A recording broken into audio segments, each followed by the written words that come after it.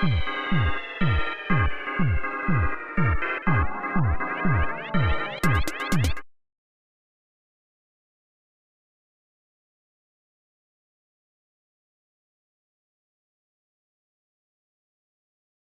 well, no, there you go. There we go. Now the audio's on. Now audio's working? Alright.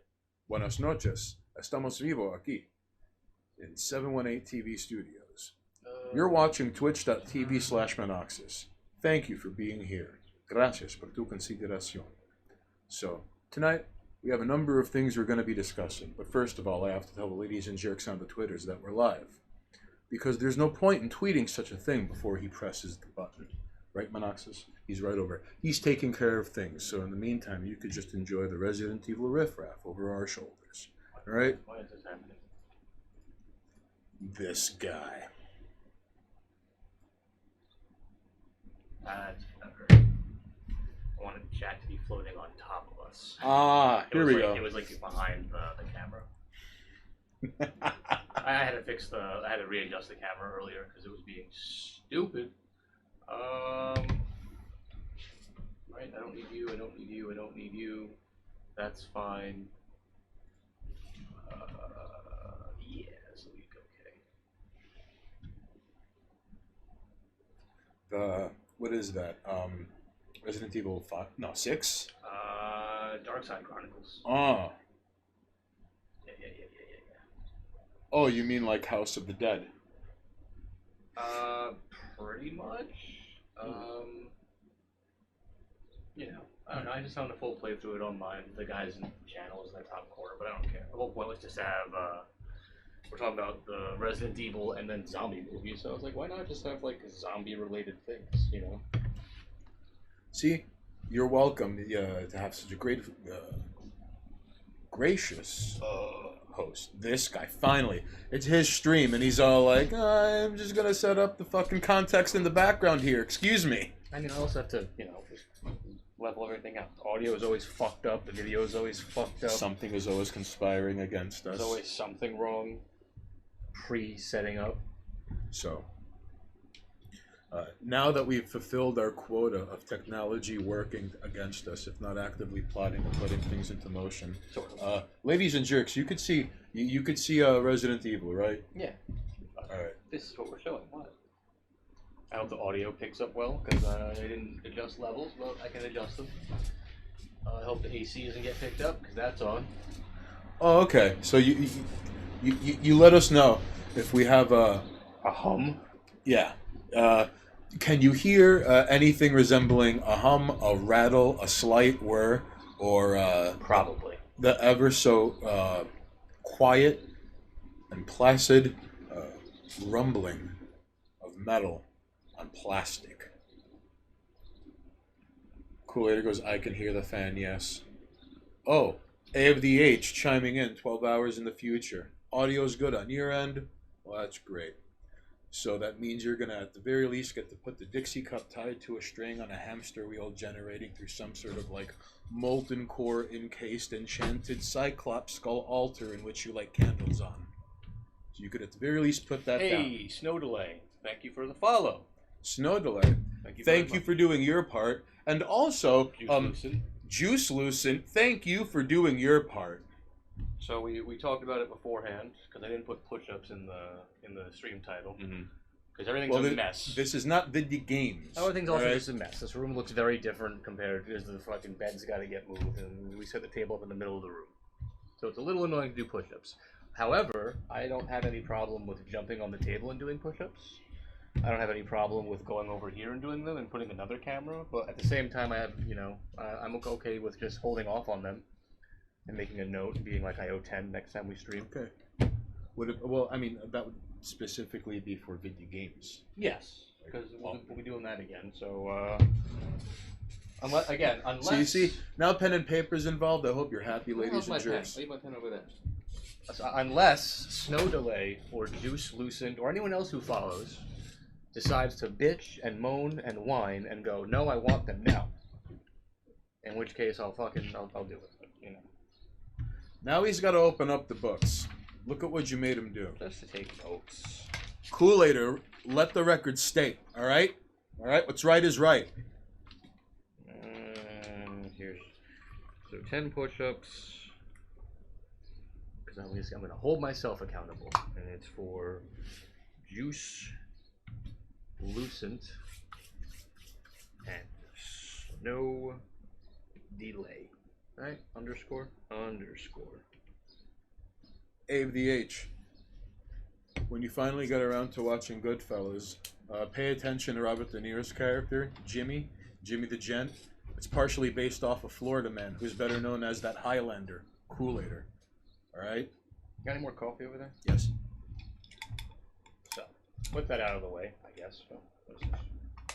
So while we're here, and with what's going on over our shoulders is being put into motion, let's discuss Resident Evil 8, ladies and jerks. So this turns $50,000 sweaty point reward for Monoxus to do it. Okay, how about this? There's definitely a way where you can make like group rewards, where like the entire chat can add points. I'll make 50,000 something. I feel like orthorexia nervosa is not necessary for me to read. We definitely need to have like a 50,000 point. Like if the whole chat just throws money at it, well not money, points at it, we got to do something. You know what I mean? Let's see.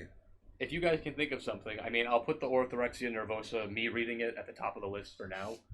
And if we ever come up with something better, 50K you read White Fragility in its entirety, or just like until I throw up? No. You would have to like limit the number of either paragraph. No. We can't split. It would have to be like pages at a time, like 2 or 3 pages of White Fragility, for every 50,000 points. Just 2 or 3 pages, because that like imagine hearing 1 page. That means I have to actually own the book. What if I don't want to buy that book. I don't want to support that. This is a very good point. You know, because like that means putting money into the pocket of someone who wrote something strictly to make race baiting books. You know what I mean? That book doesn't help anything. It just enforces racial bait to get people talking about racism. How about he just reads opinions from the New York Times and Vice magazine, like that, and like their opinion columns. He just reads that, and then he ends up. Copy. He ends up. Don't get me started. I actually hang out with people, and when I look at their bookcases and see White Fragility on it, I'm like, "You bought this shit?"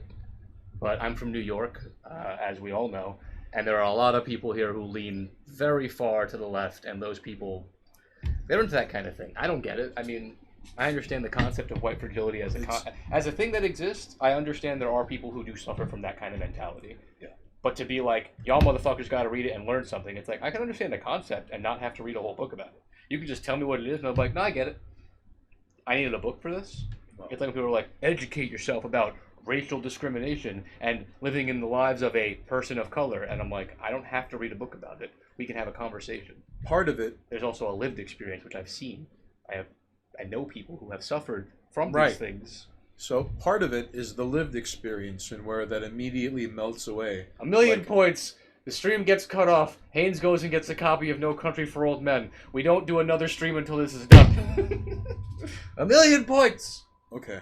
I don't know if that's necessary. I don't think we're ever gonna. I mean, no. One day I'm gonna read it from beginning until end. Oh, I was gonna say, before we get started on any of our topics, I wanted to bring this up with you and with people in chat. We still have to do the A of the H promotional stream. I don't know when that lines up.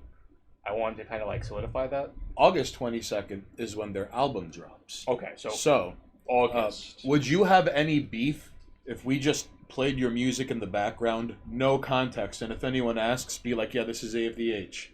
Well, of course, that's the context, but you get the point. If it's August 22nd, that means the 25th is the Wednesday that follows that. Right. So we can do like Wednesday, the music, graphics in the background, talk about stuff. You know what I mean? That'll also give us a chance to listen to the album. Yes. And be able to actually talk about it and not just be like, listen to it because reasons. You know what I mean? Like, we'll actually be able to have a conversation about, I sat down, listened to it, here's what I think, and we can tear A of the H's band apart. It will be like Siskel and Ebert, but like with masks and over music. So I'm putting on the internet. I'm putting that in my calendar. And if A of the H is still here and listening, August 25th, the Words Mean Things stream will kick off, if not the entirety of it, with the A of the H appreciation power hour / go buy the album / go get a T-shirt, like Right. that whole nonsense. It will be your digital after party. Yeah, so it's the week after the week of the album coming out technically, because it comes out on the 22nd, right? And that's a Sunday. Where I come from, Sunday's the beginning of the week, so that week, that Wednesday. And if anything, maybe we'll play the album during video games as well, just to have it there. How fitting. He's Siskel and I'm Ebert, all right? Like, he's the bitter alcoholic and I'm the obese asshole. Like, how fitting. I'll make sure I write down. I'm going to pull a fucking Red Letter Media, and I'm going to write, like, here are my positive notes, and I'm going to purposely find things I don't like just so I can sit here and, like, have negative things to say. I mean, what? Like, I'm not just gonna give it a. I mean, unless the album like just straight up blows me away, which is possible. I'm not saying it's not, But if I find anything I don't like, no matter how small, I'm gonna don't like genre. Play different kind of music. So I wanted to address that. So August 25th. This weekend, do you want to attempt a watch party stream? For what? Where we can just get all of the RoboCops. Are you serious? I mean, like the same way we would normally do, like a Saturday. But through Amazon Prime? How? I mean, I know RoboCop 1 is on YouTube. So here's what I'm thinking, and we'll address this before we do the stream, and to anyone who's going to be in chat, you're going to have to join Discord and go to the KRP 718 server. I will stream my screen via Discord. But the stream itself will just be us. You know what I mean? Like, it'll be the like almost like the video game's face cam. So if you're watching on stream, you're just gonna see our faces, right? But if you're watching on Discord, you use the Discord to watch RoboCop with us, right? Because I'll stream my screen to Discord to watch RoboCop, and then it'll be like live commentary on the stream. So you're gonna have to have two windows open technically, one to watch RoboCop and one to hear our bullshit. You could just have that on a separate tab, though. Oh yeah, and just listen to us bullshitting. You know what I mean? Because like you don't have to watch us while we're watching it. All I have to do is have the audio, but I can't have the audio running through the Discord as well. Okay. Unless we're chatting in Discord and then there's no stream, but I still want to have a stream. You know what I mean? So if anyone, and then like the title can be like RoboCop Watch Party, join the Discord. So you heard it here first, ladies and jerks. All right. And I'll get RoboCop 1, 2, and 3, which I think should cover basically an entire stream day. We can decide if we want to watch the new RoboCop for a comparison on another day. That would be painful. Of course, but that still would be painful. Because I think to watch every RoboCop movie would take. It has to be somewhere near the 8-hour mark. You know what I mean? It's gotta be 4, right? 1, 2, 3, and the remake. And the remake. That's what I'm saying. And I think they're all like around the 2-hour mark. So it'll be over 8 hours of just RoboCop streaming.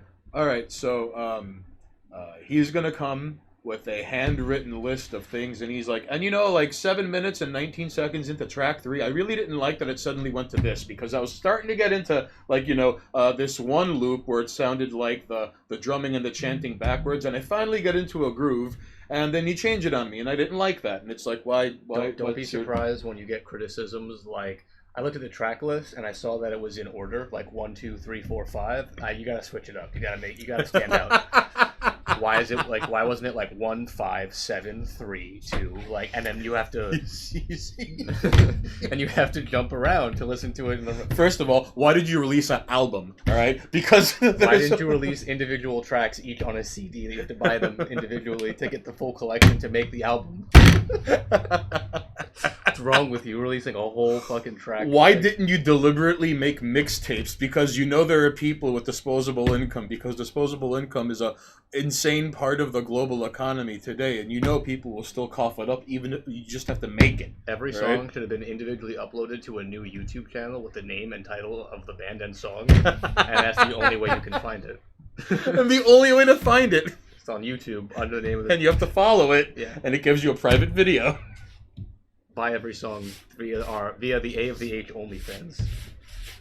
But it's just songs. But by audio clips.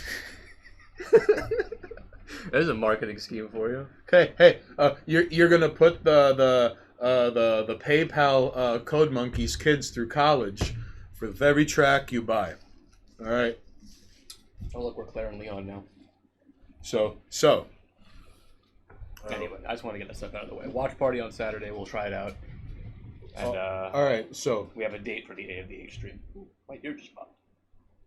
That was weird. you let us know if we can have the AFDH Power Hour, where we discuss the album, and Monoxis is going to nitpick the very fact that it's like, what's your deal with audio? How come you're using like music? And then eventually he's just going to be like, Music. he's like using is as is, and it's like, and one by one people start throwing themselves out the window. Now you get it. Now you get it. Let me just retweet you real quick because I forgot to do that. All right. So with that out of the way, we're gonna go in order this time around. I think we can go in order, right? We don't necessarily have to go in order. But I mean, let's get the most recent thing out of the way, which like Resident Evil 8. All right. I didn't really get to put thoughts about it down, and I kind of want to just discuss it a little bit. Right, but Because, for like- people for the ladies and jerks that are just tuning in here at twitch.tv/Monoxis, earlier, this jerk was doing push-ups on deaths and on follows, and like even more for subs, and then you could cash in channel points for curls. Yes. He did jumping jacks, and after over the course of the evening, 30 minutes of jumping jacks, and he was like, no, so he changed it out for squats and I'm still crunches. feeling the jumping. He's jacks. I'm not joking. I woke up this morning and I was like, I went to go get up to like brush my teeth and clean myself up, and I was like, my God, my calves are still slightly sore. I've never had my calves like that sore for that long. 30 minutes of jumping jacks. You see, listen, Like, it's if you can do 5 minutes of jumping not jacks, a joke. 5. And it's gonna, You I'm too putting can it back do on, great just not during things. these. But yeah, All right. yeah. If you do That 5 was- minutes of jumping jacks, ladies and jerks, you too can do great things. But yeah, we had a video game stream. I think it went really well. So he beat the hell out of Resident Evil 8, and I was impressed by how plot twist. I mean, are we allowed to discuss spoilers? I mean, are we? I mean, at this point, the game's been out for a couple of days. That's it. It's spoiled. If you don't know what happened, like, yes, we're gonna talk about the whole game to some extent, and we're gonna talk spoilers. So, All right, number one. hopefully, if you're in the chat and you're like, I don't want to hear about Resident Evil 8, you're a little late. Number one. Also, I beat it again the other day. Really? Yes, I sat down and played hardcore mode and just like banged it out. What were there any spots you had trouble in? There were a couple of there was a couple of grabbing animations that I was not a fan of, because the enemies on hardcore. I'm not sure if you remember how they were like more during normal or casual, whatever it's called. But there's not a whole lot of dancing around them you can do, because they'll straight up go from like a regular attack and then just like. And if you get caught in the grabbing animation, you go into like the bite and the, you know what I mean, you can't do shit. A lot of that happened. Enemies just taking trying to put a bomb down to like blast a tanky enemy, and like, I'm gonna run by you, and then it's like bomb goes off and they're already doing their attack animation, and even though the mine blows up, they're already like stunning me. Does it do damage though? Yeah, I mean, it was only more annoying because by default of it's a harder difficulty, everything eats way more head damage and it just takes longer to get through. Right. However, I kind of deaded the bosses really easily, having known the mechanics for it. Like, going up against Mother Miranda in the end, I just fucking decimated her. Like, she had no chance. Because I would just stand on her and like, no, I'm just fucking unloading. Mind you, once you beat casual... Oh, because now you have the machine gun. Oh, no, I just had Chris's handgun and Chris's machine gun. Like, and I had, like, an upgraded, like, shotgun. I mean, because I didn't keep my weapons, I went to a new mode. But you just unlock Chris's handgun, which I'm pretty sure it's the best fucking handgun in the game. It just puts things down. And if you're feeling fancy, zoom in. Yeah, not to mention, like, I had the Magnum upgraded, I had the shotgun fully, like, I had the sniper rifle decked out, and, like, I would just up close, like, sniper.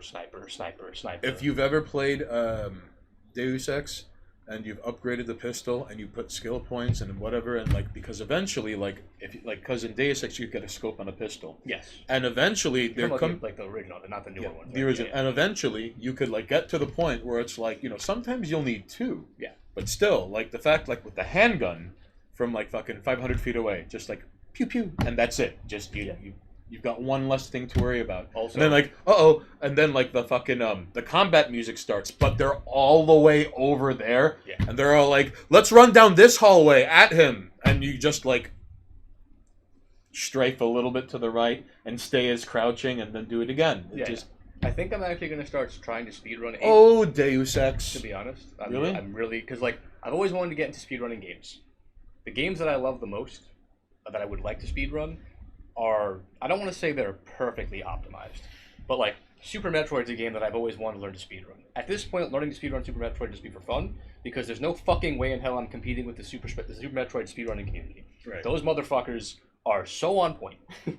And that game is so optimized, like, beating the record by milliseconds would be impressive. You know what I mean? Right.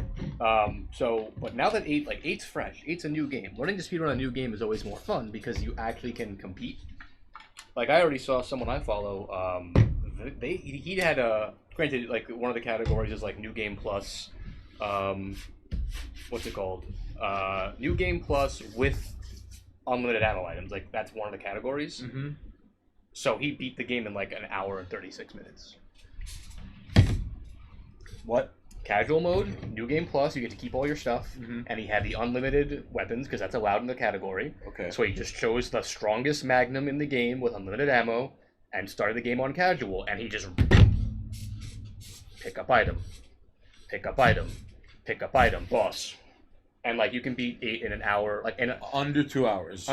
Well under 2 hours. You heard it here first. But that's, again, you're using unlimited. Like, there's going to be a category Right. for, like, new game, no plus items, no unlimited ammo, just, like, casual mode, but, like, from scratch. Mm-hmm. And I'm sure the speedrun for that will probably end up in, like, the 8-hour area, Mm-hmm. maybe less. Depends on how, because, like, if you're really efficient, once you know your path. Well, they're not stopping to do push-ups. They're also not stopping to, like, they're going to get as much ammo as they need to beat the game. You know what I mean? There's going to be entire routes around, like, I don't kill these enemies. Like, these enemies just live because I don't care. Mm-hmm. And I'm not wasting any ammo because, like, I need this much ammo of this gun and this gun so I can kill this boss. Great, did it, done, next boss. And you only grab what you need, and by the time you get... So, I'm sure it's going to get an optimized route, but I kind of want to take a chance at trying to speedrun that game because it seems like a fun game to speedrun. So, we'll see. All right. RE8 was kind of ridiculous because I like how they give you very little to no lore about the Duke. And he kind of saves your ass, even though it's, it was heartwarming to know you got to play as... It's Chris for a little while. Well, what's his name? Ethan. Oh, yeah. Like, even though it was like, hey, why do you think, like, you've been dead the whole time? It's like, why do you, like, that sort of explains 7. Oh, Like, it that sort explains so much of the nonsense Like- that's been built up over Ethan's, like, character arc. Of, like, how does he survive this? And right before he redeems himself, it's like, all right, intermission. Now you're Chris Redfield. And he just... Yeah. Gun shit down. That was probably the most fun part of the game. In fact, going back and doing the How hardcore, good is his knife? his knife's busted. Like, His knife, all of his weapons are busted. They're no infinite ammo, but like they're just the strongest version. I'm pretty sure of each thing. Like I'm pretty sure there's 3 knives in the game. Technically 3 knives. There's Ethan's knife, which is like the rusty kitchen knife that you get in the beginning. yeah. There's the curved like raptor blade that Chris has, and then there's the lightsaber, which I haven't unlocked yet. But I'm gonna try and I'm probably gonna, like, to be honest, tomorrow I'm probably gonna be streaming and playing Mercenaries all day because I want to unlock the lightsaber. And in order to get the lightsaber, I think you have to get SS rank in every Mercenaries mission. Really? Yes, but there's a fucking lightsaber. SS. How do you get SS? I think it's just like an optimal run. Like, kill all the enemies in the right amount of time.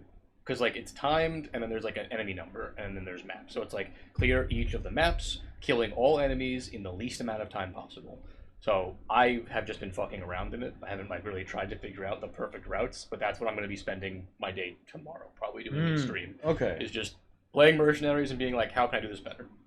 Because I don't want to look into it. I want to do it myself. Fair but enough. I want that lightsaber. Fair. A of the H, filling on Twitch points. All right, so Twitch points don't necessarily actually do anything for us. What they're there for is because you're going to rack them up just by watching. You're going to have these points. And if we do nothing with them, you just have points for nothing. So we're just kind of fucking around. It's kind of more of an engagement thing. It gives you a reason to be like, hey, points. Like, if you look now, we added, like, a dumb little rock, paper, scissors thing. Just for, like, okay. And even you ladies and jerks that are watching that haven't followed, you too have accumulated points by virtue of watching. Yeah. So if you want, get too, them. wallowing in the comfort of your own, crapulence and dithering about, Okay. you so too can Kool-Ader, spend points. 500 for best 2 out of 3 rock paper scissors. All right. Okay. So, All right. very Kool-Ader, simple. are you ready? Okay. Rock paper scissors shoot. That's Okay. 1. Rock paper scissors shoot. That's 2. All right. Bang! I win. He won. Now, technically, I could probably put a little counter, like a rock paper scissors victory counter. I don't think it's necessary. So you see something like Kool-Ader that. is keeping count. Watch. So those, like, that was just, I mean, maybe that'll stay. Right. But that was like to fuck around and test it.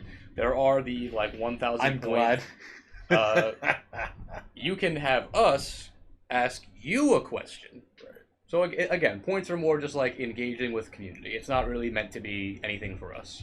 It's just so that we can have something to keep people invested in using them. And we're gonna add Because if you don't use them, you lose them. They just said among other things. I mean, we're gonna get betting with points going eventually. Because you can do that. You can set up betting. So like, let's say we're playing a game. All right. You can place bets on like, will this person die? If we're playing like a 2-player game, like who will win in a, you know what I mean? Like, so there will be betting polls as well. I'm gonna have that set up. Eventually, you too can sway the arena of public opinion as the channel unfolds in real time. Here at twitch.tv/Monoxis. In fact, I'm more interested in setting up massive goals, like million-point goals, and then just start putting bets out there and turn this shit into salty bet. You know what I mean? Deal. Like, you start doing mad polls, and you can gamble your points away, and if you have a bunch of points, you can redeem them for ridiculous things. But we'll get there when we get there. I mean, sometime down the line. And No. I'm trying to think. No, because that would be the ultimate card to play. Because an instant reading of No Country would turn into like an 11 million hour stream. So at some point, I'm gonna have to read that. Like, I have to knock that out before it becomes an option. Sure. I mean, we can put it up there is the point. One we'll figure day. it out. One day at a time. We don't really have a concrete way of using them just yet. 6 million points. Maybe. We'll figure it out. All right, so Kool-Aid, we were thinking about until I finally knock it out the park for 6 million points. I have to read No Country for Old Men from beginning until end. But we can make it a group thing. This is true. Instead of making it like one person has to redeem 1 million points, it's like the chat has to. No, it's 6. Whatever. Because eventually I'm gonna read it on stream before you people like force it upon me. I have to, because that you forcing it upon me means I have zero preparation. So I'd rather read it on stream, prepared, and then we could remove that from that goddamn list. Well, all right. When we get there. On top of that, like, I'd like to get donation rewards set up, but I really have to come up with something like, if I'm gonna put donation rewards on, they have to be very worth the money. You know what I mean? Right. Because I've seen some people where because like some streamers, like, you have a bigger community, it's fine. Ooh, I donated $10, and the streamer does a little dance, and it's like, all right, but that was that worth $10? Right. You know what I mean? Like, because you're doing 10 seconds of like, I do a jig and you gave me $10. Like, you didn't earn $10 Get out of here. A $10 jig isn't a bad market if you could get it. I mean, if you're big enough, yeah. I'm not saying like I respect the hustle of some of these streamers. I mean, let's face it. You gotta respect the grift. There are simp streams where like motherfuckers donate hundreds of dollars and the streamer does nothing but sit there. So simp streamers make tons of money for nothing, literally nothing. Here money. It's funny because it's true. Anyway, so donation streams and yeah, not a big fan of jigger streamers. And no, it's dumb. If I'm gonna have donation rewards, I want to actually have them be like, you could donate X amount of money and thing happens, or we do thing, or we say thing. You know what I mean? Like on a drinking stream, it could very easily be like, like let's say we're actually like we're just gonna hang out and drink, and this video is like Twitch is not gonna enjoy this because we're drinking live. And we're just hanging out, like a just chatting, but like with alcohol and with chat. And then it's like, all right, X person donated the $15. Let's take a shot. All right, you can get. Although wouldn't that be against Twitch? Well, first of all, it should be 10. But that would. You get what I'm saying. But that would be against Twitch policy because alcohol isn't allowed. That's right. But that's what I'm saying. For that purpose, like the $10 donation could be like, do a shot of pee. And chat would know that pee is not pee. It means like, Eventually, like people from the pee drinking community are going to be like, "Hey guys, what's going on? What's going on here? What are you guys doing?" You get my points. I want to have rewards that actually. This is going to come back to bite. This is going to come back to bite you in the ass. But that's the thing, though. If someone's like, here, take $10. The pee people who think you're serious. I'm not actually going to call it take a shot of pee, because then some moron who's not from the stream and doesn't know what's going on will show up and be like, $10, drink the shot of pee. And it's like, you don't get the joke. Like, pee potions, you don't understand. You know what I mean? Right. Like, they're not aware of any background. You'll never know the deep lore until we play Dungeon Crawl Stone Soup. Point is, again, I want to have those too, but that's not. I'm not there yet because I haven't thought of anything good. There's the option of like, I don't know, $5. I leave the room and go do a lap around the block. But the only way I can think of to make that work is have some fucking pride in yourself. A lap around the block is like $50. I'm just saying. You're taking that camera over there and you're strapping it to you. I'm just saying. You have to do what Madman Muzan does. Put the body cam. These and numbers just are not set in stone. Like these numbers are just like these are possible options. Thank you for following, Little Dabs. Thank you for doing your part. Thank you very much. I'm gonna throw that onto the ode push-ups because I'm not. I mean, again, unless someone yells at me and says, "Gracias por tu consideración y por tu presencia aquí hoy noche."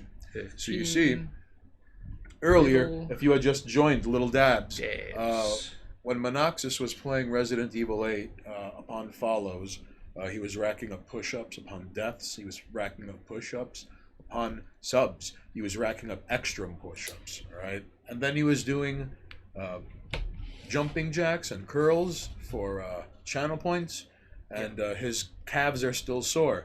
So now he's doing crunches and curls. And oh no, the jumping jacks. The next time we do it, they're all going to be on there. I just needed to tie. I'm not giving myself. I might give myself a shin splint because of fucking jumping jacks. Not happening. I know when to cut myself off. I'm a trained professional. So no, I'm not hurting myself for it.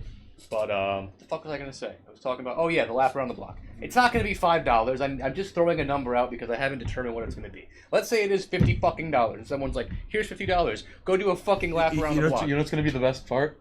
It's gonna be like end of January, and it's gonna be like cold and snowy, and it's gonna be just absolutely horrid. Yeah. And terrible, and it's gonna be take a lap around the block, and it's gonna be like flurry of snow, like horizontal. If it gets fucking picked, it gets picked. But the point precipitation. It's just. I can stream from my phone. Mm-hmm. I haven't tested. I'm gonna do it one of these days where I'm gonna set the stream up so it's running, and then see what happens if I hit stream from phone. Right. Like if it cuts off the stream, or if it just continues it on my phone. You know what I mean? Because I know I can hook my phone camera up to the stream and have a second camera. I just don't know the range it's going to go to. Mm-hmm. Because that feature is based on the Wi-Fi. So the second I get out of Wi-Fi range, it'll cut the camera feed. We could make a stream out of that. I was going to say, if it cuts the stream off, technically you would be sitting here and not have anybody watching you, and all they would see is like the camera footage of like, let's say I'm holding it. Right. And this is a shaky cam of me running around the block. And then when I get back, I turn it off and turn this back on, and it's like, there's your fucking lap around the block. But I want to see if it's possible to keep this running, right? While also having it on here. Because then it's just going to cut the stream into pieces whenever it happens. Exactly. All right. Which, I mean, I'm not opposed to that if that's the way it's got to be. Someone threw money, they want to see it happen. All right, you did this, not me. I put it on the board, but you chose that option. Technically, it's not my fault. It's whoever donates the money's fault. Well, you get my point. I want to cook with actual fun things that aren't just like, do a fucking dance. You know, that's lame. Do a little dance. Fuck out of here. I heard a doorbell. I'm going to go check the door. Keep talking about, like, Resident Evil 8 or some shit. So listen, with Resident Evil 8, it ended up turning into first-person shooter. In the beginning, it was horror survival, and it was quite a surprise to me that Big Tit Goth Mommy did not turn out to be a mainstay of the entire storyline. It was just for like the first fourth or fifth of the story, and then she dies. And one way you get rid of all of her daughters is with the power of the cold. And there's an achievement that you could unlock by breaking every window in that godforsaken castle. It was a little creepy. I think there were like Silent Hill vibes with the dollmaker's place. And then you see like the gigantic babby that looked like a Contra boss. And then it was extra gross when you had to fight the thing that turned into the sea creature. That was surprisingly innovative. Got to give credit where credit is due. That was fucking annoying. But all right, but herein lies the fun part. Like, it turns out they didn't kill your wife after all. Your wife was alive, and there was also the wife fungus, evil monster, imposter that was Mother Miranda. Yes, The actual final boss who turned into a Dark Souls boss at the end. Because she had like the weird crown shit, and she was like running around with fucking claws, and the environment became mold, and the she turned into a projectiles. spider. Yeah, and like she was a Dark Souls boss. Like Moreau felt straight out of like RE4, like water boss into like he just spit shit at you and you have to avoid him. The puppet boss was very Silent Hill because like it wasn't really a boss fight. It was just, Although like, I like survival. how when you had to fight Dinkelberg. Oh yeah, it just became like Metal Gear. Yeah. Just keep Like fucking shooting them. because eventually, after shooting off all the weak spots, he just kept running at him, and then after considering his options, Monoxis just decided to shoot him, and that worked. Oh, even in hardcore, it was even easier. Like understanding how the fight works, I basically didn't move. I just stood there and like, missile, missile, missile. All right, phase one. Instead, I had this maxed out sniper rifle. When I went into like I have to walk around, it was like hide behind a thing. Bah, bah, bah. He hits the wall. Run behind the next wall. Bah. Like he's the like physically like how he's designed and how he looks amazing. Mechanically, easiest fucking boss in the game. I guess except with I mean maybe the exception of the puppet because the puppet's not even a boss fight.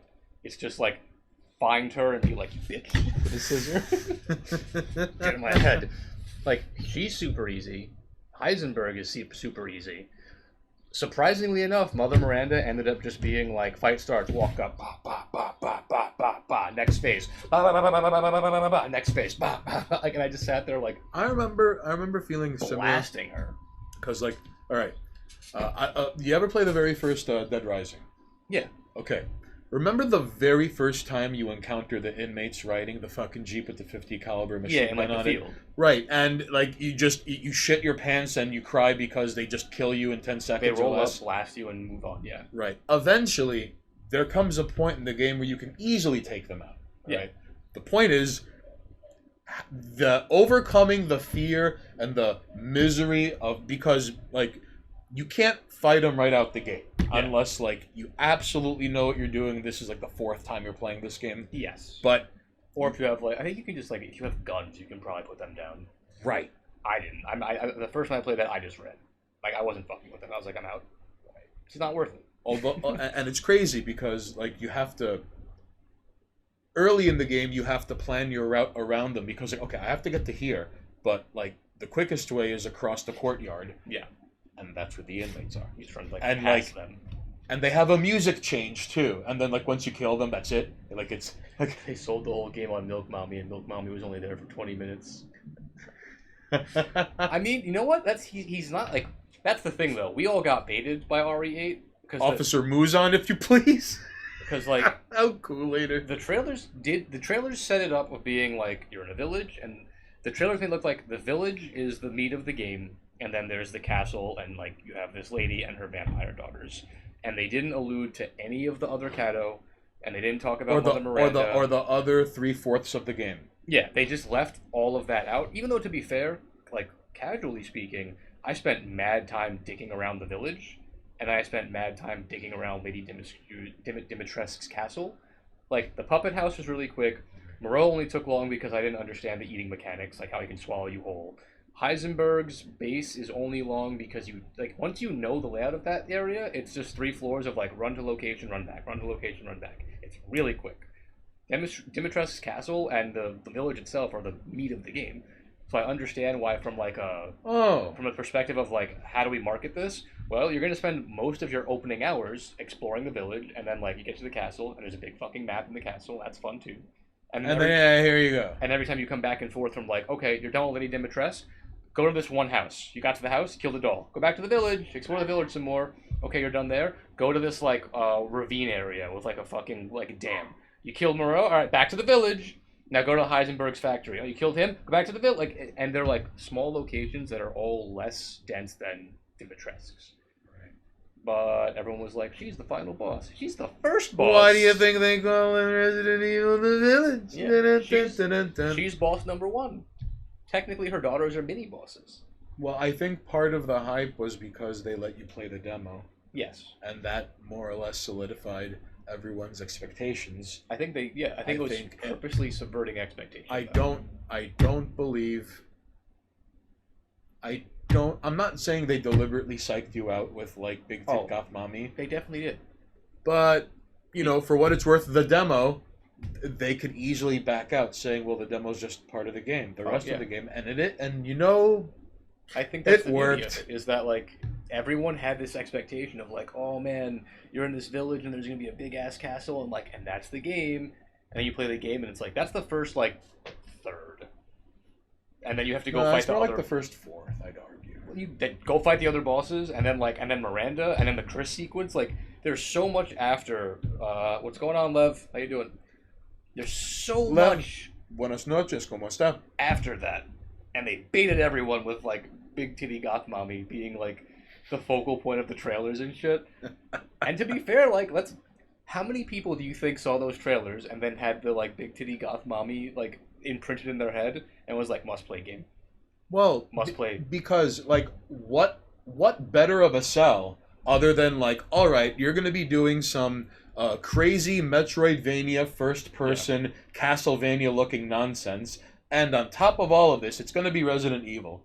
It's picking up from 7, clearly, with the view and everything, and you get a first glance at the demo. It's a direct sequel. And then comes Big Titty Goth Mommy. Even though it was only like the first fourth of the game. Mm-hmm. And, for what it's worth, yes, on one hand you do get, well, there's no such thing as closure, but Resident Evil 8 proves that there are endings and there is resolve. Yeah. And towards the end, you get to play as Chris Redfield, and it's basically like first-person Contra. It's pretty wild. It gets really good. Yeah, I love that. I love that the game, like, and it's not even a bait. It's just good marketing. So A of the H, you had chimed in earlier for go wait for the Dairy mod to be released, and there's already one mod where Chris Redfield is the baby of Rose. Yeah. I mildly hate you for saying that because I didn't need to know that, but here we are. Oh, really? Yeah. Did you guys see the video with the fly swatter mod and the guy is smacking Milk Mom's ass? Yes. They made a fly swatter. I think they turned the knife into a fly swatter. There's a couple of different mods already because the engine is the same one from 7. Right. So the mods are pretty easily transferable. Okay. Like they were day 1 mods. But then like they added mods where like you have a fly swatter and when you hit Lady Dimitrescu with it, she makes like ooh noises. So it's like whack. And like this guy became spanking her. I forget which game it was, if it was like Fallout 3 or Fallout New Vegas. But as soon as the game was made, like 4 days after the game was released, someone made like incredibly like well-detailed Rule 34 not safe for work like fan art porn like of it. I think you're thinking was you thinking of Overwatch? And it was No. Because, like, 4 days after this, all right, like, one of the people involved in making the game was like, how did they render the textures and da-da-da-da? I don't get this. Evidently, that there was this, like, like, not safe for work porn, like, they used the engine and graphics of, like, the first-person model, third-person models of, like, Fallout 3 or some shit like that. So they make porn out of it, and the people involved in making this game like looked at the porn and was like, "That is better quality than like our still frames. How do you do that?" Like, I still think you're thinking of Overwatch, but is it okay? Overwatch, because I know that happened with Overwatch. Okay, Blizzard got tight because they were like, "How the fuck did they make these? Like, it looks really good. Like, pull this shit off the internet." Goth Hippie Panda, buenas noches, gracias por tu consideración. But yeah, Overwatch had a lot of fucking porn made with the 3D models. Danger 2, 3, 4, 5, 6, 7, 8. What's good, homie? But yeah, I don't know. I mean, it might have happened with Fallout too. To be fair though, Bethesda games are always made with the engine. I think they like almost always release the engine, right? So you can mod it. Like they incentivize modding. And just but it's fascinating how in just mere days there's high quality porn. Yeah, but before there's anything that resembles like a Counter-Strike where like or a fix. Here's a mod of the game, right? Like here's a fix or here's a mod of the game that builds its own like ecosystem from it. No, we got 4 days later. Here's some porn, kids. These modders, first of all, they're ready before the game. This is what sells. They're ready before the game comes out. To be honest. And think of the monsters who commissioned things from that engine and because there are people with deep pockets out there, let me tell you. I'm gonna go yell at people. Sorry. And imagine, like, I would like to believe that there are NFTs that were made with, engines such as, like, hey, have you played Overwatch? Have you played, I imagine, there's probably someone with the Quake engine making gross, not safe for work porn that's, like, being sold and bought and traded for, like, who knows? Like, Ethereum, maybe Phantom, I don't know. Could be any number of things. But that is neither here nor there. Danger 2348678. Look, internet people would do anything for quality porn, including quality models. Well, modders are ready for this shit before the games even drop. Mhm. Like, the modding community is already on most of the time. well, You fucking have a game coming out, someone's gonna be like, alright, listen, we need to put stupid costumes on them, make the guns look dumb, we gotta make them naked, we have to turn the monsters into Shrek. Like, these things are all lined up before the game comes out. And then the game comes out, and day one they're like, how do we turn Nemesis into Shrek? Like, how do we do this? How do we make Jill naked? And then how do we give her like jiggle physics so it's naked Jill running around, and then like Nemesis, and then like I think Capcom usually steps in and goes like, how do we make Jill 7 feet tall and out of pudding? How do we, like, just... yeah, but like I think Capcom is one of the companies where if you make those kind of mods, they send you cease and desists because they're like, stop, we don't want this. I think Blizzard actively, like, I don't remember the exact story with them, but they were going really hard to try and get all that Overwatch porn pulled. Really? Really hard, because, like, I mean, they don't want their fucking... But, like, you made these... I'm pretty sure what happened was they took the models from the game, pulled them out, and were like, okay, and now we have to edit them to make them took the clothes off, and it's like, they've already been modeled. Like, pull off clothes of character, and it's like, there's already, like, detail to them, and it's like, wait a minute, why did Blizzard pre-mod them, like, into, like, nude models? And then Blizzard's like, stop making porn with the really high detail models we made. And it's like, no, dude, you guys made really high definition, like, sick models. Like, of course people are gonna make porn out of it. Back in the days, it used to be some nonsense like Prometheus, who stole fire from the gods and was condemned to a fate worse than death. And now, Overwatch is like, they're nude. We just clothed them. And people being surprised Stop by that. using the thing we made. Stop having fun with our content, we'll sue you. But yeah, that was a big thing. Well, I was gonna Interesting. Say, No. Wait. Because, like, you never hear of something like, oh, this Metal Gear Solid game, or this Resident Evil game, or, like, this game, like, if you strip all the graphics of this character down, they're nude. And it's just like, they're in Overwatch, they're all nude. Why?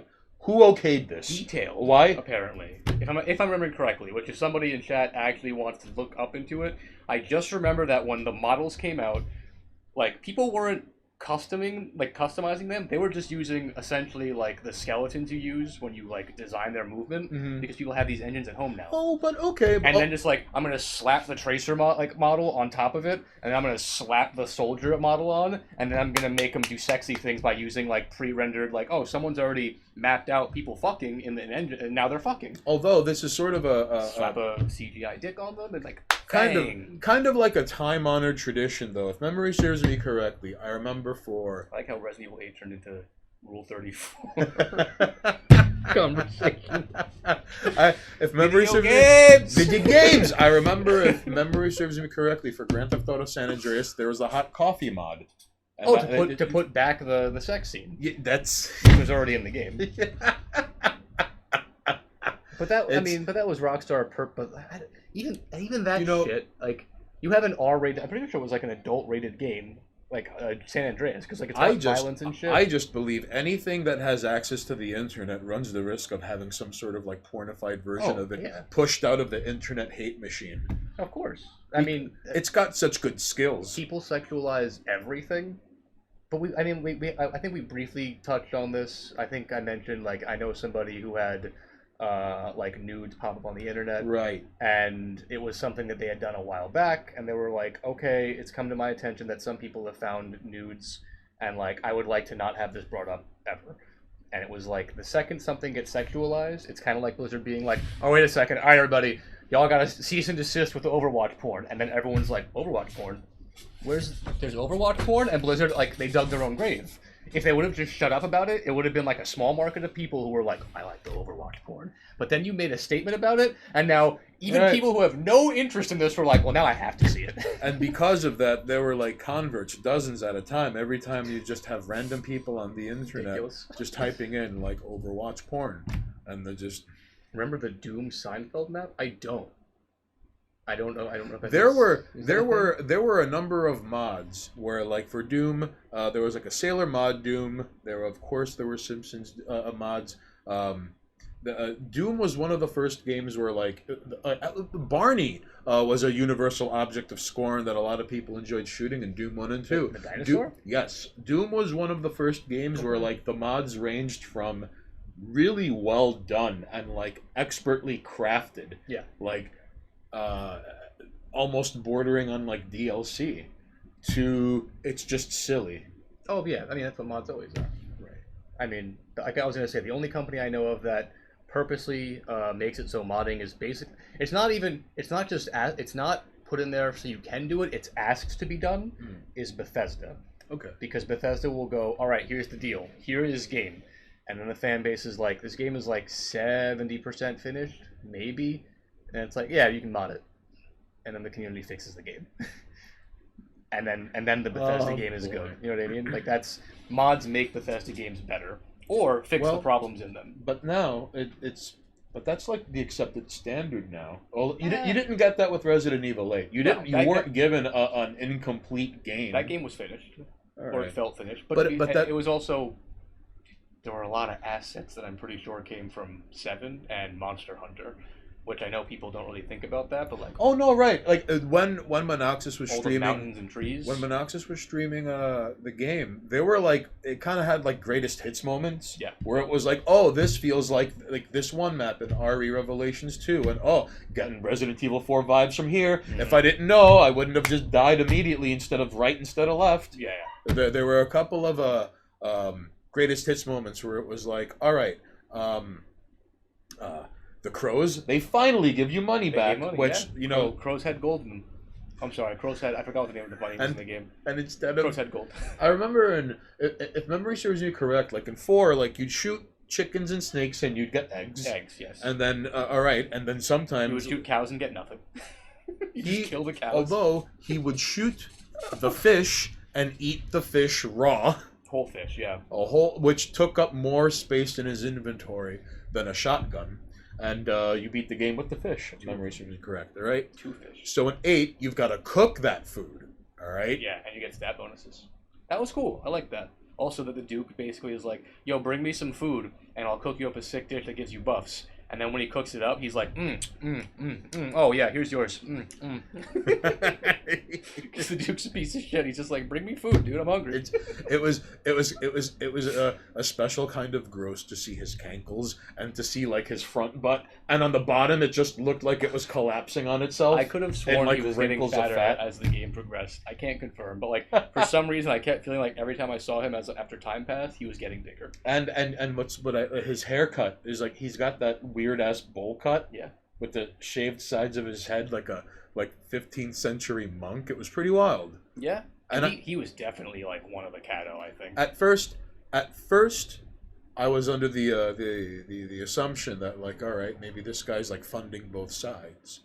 And then, he's just started giving off supervillain vibes. Mm-hmm. And he's partially responsible for Ethan getting back. And he's all like, I'm fungi. And then, just continues his journey. And Duke's like, here's the deal.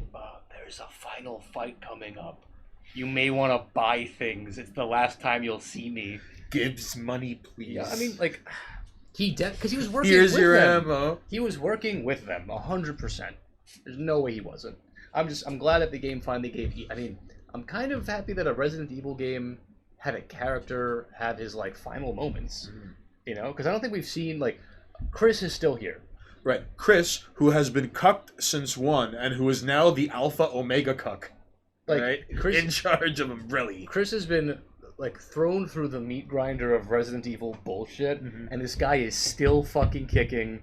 And I think, like, now that the game had a time jump in the end, because, like, the game has a apparently big time jump, because, like, Rose is a baby in the gameplay, right. And then she's, like, she looked to me like she was at least like 16, 17. She's a teenager, like late end teenager, unless that was like Japan's way of modeling a 13-year-old. Which, like, come on, Japan.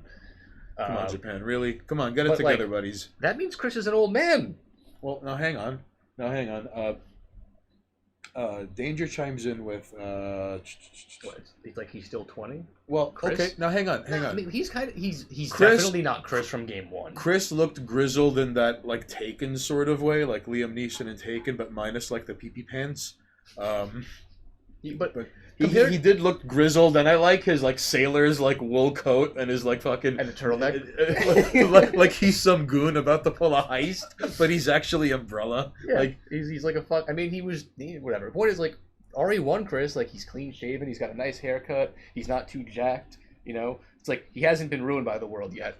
And then like Code Veronica, he's been in jail. I think like Umbrella captures him and locks him up.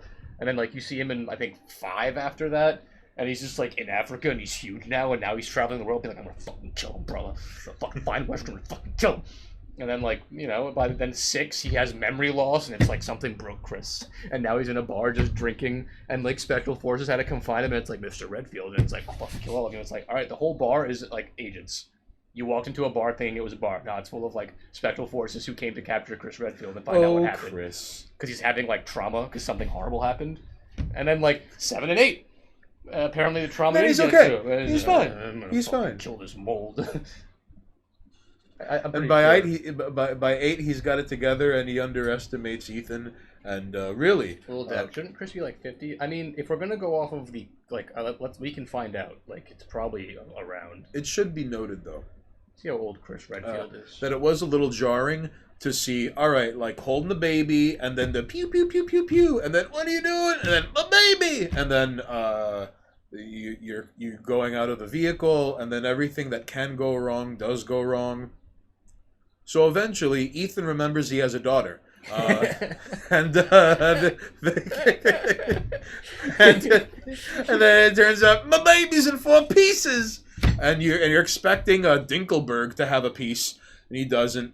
Magneto Dinkelberg. Fucking Dinkelberg. He was busted. He was really good. Heisenberg. All right. It was Heisenberg, yeah. Magnetoberg. All right, listen. No fucking way. How old is Chris? It says in 6 he was 25. There's no way. That's impossible. Chris Redfield was born in 1973 according to the canon. Okay. And I'm pretty sure this game takes place current time, I think. Yes, because remember it was dated like February 2021. Yeah. Like it was like. So there's no way he was. How is he 25 in 6? Unless he was 18 in like 1, and then like the games take place a couple of years, and then this one just jumps to 2021. But like born in 73. Right. You know, so he's like what? That's 40s. He's in his 40s. No, that would just mean the Resident. Okay, that implies that some of the Resident Evil games all happened in a very short amount of time, which I think they did. A couple of them do, yeah. So because because 1 happens, and then like shortly after 1, 2, and 3 he would take already place be at the same time. He would already be in his early 20s when 1 happens. Well, because if he was born in 1973, what Resident Evil 1 is like what 40s. 95? Something like that.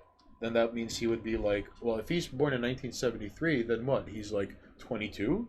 I guess, yeah. And then in just a short amount of time, and then he turns into a burly, beefy Africa mercenary man, and then he discovers like the squat rack and a bench press, and then he turns into the strongest cock in the world. I'm sure someone has a proper timeline, but yeah, he's much older now. And if the timeline jump is correct, and I'm assuming Rosemary, like bare minimum 16. If he's in his late 40s, early 50s, based on how fucky the timeline actually is, he would be like 47, 48 years old, actually. Based on like his birth year, if the game does take place in, like, unless they change the no, the canon could be wrong. February 2021. If he was born in 73, and then presumably 16-year minimum time jump for Rosemary to grow up. Mm-hmm. Then in his 60s. Then you're gonna get old man Chris. Yeah, so you're gonna get old man Chris in the next game, which would be amazing. Only because I want to see old man Chris hanging out with like old man Leon, and they're both just sitting there like, it never ends, does it? Remember when it was zombies? Remember when we were gonna stop the bioweapons? Fucking 40 years ago. It's gonna be like it's gonna be like grumpy old men, but it's like old Chris and old Leon. Yeah. And Claire will be there, and she'll still be like, even though she's technically only a few years younger, they'll still make her hot and young looking. And Chris will just have some like gray, but he'll still be like no neck Chris with like a gray streak. That was 62. Deading monsters. Leon. Unless he's dead. He might be dead. Well, hold on. The next game, I'm saying. I'm not gonna say he doesn't seem like the kind who'd retire at 60 something. I'd like to picture him that like he's now okay. Have you ever seen what was it? What was the Vietnam War film with Mel Gibson, the guy from American Pie, the guy who played the narrator from The Big Lebowski? I have no idea. There's a Vietnam film about that? Yeah, there's a Vietnam War film with like those people. Yes. So in that movie, I'll find out for you. All right. But you were saying, yeah, like. Oh, okay. So, in that movie, there's a scene where I forget if I think it's like the guns or the artillery, but like it's like superheated and they gotta like cool it down with like peat. All right. Sure. So we were soldiers. Yes, there we go. So, never seen it. That is the insane kind of lateral move logic that you sort of kind of like end up expecting because like in Resident Evil, because I like how like starting with 7, all right, like hey, you fight the guy in the garage, you could skip 10 minutes of unnecessary combat and just get in the fucking car, yeah, and just keep going like just sadistically, and like just don't break the momentum. Once you get to like, oh hey, looks like sewer underground lake, then things get silly, all right? Yeah, like the ship basically in 7, like the weird cruise ship that's there. Yeah, the mold ship. Then it's no longer the Texas biohazard massacre. Well, that's when the game became like, I think everyone in 7 definitely had that moment of like, all right, you're in a house, and then there's the Baker family. And you're like, yeah, the Baker's in the house, and they kill the bad guys, and then the ship sequence happens, and you're like, oh, there's something else happening here. So I was there's a way bigger picture. So I was wondering. Oh, and fun fact: in Blood Meridian, when all the members of the Glanton gang end up meeting Judge Holden, and then they all go through this, to prove his worth. All right, he's like, we're gonna go up that mountain. And he had already had like materials with him, but they go up the mountain so they could get brimstone. Yeah, and then they mix it up, and then like mixed with the urine, and all of that, he ends up making gunpowder. So all of the enemies that were chasing them up, and then they just like shot him downhill, and that's when everyone realized, okay, Judge Holden is now number 2 in the Glanton gang, and because the leader is Joe Glanton. Yeah. So the point is. Lateral moves like that, I was wondering if we were going to be seeing more of them in 8, but I really don't think so. 8, like I think you said it best, it felt like a greatest hits of things. There was moments of like, I'm getting Castlevania vibes, and then I'm getting Silent Hill vibes, and I'm getting Bloodborne vibes, I'm getting Dark Souls vibes, but it's a Resident Evil game. Right. And then you play as Chris, you're like, oh, there's Resident Evil again. Not a lot of classic Resident Evil vibes, in my opinion. It definitely felt like this is a spiritual successor to like, what 4, 5, and 6 started. Right. 7 and 8 are like, okay, the era of 1, 2, 3 is gone forever. You will never get a like fixed camera angle survival horror where the emphasis is on like avoid and do puzzles. All right. From the fixed camera, like. However, 4, 5, and 6 is like you can still play that way. 4, 5, and 6 went more action heavy, and then 7 and 8 to me so far looks at 4, 5, and 6 and goes, I'm you, but better. Like, everything 4, 5, and 6 tried to do and failed to do properly. Failed? I say failed because I went back and played 4 recently, and I can say without... Like, 8 had 1, maybe 2 moments where I was like, this is bullshit, and mechanically I hate it. Okay. Where 4 was like a gauntlet of like every 30 to 40 minutes, I'm like, that was bullshit. That was bullshit. That was bullshit. That was bullshit. That was bullshit. That was bullshit. That was bullshit. Okay. Constantly. 5 we still have to finish, but 5, like, have you seen it? Like, no, 5 was made much easier. You were just gunning through shit and fucking It was around. much more fluid. Yeah. And I must admit, Monoxis did do a good job of talking me out of like, listen, because you have to turn it off and get rid of people trying to join your game. I was trying my own business, playing this game. Then it's like, hey, so-and-so is going to join your game. All right, so-and-so is like level a jillion. And then he was like, here's all this. And it's like, how do I get rid of this person? We could get rid of them in the next checkpoint. All right. And it was like a mobile disaster area. So we got to the next, and eventually I'm like, screw this, just disconnect them manually and leave. And then we opened my inventory, and it's all the crap he gave me. But Monoxus did do a good job in going, no, you will spoil the game if you keep everything ranging from Excalibur, the suitcase nuke, to the slingshot that killed Goliath. I mean, like tomorrow when I'm fucking around on stream, and the bulletproof vest. When I'm gonna be playing RE8 again tomorrow, just to I'm probably gonna try and clear Village of Shadows, if not SS, all the mercenary missions. You will see if you even pop in for a second, you will see the visible difference between here are the weapons you unlock when you beat the game versus just playing the game casually. Like, I guarantee you, I'm gonna go into Village of Shadows, which is supposed to be the hardest difficulty mode, and I'm going to blow through it with the unlockable items. Which that person essentially showed up and was like, oh, you look like you're new to the game. Here's a bunch of shit that makes the game easy. In a game that's already easy. Like, RE5 is not a hard game. Right. And games like 4 are only difficult because although of mechanical error. I was a little surprised to see people still playing that game online right now. Well, I think people are just everyone jumped onto the RE hype wagon and just started playing old RE games in anticipation of 8. Oh, well, I mean... So we were also on board that, so that's this is true. Everyone was just playing Resident Evil games. But, yeah. And now that 8 is out, we've all played it and seen it, the hype will die down, and we'll have to wait, 2 years, maybe, for another game? For Resident Evil 9. Yeah. Also, there's another game that came with 8. It's a multiplayer game. Broke the game. I haven't played it yet, but, we should definitely check that out. What was it called? Project Resistance? I think Resistance? REverse. No, REverse is what it's called. Apparently it's a multiplayer game where you have to survive as characters from Resident Evil against monsters, and when you die, you become the monster. Really? Apparently. I haven't played it, though, so... Sounds fun. Yeah. Now, just hang on. Danger had chimed in with, that would make sense with the whole infestation thing. Gosh darn Umbrella. Goth Hippie Panda. Broke the game. Alright, very quickly.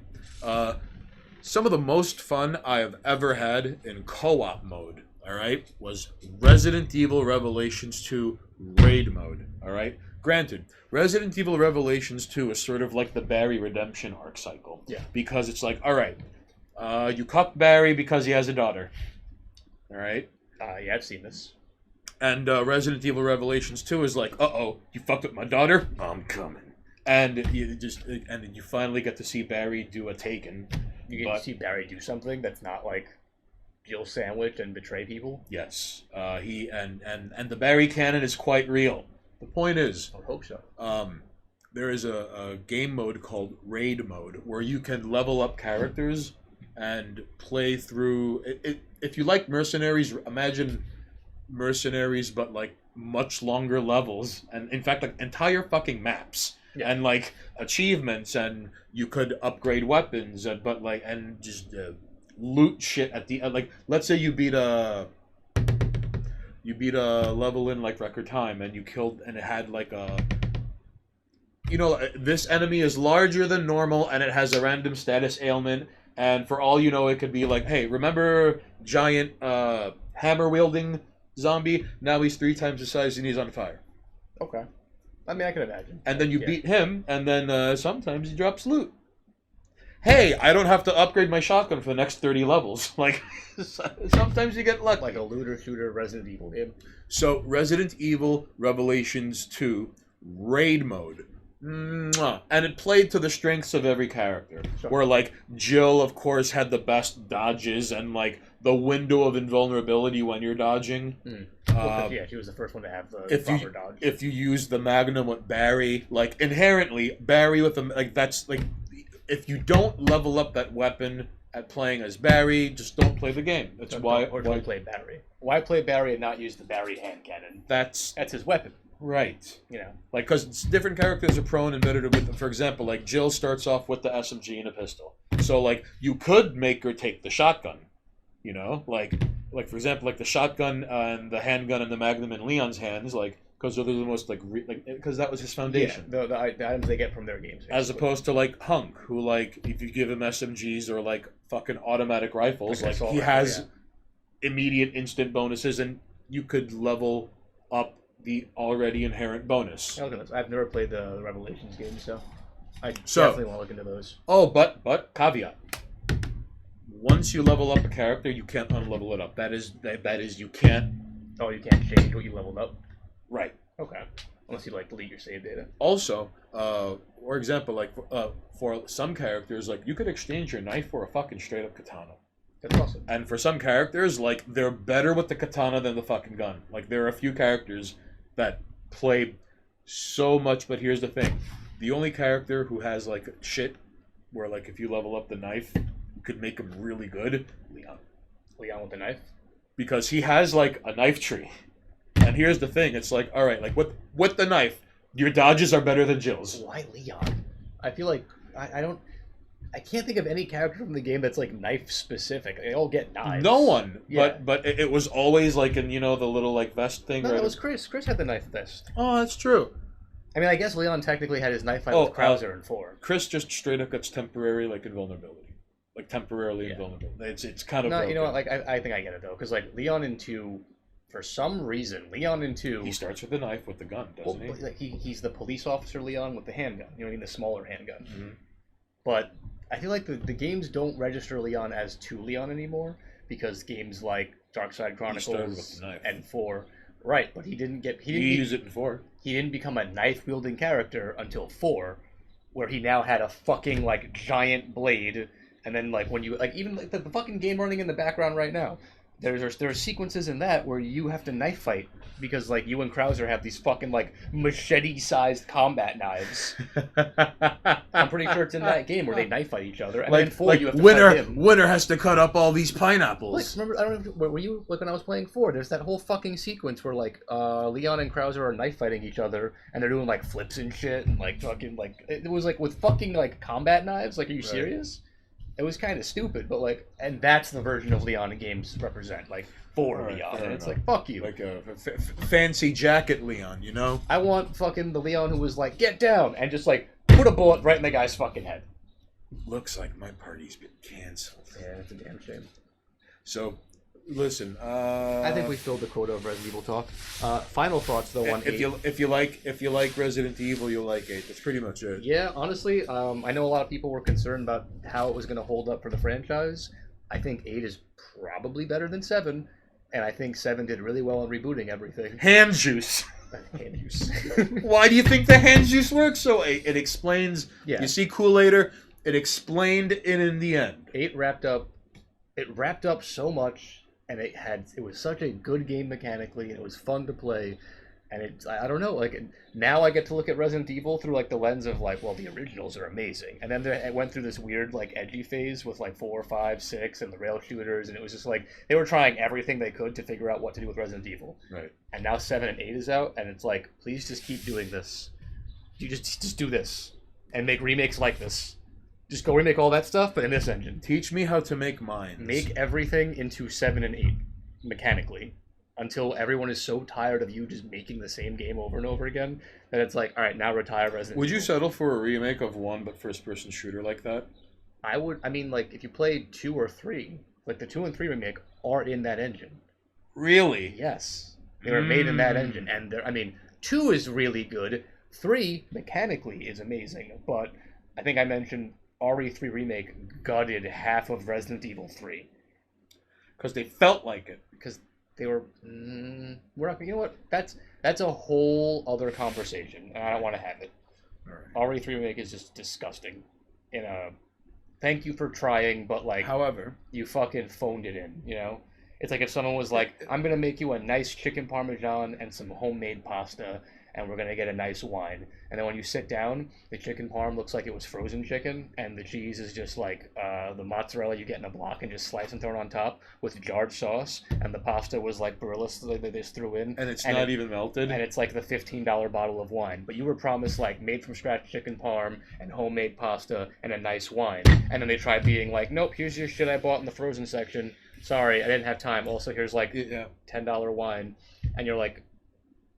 And then you look at Resident Evil 2 Remake. Your wine is given to you in an empty Snapple bottle. RE2 Remake is the nice version of the meal. And everyone was like, fuck yeah, this is a great remake. Do that for 3. And they're like, we're working on 3. And everyone's like, yeah! And then it was the cheaper version. It was like, did you run out of ingredients? Money? What happened? A shithead internet friend of mine described it as like, alright. You wonder how they're going to go from here? I think we're going to get 2 more games. We're going to get the Chris going after the, what was it, the BSAA, I think it was, something like that? Yeah. the other organization that apparently was using molded super soldiers, we're probably gonna get that game, like Chris's final bout, where he may die. Old man Chris Might be calling it right now, like screen cap this. Chris might die in his own next game, and we'll like wrap up the Redfield storyline, and then we're probably gonna get a game with Rosemary as a Wesker type powerful person, maybe. Although it was kind of eerie how they ended it on, I got a shot. No, she's just a kid. Like, I know it's a joke. LOL. They have her. They have her what on 24-hour like government surveillance sniper watch. Yeah, because she's a bioweapon. This is true. They're scared of her. It's like Wesker walking around, except he's working for you and not Wesker. We'll see what happens. I'm excited for another game. If it's in the same engine and it continues this plot, which I've been a big fan of, and it does, like, the Ethan twist was amazing. So, all right, this is an excellent segue. So, like, I just wanted to mention zombies real quickly because, of course, it's kind of inevitable if you're going to be discussing Resident Evil. Right. Zombies is the However, the I am curious how. All right. George Romero yes was able to make every once in a while like social commentary, but using zombies as like a platform. Yeah. Like in the very original Night of the Living Dead. All right, yeah, by today's standards, it's kind of laughable. It's a zombie makeup and whatever, but it's like it's like the original zombie movie. However, before like, zombies became surprisingly diverse because the main character is like a black dude and a chick, and like hey, like even in the face of like certain doom, like homeboy's gonna be racist. Like against him. Oh yeah. And it's so and this is the world is ending and people are still racist and sexist, of course. And classist and and I like how these movies also established like all it takes is a minor fuck up and group dynamics and everything go out the window. Yeah. And then it turns into this gross battle royale, everyone for themselves. And like you're talking about the original. Yes, and the Night of the Living Dead 1990 remake. Well, the remake has like I feel like the biggest change of the remake, other than like the ending having like extended ending. You know what I mean? Although the remake is a work of art. Oh no, I think they both hold up really well. In fact, like I think it was like last Halloween, I was like hanging out with people at this it was like a small get together because COVID Halloween. Yeah. And they were like, oh, let's put something on in the background because we're playing card games and drinking. And they were like, what do you guys want to put on? And I was like, Night of the Living Dead. And they put on the original, and I'm like sitting there playing card games and watching the original, and being like, "Wow, this movie's still good."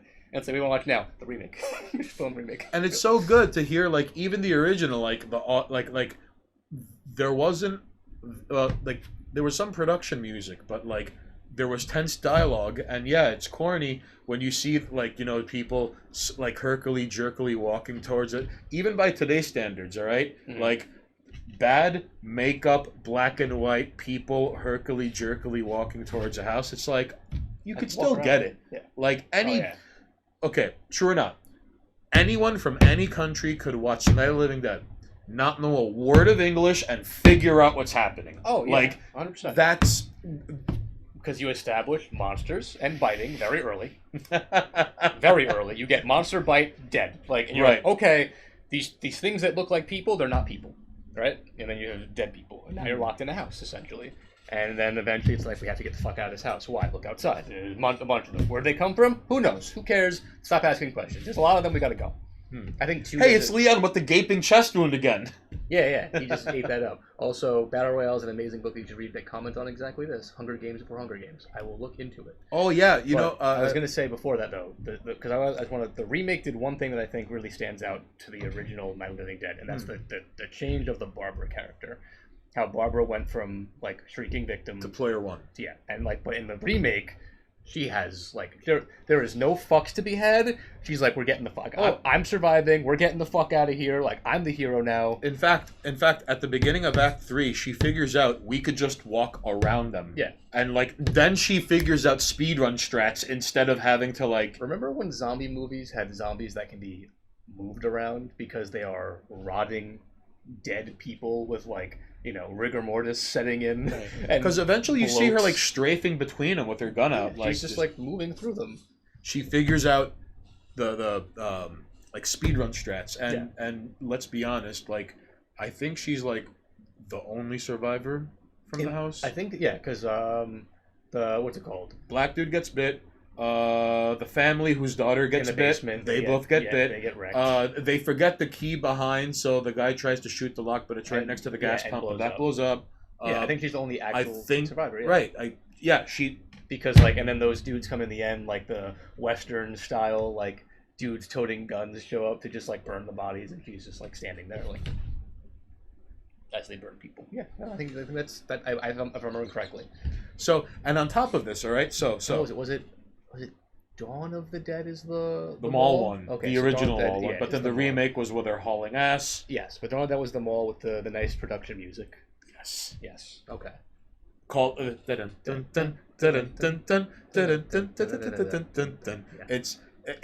called the Gonk. Yeah, it's so To it's be fair, Dawn of the Dead, it kind of inspired, like, anytime someone's like, how would you survive a zombie apocalypse? And I'm like, you go to a mall, and you barricade yourself in, and you turn off the elevators, and if you have power, you set the escalators to down. and just like in the other of the Dead movies, it's the beginning, shit's going down, and just like cut to cops kicking a door down and shooting a black family.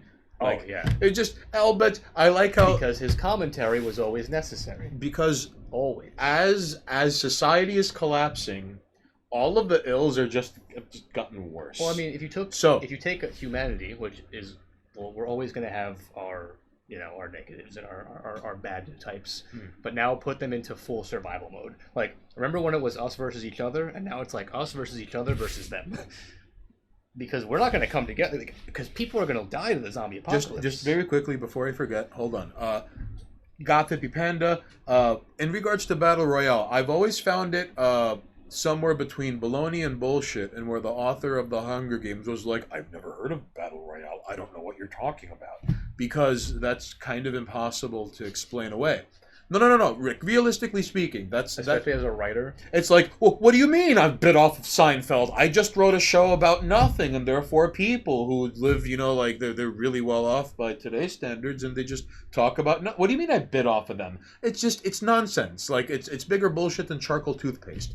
Also, Hey, Stink Gash. Buenas noches y gracias por tu presencia aquí. Hoy noche. Listen, Goth Hippie Pandy, honestly, Shaun of the Dead did it best. Well, okay, In regards to Shaun of the Dead, I think Shaun of the Dead, because alright, zombie movies have evolved into a lot of different genres now. Because there's not just the zombie movie. You've got the 28 Days Later, the running infection. You know what I mean? Right.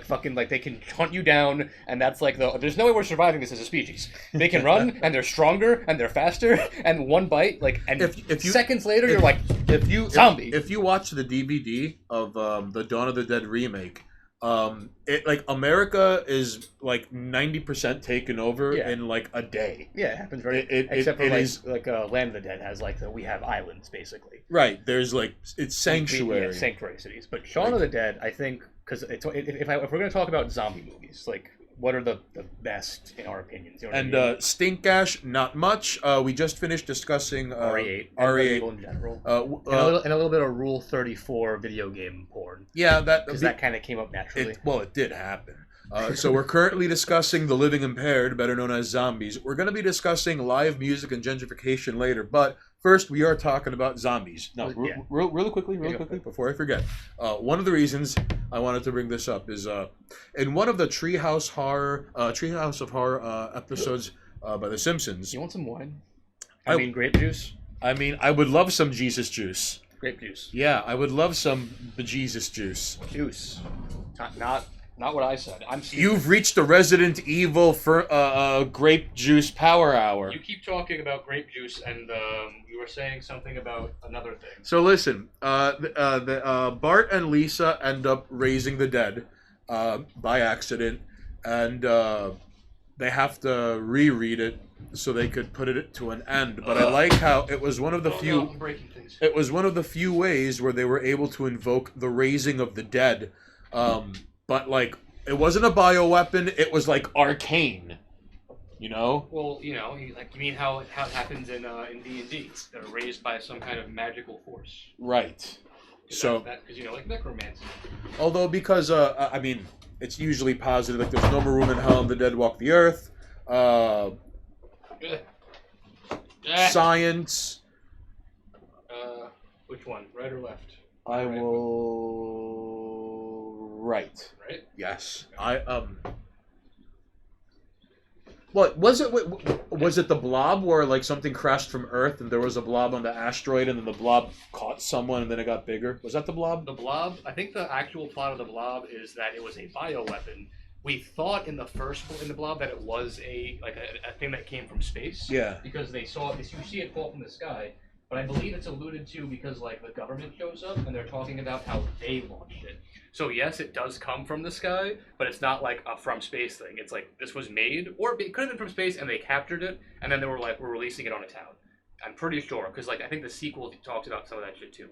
Unless the sequel is the one where that happens. Aha. Okay. But I recall that there's a bit of the Blob where it's like because like scientists show up and they're like, we gotta take this back. So usually for the most part, in every correct me if I'm wrong, I'm not sure if Shaun of the Dead explicitly states how the outbreak happened. I don't remember if it does. I don't think it does because like in the Dawn of the Dead, it does kind of just end though, because like the ending of the movie. Now, mind you, Shaun of the Dead was kind of ridiculous because I hate to say it in such terms, but it was like, the ending was the most realistic thing in the world, where it was like everyone just like. Everyone hang on for like 24 to 48 hours, and then it's just rocking and rolling with tactical gear and like automatic SMGs through the streets. And it was kind of sad and a little heartbreaking and depressing because they just moved on with their lives. And hey, there are the zombies and the game shows, and then just although the entire movie as a whole, like it's you know how like it's. You could have zero interest in zombie movies to watch that movie and appreciate it because not one frame is wasted. What you're hearing matches what you're watching. It's kind of like when you watch Goodfellas, what you're watching and what you're hearing mesh basically through the entire ordeal. Not one frame is wasted. There's dialogue, there's setup and payoff, and the dialogue, not one line is wasted either. So, Shaun of the Dead, excellent movie. Is it me or was the movie for World War Z? I never saw the movie. However, the book was pretty wild. Fun fact: if anybody hadn't read the book, Patient Zero is like an 11-year-old Chinese boy. If memory serves me correctly. Monoxus evidently is the cameo of the year, where he's just like, "Hey, what's going on?" And he just leaves. Uh-oh. All right then. You know what? I just thought of something. I don't know what you're on right now, because when I left, you were talking about Shaun of the Dead. Yes. And I was thinking about it when I was walking to get the cups and the grape juice opener. Shaun of the Dead, from like looking back on it, I've always thought Shaun of the Dead was one of the more realistic zombie horror movie type things. Because like, alright, regular ass people using regular ass items to fight off zombies that aren't very like aggressive or effective because again, they're just walking corpses.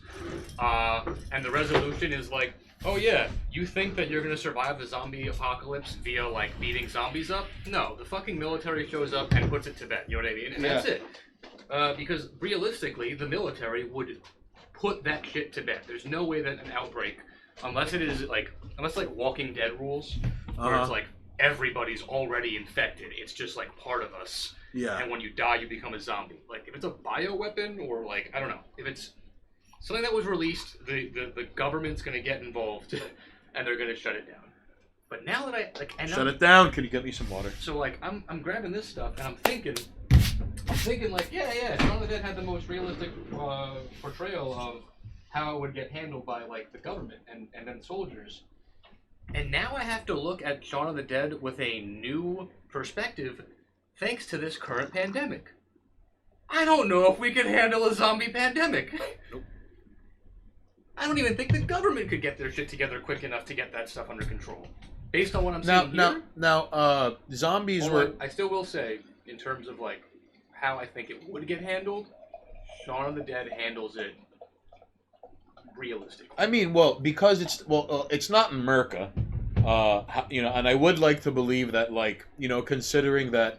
But I do think like Goth Hippie Panda. I'm not sure where you're chiming in from. Goth Hippie Panda is from Queens. Oh, I can confirm this. Goth hippie panda. All right, well, here's the deal. Like, in the UK, there aren't very much shit. Like, I believe the gun laws are super mega ultra like strict over there. In fact, like the cops, like the regular beat cops don't have guns. Like, they have to call in like a special tactical unit with the pew pews and the MP5s. I would like to believe that in the event of such a horrific, ceaseless. We're going back to this in a second. Yeah, if it wasn't for, like, you know, the country of England's military and police would be able to respond to such a horrific, ceaseless, and unending emergency in 24 to 48 hours like they did, and just, you know, hang out at the Winchester for a while. I mean, like, the only reason I've ever looked at that and said it was the most realistic is because I do believe if there was something like that, and it was a contained outbreak, it wasn't like, because if the whole fucking world gets it at once, a la like the Romero movies where it just starts happening, like, no, we're doomed.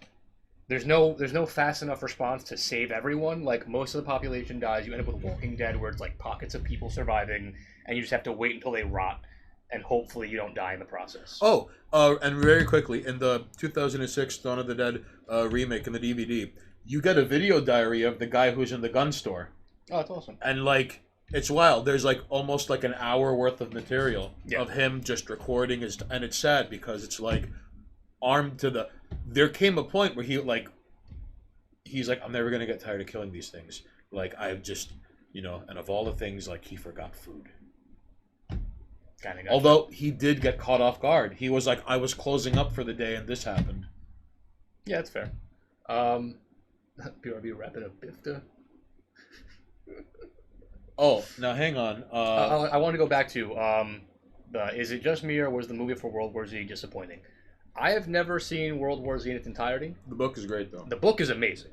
But I guess I should one day sit down and finally watch it. It's Diet Dr. Pepper Kool-Aider. I've seen parts of it, but I distinctly, like, when I would World War Z, and I'm sure you'll remember the sequence, the kid, I think he's like a teenager, who's surviving in the apartment buildings by climbing down fire escapes, and, like, ends up with, like, a fucking sword, basically, and is putting zombies down. Mm-hmm. I remember reading that section and being like, this is the coolest fucking, like, person in this book. I don't care about any of the other characters. And then when there was a movie announced, I was like, if this does not have the sequence with the fucking teenage kid with the katana... There's no point. It's like surviving by climbing down, like, sheet blankets into other people's apartments and then, like, clearing them because they're zombies and being like, what food survived in your fridge? Like, I'm going to hang out here. I'm going to read your books. Oh, I'm out of food. Time to jump to the other balcony. And, like, I was like, that's such a cool concept. Like, surviving in an apartment complex by hunting down your fucking neighbors who have turned and just, like, eating their food. And reading their books. And I don't know if that was in the movie, because I've never seen it to completion. I've seen chunks of it, but I don't, because, like, I know the movie follows Brad Pitt's character. And if it's following one character, you're probably not getting a lot of these, like, pocket stories. Because World War Z was a lot of, like, stories. Part of tied together. Part of what made World War Z so charming to read is how, like, number one, the guy who claimed to have an antidote, and then he went to, like, the North Pole. And, like, they blockaded the North Pole so they don't, like, you know, a status unknown. That's one of the ending points of the book. Okay. That, like, he ran off with the money, and everything is done. Like for example, like, Cuba took care of their shit in like 3 weeks. Yeah, it just handed out machetes to everyone and got aim for that.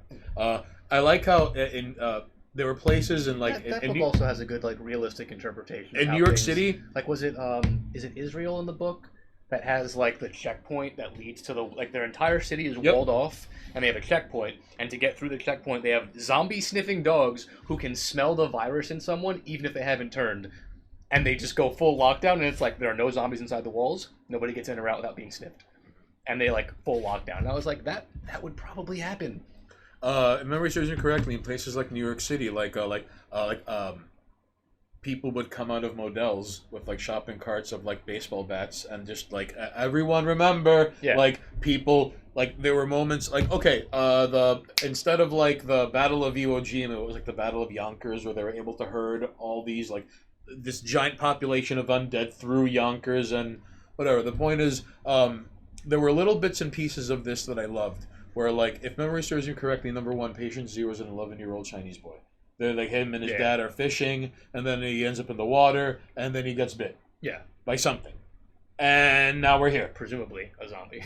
And now we're here. Or a creature that had the zombie virus. And what I love how It was a merman. In World War Z, everyone in North Korea went underground.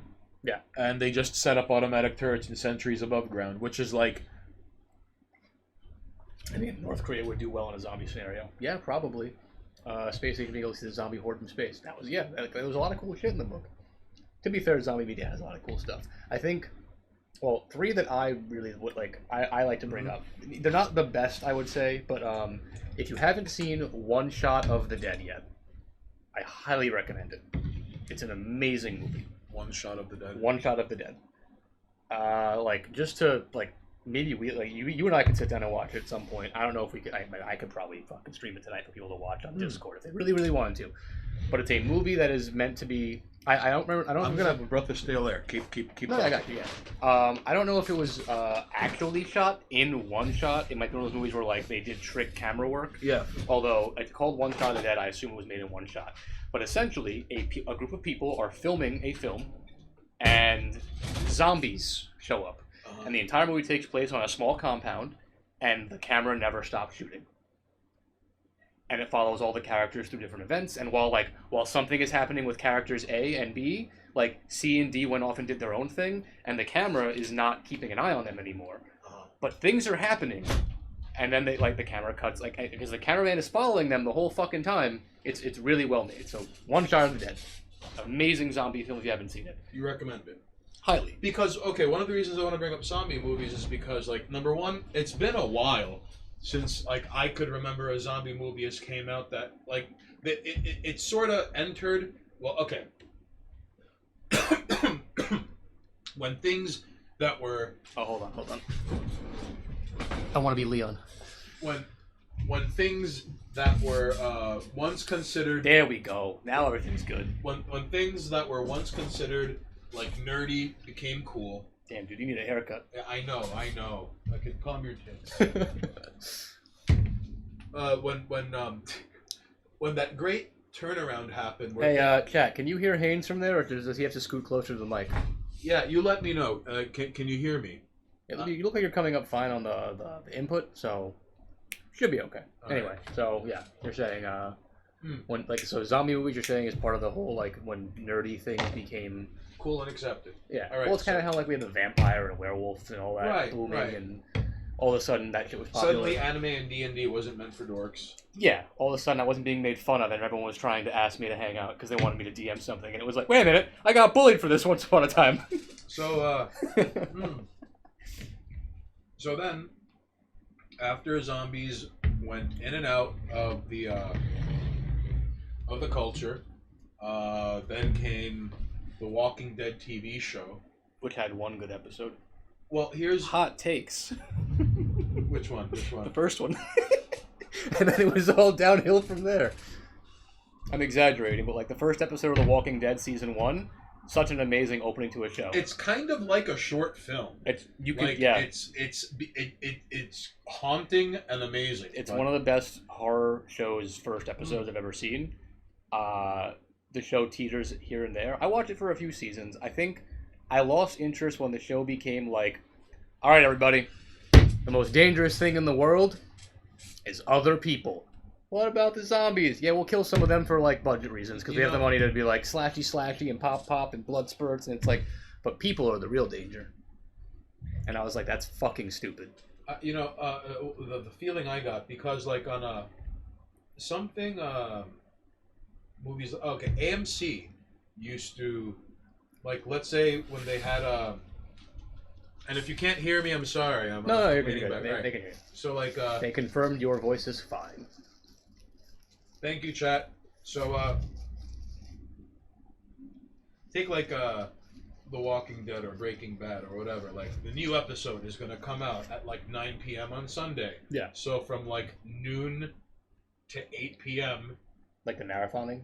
To 9 p.m., right. Like, if not, like, just sometimes it'll just be, like, random episodes or, like, where they're catching you up. Yeah. And I've been able to catch, from what I pieced together, with The Walking Dead. I have a problem now. I have my own issues.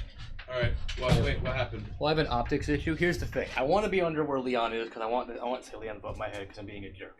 but I'm looking at you while we're talking. So from the camera's perspective, I'm sitting over there looking off camera, or at least over here, if I'm looking at you from where I'm sitting, not only am I looking in the general direction of camera view, you know what I mean? I'm looking at you and still able to be engaging. Okay. I'm being picky about my positioning Fair because enough. it looks... I look like a jerk. Just sitting over there off to the side being like, Yeah, I do it. It looks really bad if someone were to pop in and be like, who's this jerk talking to? Who's this other guy? What's his deal?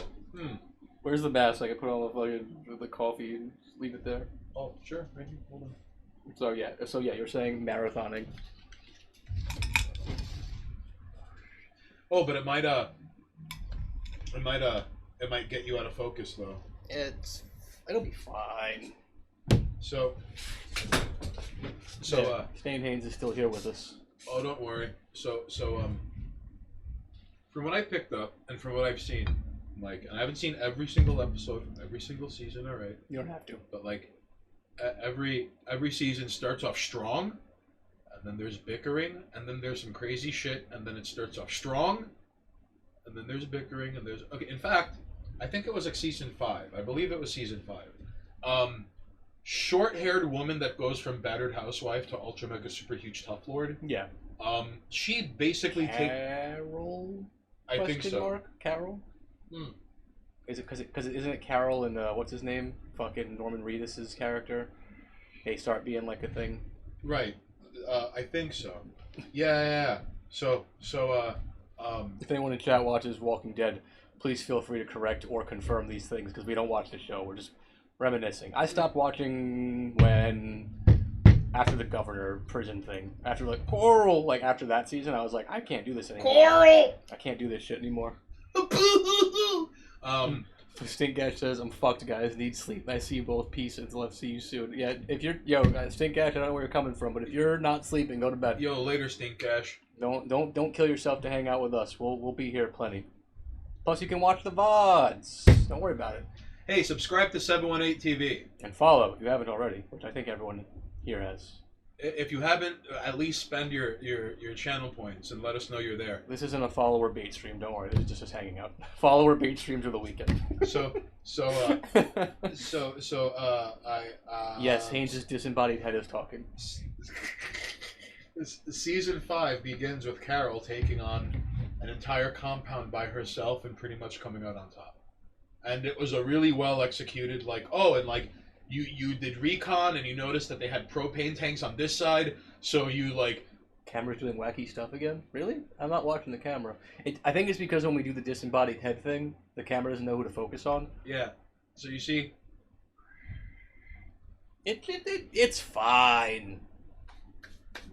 It is being a little fucky, though. You're right. All right, give me a second. Hang on. Oh, don't grab your ankles, ladies and jerks. No, it's fine. It's fine. You need to take a break anyway, and I'm not hitting the intermission button. We're on a roll conversation-wise, and I still have 2 zombie movie-related things I want to talk about. Oh, so hear me out. So, yeah. With The Walking Dead, it did end up becoming... it started off as, you think it's going to be a character study, but then... It's let's subvert all the expectations for all the characters, but keep a few constants I'm Norman Reedus. I'm pretty badass. I'm always badass. Hey, I got enslaved. Now I'm good. Norman Reedus' character wasn't even in the comics, but he was so popular in the show that he got added to the comics. That happened. Right. Oh, fun fact. 2 last things, and I'm done talking about the living impaired. All right. 1. So The Walking Dead ended up replacing the need to have zombie related things in the culture, because now it was a mass point for people to rally around. Sure. All right? Yeah. Number 2. Oh, and because of this rallying around happened, there was no longer that niche, now you're making zombie blank. Then it becomes kind of cliche. And I am really startled that one shot of the dead. Yeah. Okay. I got to check that out. So, I mean, if we want we'll see. I could pull it up and we can test out Watch Party tonight if we really want to. Right. And we can watch One Shot of the Dead in the Discord, and if people are still hanging out in chat, we can watch it together. Hey, you know what you should do?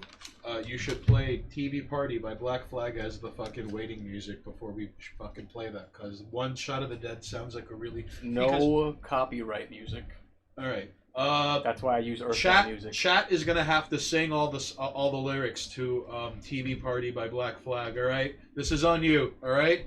But so continue. So there was no need because it was already in the call. Blah blah blah blah blah. Okay. Yeah, gotcha. Number 2, I've always been curious when there would be, because like things come in waves. Sure. And I've heard some people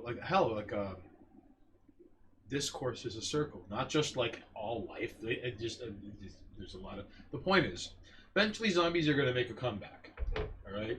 And there's going to be a reinterest. Sure. And yeah. suddenly, like people who watch, like, and then before you know it, like some nobody on Twitter with a zillion followers is like, "Bro, have you seen a zombie movie? It's crazy, right?" And then like, okay, I see what you mean. Like it's going to fall off. So until The Walking Dead is dead and gone, we won't have the fall off of the zombie culture. You know what I mean? So yeah, that show is gonna keep that's gonna keep zombies at like number 26 trending until it's dead. So number 2, just very quickly, last thing.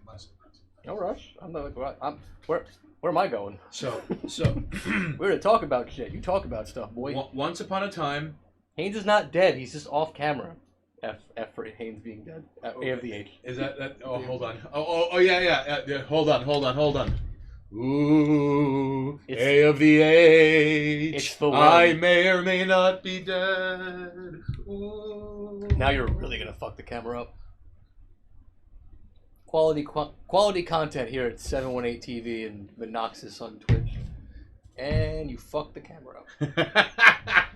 Come on, camera, right here, Come on, focus. So once upon a time in 2005, a buddy of mine went to go see Robert Kirkman, and the Ghost of Haynes will haunt Twitch forever. And he was doing a signing at a comic book store that was somewhere between the 28th and the 23rd Street train station, Manhattan. You need to speak up, Haynes. Oh, okay. So you're whispering again.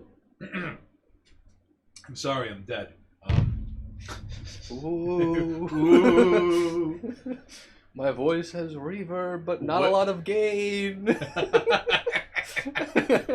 So, once upon a time in 2005, a buddy of mine, we go see Robert Kirkman, who's doing a signing at a comic book store that no longer exists.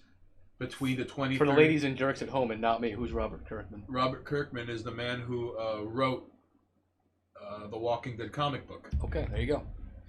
Who I believe is also an executive producer on the TV show. I would hope so. All right. I would hope the fucking guy who wrote it's in part doing it. Right. Every Ethel will report mysterious burritos and voices talking about mysterious burritos and voices talking about orthorexia nervosa. It's fucking floating like a luchador mask. So orthorexia nervosa. Don't do it. Porque todos los hominidos que no coman la carne no está viviendo con nosotros en ese momento en historia de los humanos. All right. Hold on. Back up a little bit. That is perfect. If you're gonna do like shaky ghost stuff, yeah, like right above where the mic is. That's where that's a sweet spot on the camera. Hold on. Yo, like it's fucking They can't see the mic. It's MC State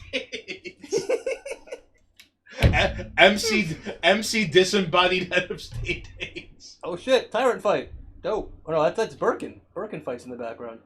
Honestly, from this game, this Birkin fight's beautiful. He looks so good. Anyway, I'm getting distracted. Oh, so we went to see the creator of The Walking Dead. So we go see Robert Kirkman and to get stuff signed. And we get some stuff signed, all right? And by the way, like, fucking sweetheart. Like, everyone who, like, he made time to talk to every single person. And even if it was just like, hey, thanks for coming by, he was, like, super engaging. Yeah. It didn't matter if you were, like, some dork, like someone who came with their kids, someone who came with their girlfriend, and he sometimes make cracks, you know what I mean? Like, I remember, like, there was just, like, this girl showed up in, like, a Cannibal Corpse shirt, and she had tattoos, and he'd be like, oh, she'd probably last longer than you would, buddy. Like, because, like, he kind of looked like a scrawny nerd, and she looked kind of tough and badass. So, anyways, she did. She just so. All right, I'm not laughing and not. In fact, that chuckle was not a sensible chuckle of like, haha, she looked tough. It was more like, haha, he looked like a scrub. Right. He had no qualms like making nice and, you know, yada yada. He was charming. He could work a room. So we go. Oh, and by the way, everyone who wanted to give this guy a hug, everyone got a hug. It's awesome. He was just immediately like, he would go and lead. He had technique. He was there for his fans. Sometimes he would do like the side to side, or like the rocking back and forth, or the extra tight, and then like let go. He was a class act. Sure. So my buddy and I got our stuff signed, and he's like, "Hey guys, they love the comic," and he's like, "I'm glad, thanks," and blah blah blah blah. And at the very end, I'm like, "Hey, Mr. Kirkman, can I ask you something?" And he's like, "Go for it." And I'm like, "If there was a zombie apocalypse, do you think we'd have a chance to survive?" And he straight up went, "No!" Yeah. And it was just like as if I was like, "Mr. Kirkman, is the moon made of cheese and Venezuela is made out of magma?" Like, no! It was that level of like, are you an idiot? Like, why would you even ask such a thing, you fucking... Like, why? What is wrong with you? It was that level of bewilderment and not laughing with you. It was like laughing at you. Like, I mean, what is your problem? As far as the like survivability of a zombie apocalypse, it all depends on the context. Like Walking Dead, everyone has it. We're all susceptible. The planet's already infected. Yeah, very small chance of survival because no amount of like killing out the outbreak stops it. Everyone has a zombie prior to death. It's already in you. Resident Evil bioweapons. Is there a STARS team? Does Leon Kennedy exist? Like, are there heroes that are capable of taking out the bioweapons? Because if not, if there are Birkins and tyrants just running around, we're fucked. Yeah, we're kind of ruined. If it's like Shaun of the Dead, closed pocket incidents that happen and like we're aware of them, nah, the military's gonna gun that shit down or nuke the city before it even gets out of control. You know what I mean? So it's all about like how did it happen? Where is you know what I mean? Then you have, which is something I want to bring up. I forgot. Maybe you would remember the movie where Brains came from. Oh shit! It's a direct, like, the name is ripped off of the Night of the Dead. I think it's Day of the Dead, right? Yes, because in Day of the Dead, the zombies that are turned into to ease the only thing that eases the pain of undeath is to eat brains. And they're aware of their like zombification. Like they still have feeling and memory and like they can communicate. They still retain right. So Day of the Dead is something I like to talk about because again, like brains came from that, and people don't like. I mean, not everyone. People who are fans of the zombie franchises and series, they know that shit. But I love that became something like when I was growing up. Not so much anymore. When I was like a teenager, the whole like zombies doing the brains thing was fucking big, and that came out of fucking nowhere. Goth Hippie Panda, thank you for the subscription. Now I gotta add that to the push-ups for the next fucking setup. Yes, join us in suffering. Thank you very, very much. Goth Hippie Panda, you have also earned the right to use emotes. Use them all you can. Hold on, I gotta put 10 because of sub and follows. This is gonna be a mess. Okay, because I'm holding myself accountable to my own push-ups, even though it's not in the stream today. There's just no way for me to do push-up streams when we're set up like this, how we film this segment, I guess. I could do push-ups here on the ground, I'm not going to. I mean, unless Haynes wants to come over here and hold the camera over me, and then I'll bang out 25 right now. That's up to you, though. But I was going to say, Day of the Dead, for me, like, of all of the Romero movies, because I think Romero movies, and there's one I want to talk about as well, I want to talk about Land of the Dead a little bit. All right. Because I love the concept behind Land of the Dead. I think the movie's kind of shit. But I think the idea behind it is amazing. But Day of the Dead stands out with me because I think, if I'm not mistaken, Day of the Dead, I think I'm thinking of the same franchise, had a couple of sequels that got really out of hand. Hate the sub and robots, finish cooking dinner. I'm looking forward to push-ups. Awesome stream. Thank you. No, don't worry about it. The sub lasts for a month. You're fine. But a lot of those movies did some crazy shit. Like, one of my earliest memories, and I think it was Day of the Dead. I want to say it was. I'm going to confirm just so I don't look like a dumbass talking about it. And Bub is the one, like, zombie that has the most sentient intelligence, and if memory serves you correctly, like, he could use and manipulate tools. Yes. Hold on. Is it Day of the Dead? We might be thinking of the wrong movie. Hold on. I have to look this up now. Let's see if this pops up.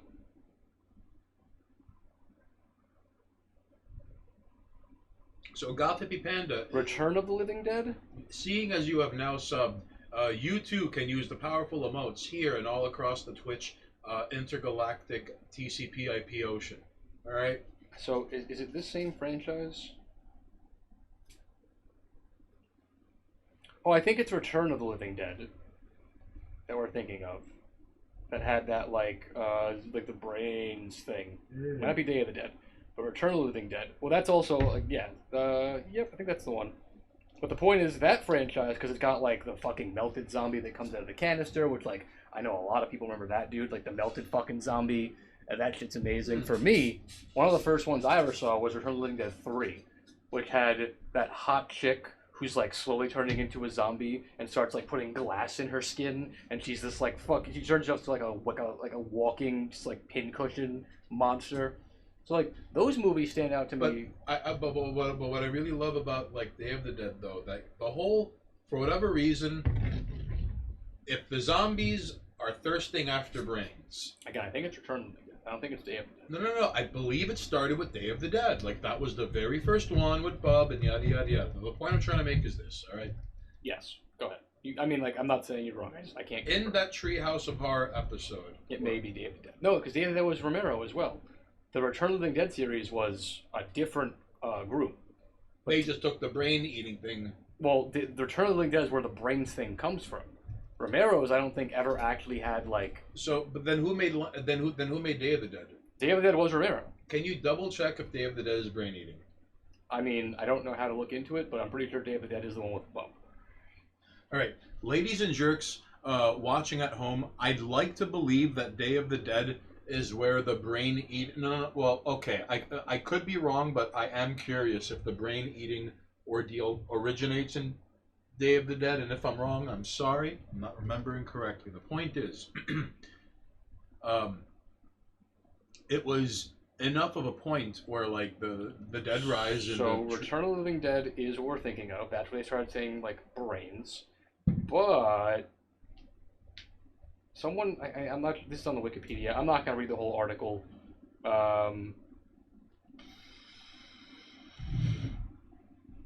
It was not until Return of the Living Dead did zombies officially consume brains. So it wasn't Romero's. They did eat brains in Romero's movies, but it wasn't until Return of the Living Dead when the brains became a thing. Okay. So Return of the Living Dead had them vocalizing that they eat brains, you know what I mean? Okay. But Romero just had them, like, cracking someone's head open. And eating the brains. Yes. Because brains is explicitly asked for by the zombies in the in Return, right. Yeah. And Treehouse of Horror, that even says, the Wikipedia article was like, and then there's a Treehouse of Horror episode where the Return of the Living Dead brains is referenced.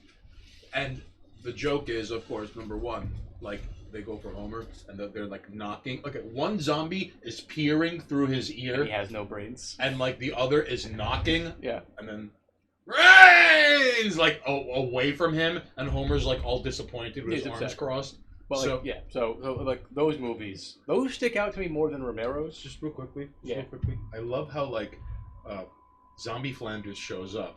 All right, and like Homer guns him down, and like, oh my God, you killed the zombie Flanders. He was a zombie? Like, yeah. That's so... Just, but all the little things like, is like, Dad, something went wrong. Did you raise the dead? Yes. No. Dad, something went wrong. Did you wreck the car? No. Did you raise the dead? Yes, but the car's okay. Uh-huh. Oh, okay then. Just like this. Yeah. But yeah, so those movies, like the Return of the Living Dead franchise, those stick out to me more only because I love the excess of them. And something I love about those movies is that they address the idea of like, okay, so the virus or the zombie infection comes from like a vat kind of thing. Like it gets opened up and like a gas gets released. And that gas is what like infects the graveyards and gets in the bodies of the dead and creates zombies, right? Mm-hmm. Whereas other things, it's like, oh, it's a virus. Oh, it's just like, it just happens. You know what I mean? And then they're like, all right, so what do we do with the zombies? And like, oh, we blow them up, we nuke them, we burn them. And the movies get to continue because it's like, oh, did you burn them? You know what you just did? You put that shit in the air and it makes acid rain, and the acid rain becomes zombie rain. Because like now it's in the atmosphere. Like you didn't like completely disintegrate whatever was there. Like you have to just nuke it to get rid of it. And then later movies, it's like, oh no, they're still engineering like that gas. Like they're still just making it. So I love the idea of like, oh yeah, we tried to burn the bodies. Oh, that made it worse. We put it in the air. Now it's fucking everywhere, and it's getting out of control. So I love that idea.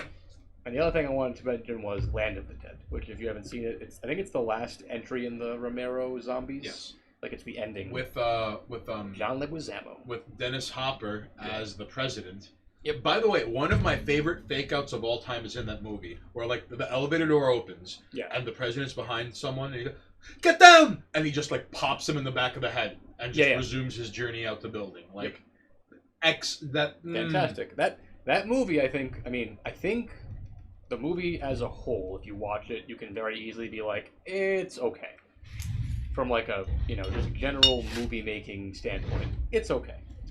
Concept wise, I think it's amazing. The idea that it's like the last bastions of humanity now live in these like sanctuaries with layers of defense around them, where like you don't even have to fight the zombies anymore. The zombies just physically can't get through like walls and fences and barbed wire and electric gates and mines and like people who are 24 hours, 7 days a week stationed with like long range rifles. Like zombies just don't get in anymore. And then there's the view of the water. And that is ultimately the downfall. Like, the view of the water is what gets everybody killed. Because zombies learn that, like, because zombies are learning in this movie. Which I was like, that's fucking genius. Like, the zombies have been existing long enough. And I guess in the Romero universe, they don't rot and, like, decay. They fucking, I guess their synapses start firing again. And now they're intelligent enough to, like, have complex reasoning. By the way, when they breach the city, if you read the credits, like, all of the zombies are named. Yeah. So for starters, the leader of the zombie, his name is Big Daddy. All right. Yeah. When they breach those city walls, a callback from the original Dawn of the Dead, Tom Savini, the biker gang leader, the one zombie who shows up with a machete, hardcore zombie, played by Tom Savini. Yeah. Like they brought him back.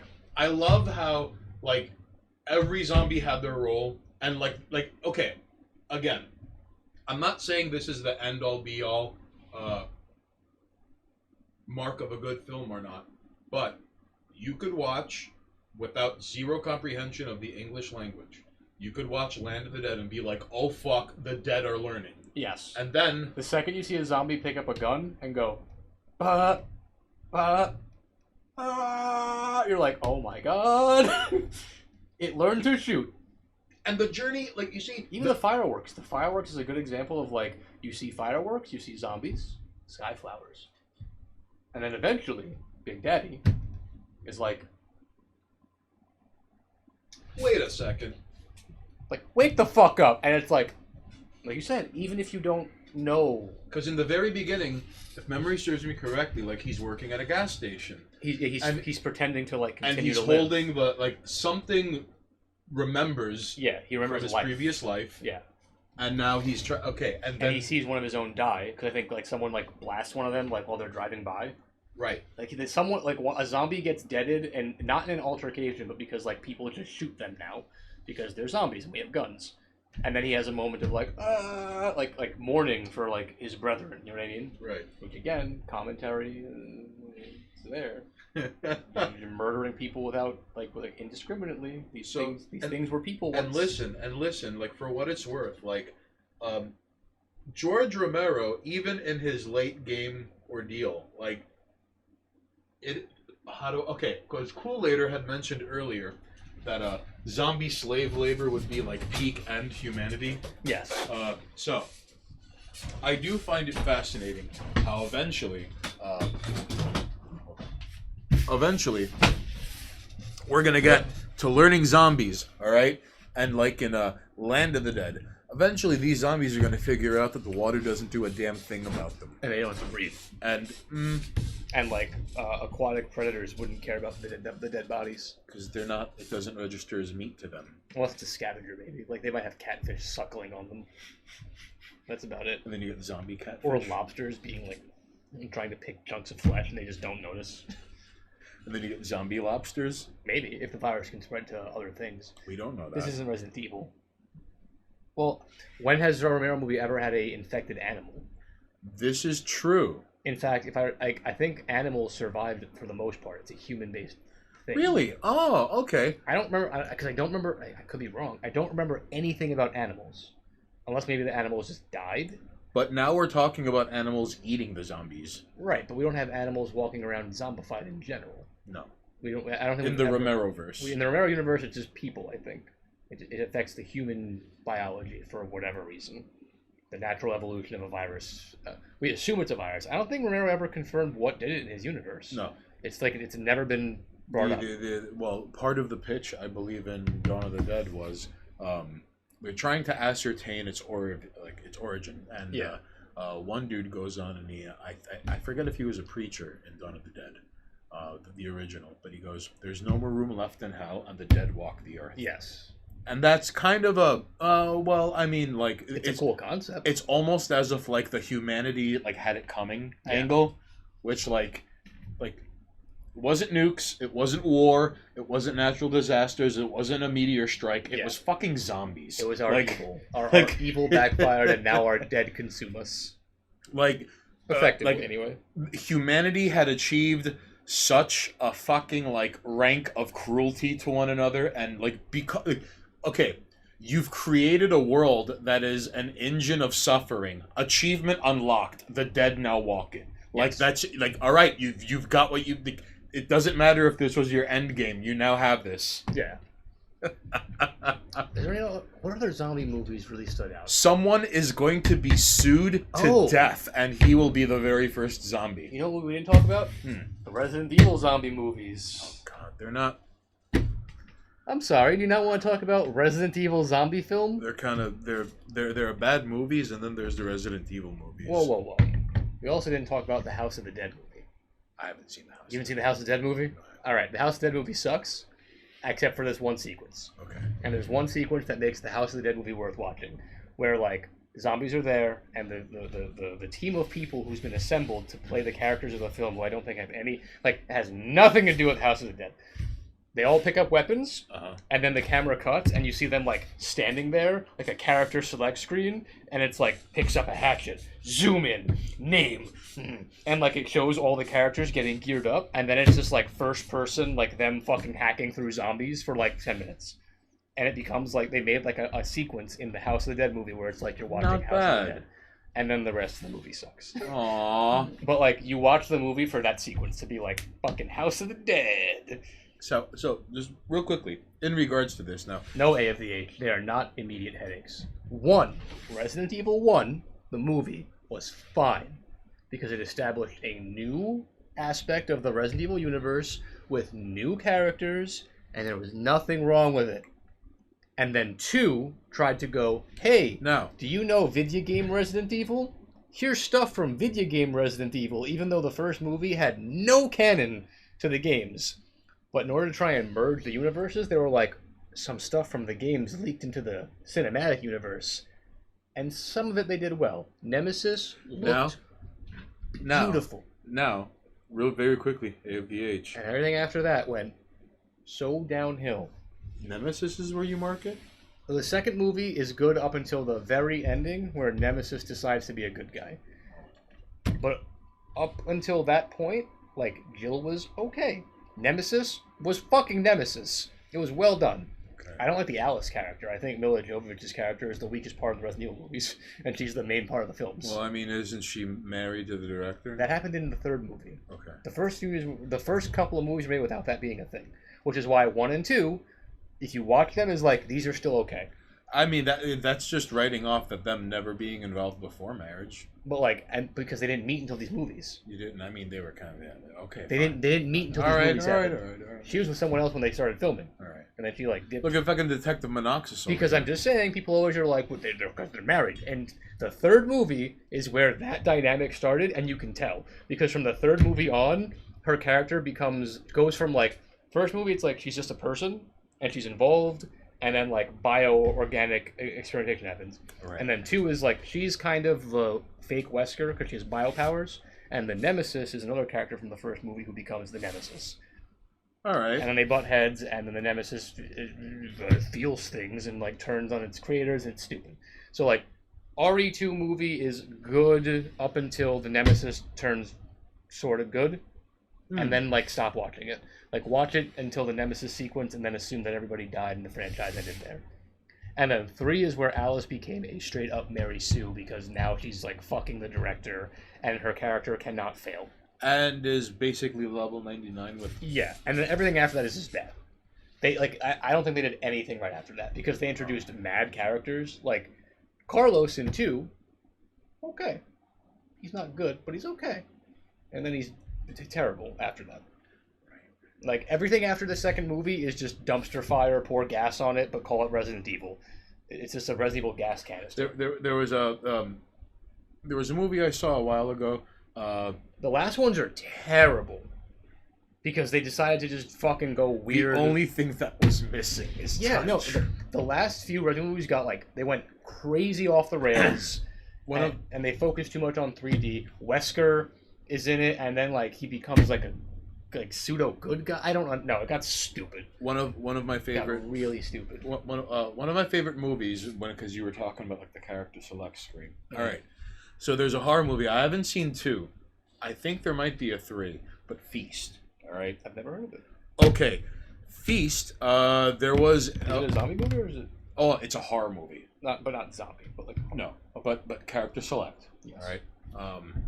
If memory serves me correctly, it's like a green light or searchlight. Basically, Matt Damon and Ben Affleck were like, all right, like send us a script, and the best one, we're gonna make a movie out of it. And someone sent them Feast, and they made a movie out of it. And it's got Henry Rollins, Jason Mewes, and no one else I can recall off the top of my head. Okay. All right. So every character is like name, occupation, and sometimes like a random piece of information, and then like chances of survival. All right. Okay. Every character that you meet. So, 20 minutes into the movie, it was like name, hero, like chances of survival, pretty fucking good. Like, you know, occupation, the protagonist. And he shows up and he's fucking like, all right, let's fucking do this. And something breaks the fucking wall of where they are and snatches him and just vanishes off into the wind-blowing horizon. And everyone's just standing there like, the fuck? and that's the official start of the movie. You finally see the thing that has been wrecking havoc. Yeah. And everyone, in fact, like the bartender, there's like, you know, like name bartender, blah, blah, blah, blah. Chances of survival has the most grisly death in the movie, like 1 hour and 3 minutes, 14 seconds from now. And it's actually one of the most heartbreaking fucking things I've seen in a long That time. Sounds like an amazing fucking It is movie. so hard. Oh, and right out the gate, they're like, you know, like someone's kid.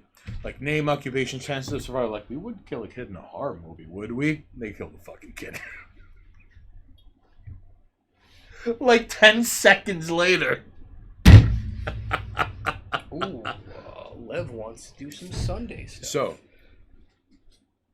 this Sunday, well, you're going to be streaming, right? Well, I was going to say, we can hang out with Lev until like 3:30, 4-ish. Because we're going to do the RoboCop stream on Saturday. That's true. We can be like, listen, we'll hang out with you, and then we're going to go watch RoboCop. All right, that seems fair. I got no problem hanging out. I can be there too. I'll hit him up afterwards. I'm delaying our live stream to go. Oh, no. But, like, yeah, like, I think it would be great. Okay, how about this? I think it would be great if we chime in and we're at attention and let's talk if and when we can, because I have no idea who the fuck else is going to be on there on a Sunday. Yeah. And then, like, it's like an hour and a half, 2 hours into it, and they're like, well, like, we got to go stream. Thank you. Peace out. Yeah, 3:30 we got to go. So we can start at 4. Anyway, so zombie movies. Anything else? I can't think of any more that I like. I'm a big fan of. Feast. Watch Feast. Feast. It is an I gotta check that excellent out. I've show. never heard of it, but like, I gotta look into that. But yeah, I mean, so Shaun of the Dead, one shot of the Dead, the Romero verse, obviously, the Return of the Living Dead verse. Oh, and really, if you could hunt down a copy of the DVD of the Dawn of the Dead remake, you do get things like news broadcasts from like around the world as it was happening. Yeah. You get a map that shows you. It was like by hour, it was showing like the infection spreading in different parts of the U.S. And like one of little tidbits is like, all right, so like on the coasts, it was getting awful just immediately. All right, Makes sense, yeah. and parts of the cities. Midwest were kind of like, okay, and evidently, like, it was either somewhere in the Midwest, basically, like a plane landed as this outbreak was happening, and it was like, okay, does any chance have does any place in the U.S. have a chance of like a survival? It's probably going to be the Midwest. Look at this one pocket. Plane lands, pocket gone, and then 6 hours later, 90% of the country is infected.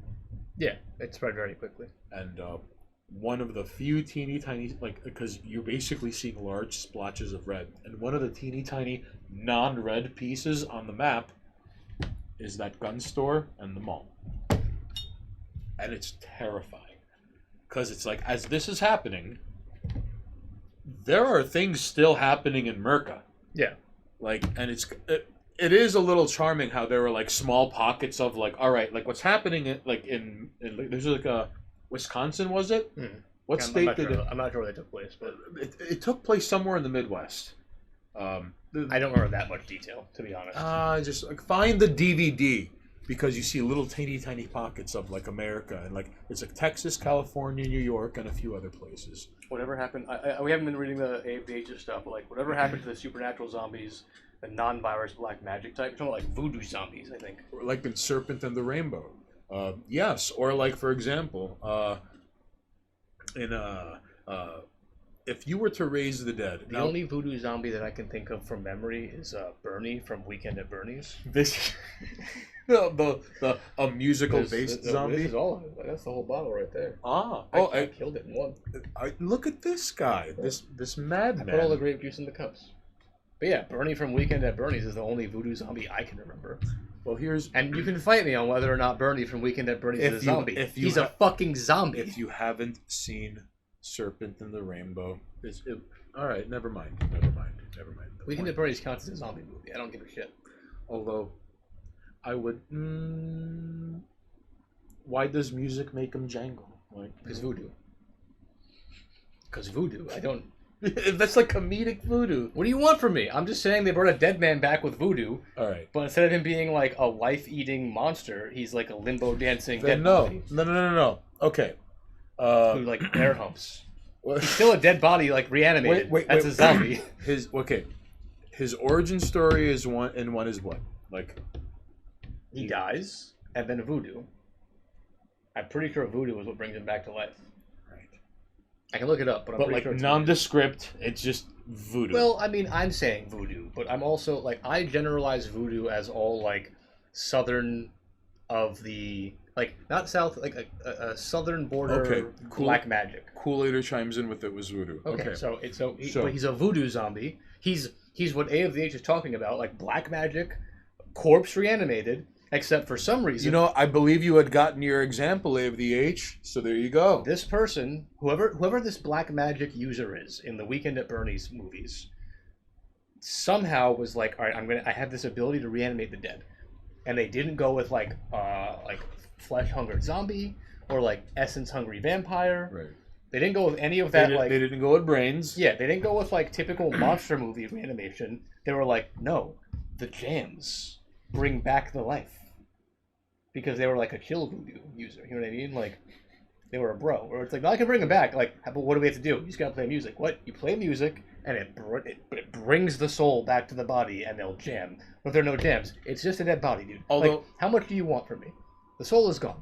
I can reanimate the husk with jams. And those Weekend at Bernie's.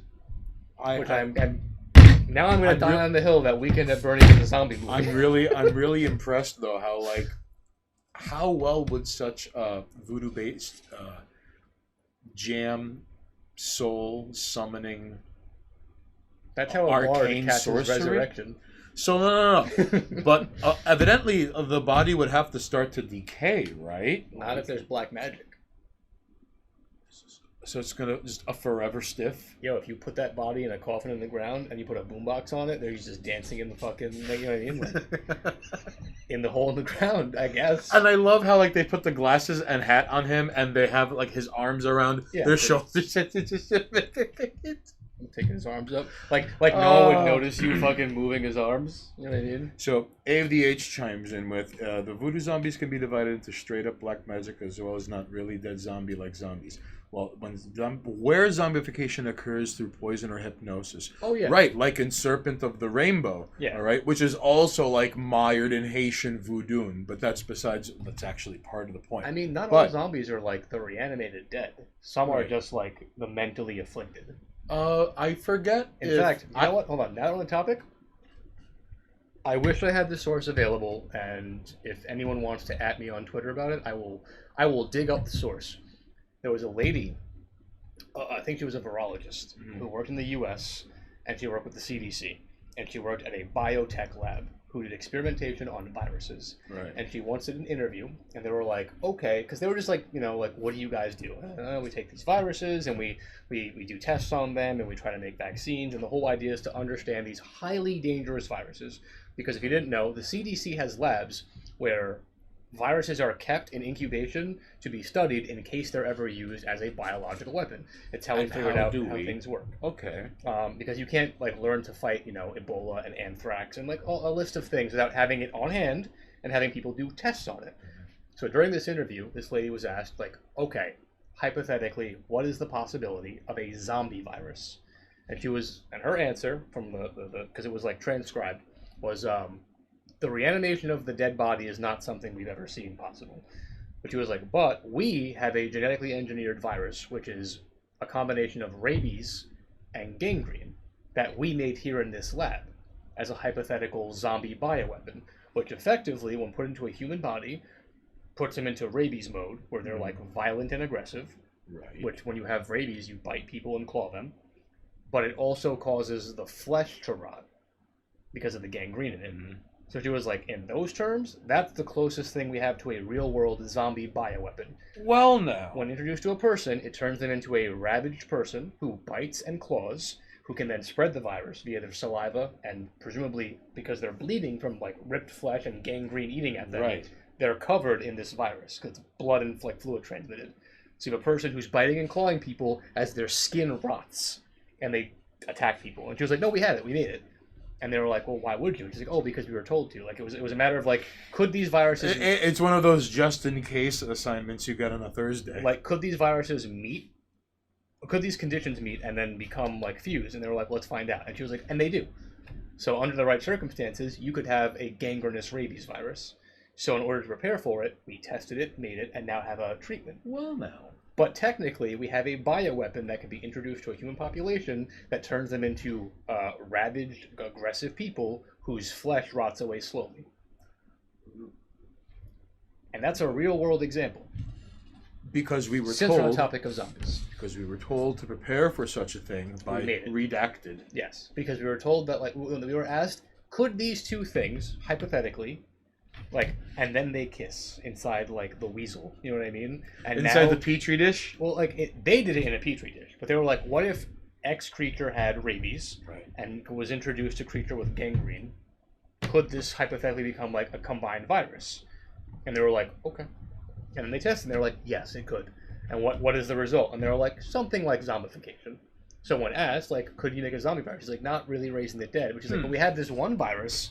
which basically acts like a zombie. Like, they would look like a zombie and behave like a zombie, but they'd be living as their brain, like, boils with rabies and their flesh rots from gangrene. I would always wonder, the brain boils too. Well, because of rabies. Like, rabies eats away right.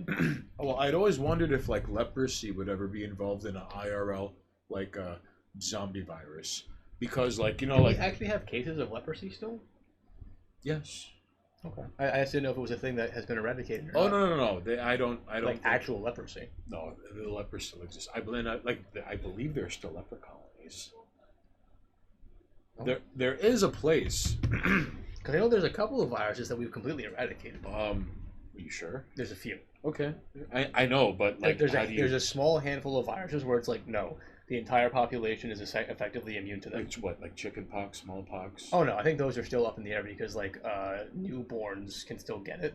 Right. And it's not a virus because there are viruses that are only transmittable between human beings, and once no human has it, the virus is gone. Because it's not like an animal to human thing. Animal to human viruses we can't get rid of. We can just vaccinate for them. Like Ebola's never going away because it comes from animals. And unless you want to eradicate the animals that carry Ebola, you're not getting rid of Ebola. I mean, but human to human viruses. that's like technically, if we could find a way to vaccinate against like STDs, you would never be able to get an STD, and they would die out. right. Because they're human to human. Theoretically, you can probably give them to a monkey. That's why you have to get rid of furries. I was gonna say get rid of STDs, but I guess like we can slip furry into the. Yeah. Yeah. You have to. I just don't understand how we haven't come up with a vaccine. Like I understand like the focus was HIV/AIDS. That's right, Kool-Aider. How come we haven't figured out how to stop like chlamydia is super common. HPV is super common. It's super common. Gonorrhea is super common. And things such as herpes, crabs, that still exists. Well, crabs is like more of a parasite. It's not really a virus because like it's a living thing. It's like lice. Right. I think. But it happens when you bump uglies. Yes, but like you just hit it with shampoo. Not that I've ever had crabs because I haven't, but like you hit it with shampoo, much like lice, or you just shave it. You're like, all right, shampoo, shave, done. Herpes, I think, is harder to get rid of because there's like strains of herpes. Well, I believe that's why it's Chinese lung herpes, because it's There's strains of it. Right. Also, like technically, if I'm not mistaken, all humans have a certain strain of herpes in their DNA already. I used to play Team Fortress 2 with a guy whose screen name was Jack Herpesitz. It's gross. Hey, Jack Herpesitz, I hope this reaches you. Dude, you are the best NG in the world, man. Listen, I hope this finds you well. I hope this finds them too. Oh, That- dude, That would be like the universe working. That somehow like somebody like forwards this to them and is like, yeah, these guys were talking about you. But yeah, I think like because here's the thing though, the herpes virus. Like if you ever had a cold sore, you have like a strain of the herpes virus. Right. So when you get tested for shit, like it'll pop up and it's like, yeah, you have herpes DNA. What? You had a cold sore once? You have herpes. chicken pox are a form of herpes. Yes, chicken. Same thing. Herpes zosters. Yeah, it's so herpes is one of those things where it's like you can't vaccinate against herpes. You vaccinate against like a type of. So, and that is why Much there's like like, COVID. like Inez Che lung herpes. Which is why we call it that, because again, strain-based viruses. This is all I'm saying. No, I mean you're not wrong. It's an accurate comparison. My confusion is something like, again, HIV/AIDS is something that's hard to combat because of what it does. Right. How on earth have we not figured out how to put chlamydia down permanently? I understand, whatever. You get a thing like chlamydia and you go to the doctor and the doctor's like, eat the pills. And that's it, it's gone. Mm-hmm. Problem Although solved. it should be noted that like HPV for women, it can lead to cervical cancer if it's untreated. My point is not that like all STDs can cause long-term effects. My confusion is that something as simple and stupid and easy to treat as chlamydia, the scientific community has not figured out a way of being like, you're good. I think it's because it continues to morph and there are different strains, and Maybe. there's not one straight. There's no. I hope that's the case. Okay, there's a bio. Well, hold on. A of the H is bringing up some fun stuff. Choose a virus. What would be the virus death of your choice? Damn. I have to die to a virus? No. I don't believe he's saying you're going to. What would be the virus death of your choice? Hmm. Can I pick fictional viruses? Are we? That's a very important question. Are we talking like I have to die a real world death? Mm-hmm. Or can I pick fictitious viruses? Because if I can pick fictitious viruses, I'm going with a Resident Evil virus. There's a chance I become... I mean, All right, fictitious viruses, G virus. Yeah. Because I want to be the Birkin monster. Well, because what if I end up becoming like Come on, G mutations. What if I end up becoming like a sub boss or an actual boss? That's what I'm saying. So like G virus. Because Right. T virus is bullshit. It just makes tyrants. Right. I guess T virus also could make like liquors. I don't want to be a liquor. I want to be Birkin. I want to be giant eyeball. Because eventually, I want to turn into a giant dog when Leon puts bullets in me. someone's gonna get smart enough and pick up like an MP5, and they're like, The virus that turns bacteria into anime girlfriend. All right, you know what? Oh, okay. Now, hang on. There are a few viruses because we're discussing both fictional and real. All right, so fictional-wise, the deadly Mataba virus from Outbreak starring Dustin Hoffman, that was started by a monkey. That might be neat because no one would prepare for it, and it would be kind of crippling, and it would kind of be funny actually. Honestly, like A of the H, like if it were up to me, I'd pick some shit like nerve gas, like just fucking like nerve gas New York, just get it over with. Like, but only if you got to do it to California too. We're talking a realistic. If you nerve gas all of California, come take New York. Take it. Just drop the gas. What virus do I want to die from is the question now, right? Like, realistically, what do I want to kill me? Scabies doesn't count, right? Let's see. Well, what viruses have, like, a high death rate? That's what we're going off of here. Why don't you just airdrop, like, zillions? There's an armadillo. There's an armadillo out there that naturally has the bacteria reoccurring in its, like, body that causes, like, leprosy. Interesting. So why don't you just airdrop all of them somewhere? That's a bacteria. That's not a virus. Okay, so virus. That's what I'm saying. Like, I think of like an actual virus, like not a bacteria, not a fungal infection, like an actual virus that can kill. Okay, what if there's like a biker gang and they're all united? Was the Black Plague a virus? No, it was. I think it was a bacteria. Shit. I could be wrong. I was gonna say, because if Black Plague is a virus, that's a pretty metal way to die. What if, right? Black Plague? All right. What if there was like a guy who united all of the biker gangs and his nickname was Cyrus the Virus and he killed you? Does that count as being killed by a virus? I don't think so. Okay. I think it has to be an actual virus. Is the flu a virus? Yeah, flu's a virus. You don't die of the flu. No. It's a pretty shitty way to go. I'd probably want to pick like Ebola, right? Maybe H1N5? Maybe. I don't know. Like a rare exotic bird flu people haven't prepared for? I don't know. This is a really good question.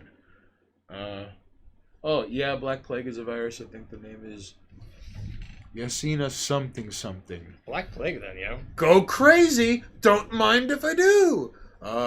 Rabies is also a pretty solid option. Rabies. Yeah, because you just turn into like a feral creature until someone puts you down. Imagine, like, someone gets rabies and they just go through, like, the system thinking they're a violent criminal, but, like... No, they're just like because, like, you don't just become violent. You become, like, foaming at the mouth and, like, tearing off at your own, like picking at yourself and ripping your own body. Like, you become, like, feral and... Really? And here I thought you were just a fucking constant violent offender when you get rabies. No, and then eventually, like, you have, like, brain death, I'm pretty sure. Like, the virus kills you. Nice. So, like, rabies is because you go into, like, Wolverine mode, except not conscious. You start, like, attacking people. Might have to go, hey, listen, an entire city of rabies. Everyone is murdering each other until the virus kills them. Might have to go with rabies. Rabies is pretty good. Because it would put on a good show before the virus. You would have the greatest pay-per-view in the history of anything ever. New York just tearing itself to pieces. Very quickly, all right? Before I forget, we have two more subjects to go to. I would like to discuss gentrification, all right? What was it? Gentrification, what else? Live music. Right, live. Okay. Unless you want to discuss live music, it's up to you. I don't know how much I can talk about gentrification. Depends. What about... You know what? So, okay. There's your segue. We're talking about gentrification, right? Okay, so just very quickly. So we here at, if you're watching live, twitch.tv/Monoxus, we're at 718 TV Studios. Or on a VOD. Or if someone sent this to you. And we're here in Queens, New York. All right. Now, the relationship between Queens and Brooklyn, to me, has always kind of been like Shelbyville, Springfield, in the episode Lemon of Troy, The Simpsons, where the kids from Shelbyville steal the lemon tree from Springfield, and, you know, the kids go back. And I've said this before, but the point is, like, yeah, like, Brooklyn and Queens both have the right to call one another, you know, so what is it the about Shelbyville gentrification that you want to talk about? What's strange, though, is that what happened to Brooklyn was ugly by design, and I can't prove it. Arguable. I can't prove it. Counterpoint, it made the place a lot nicer. That's up to you.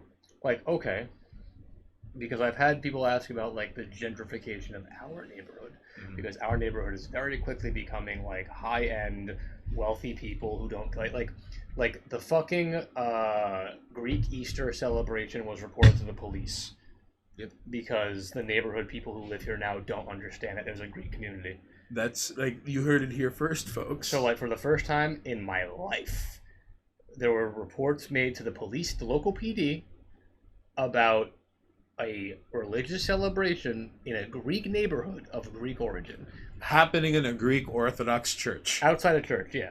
People were calling the cops because the smell of burning lamb was in the air on Greek Easter, and they didn't like the smell. Yeah. So that's happening. So you heard it here first, folks, all right?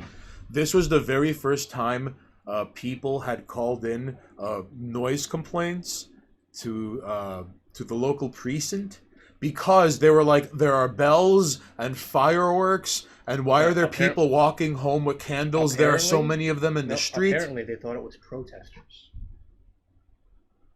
So... Oh, so it's like an anti-Turk protest? Well, no, sudden, random, midnight anti-Turk protest. These people, because we're assuming this is under the gentrification clause, which I'm going to assume these are the gentrified people in the neighborhood. I don't think they were calling on it because they thought it was a religious ceremony and they don't understand it. I think what happened was these people who gentrify lower income neighborhoods and like ethnic neighborhoods, this being a Greek neighborhood primarily, who also are very big supporters of protesting for the right reasons, right, suddenly had a large group of people outside their window yelling things, and all of a sudden they were like, wait a minute, this can happen here? And they called the cops because they were like, there are people protesting outside, because they're the ones going to protests on the weekend to be like, something lives matter, and then when it was outside their door, they were like, call the cops, they're outside doing the thing. But the weird, except it was a religious ceremony, and for the most part, like because those people don't act, they want to go and help when it's somewhere else. And the smell of lamb was offensive. That's the vegans. The smell of burning meat, because the gentrification comes with vegans. You know, listen, it has been. I can't prove it, but I know this to be true. If you were to do the paperwork and background detective research and be like, whenever a corner of a borough starts to get gentrified, coffee houses are sort of like an embassy for like people with money. Yeah. All right. But here's the weird thing. All right. Like that ends up becoming like a corner, and of course, for even the dead Kennedys in 1979, we're talking about like politicians sending checks to real estate firms. Like this is it's how things have been since. Yeah.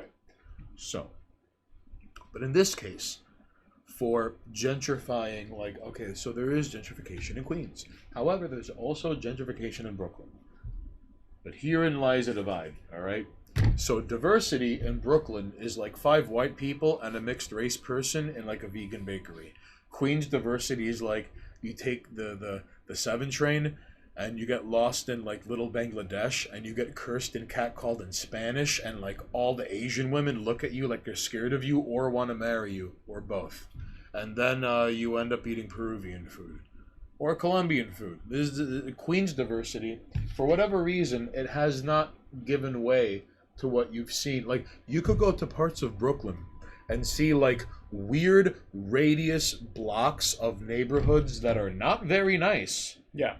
Yet it's this strange, semi-placid, platonically coexisting with, like, take, for example, in Crown Heights, the Hood. And you get off the 2-5 train right over yon. And you get out, and unless you're going to that corner, why are you here? Like, it's this very strange, bizarre pocket of gentrification. Sure. I mean, like, the only reason why it's a non-issue for me is that, so like, gentrification typically hurts low-income neighborhoods. So does mass migration, but no one wants to talk about that. My point is, there are neighborhoods where they can't afford to survive with the gentrifying going on around them. That's one of the biggest problems with gentrification, is that the community that is being absorbed cannot survive within it. Right. Astoria was already a well-off neighborhood. these were people who had these were homeowners and people with like rent-controlled apartments and decent jobs. Like we don't have a hood here. Even where we are, which is an apartment complex, this isn't a hood. Like these apartments are nicer. Right. Like there is not a like Astoria was never a bad neighborhood. It was always higher up on the wealth chart. And now that it's being gentrified, it's just kind of making a nice neighborhood nicer while having an influx of douchebags. Just awful, gross. Like, so listen, we're lucky enough that we are already doing okay for ourselves in a neighborhood that's doing okay for itself. And now we just got to deal with people being like, what a nice neighborhood. I think I'll live here too.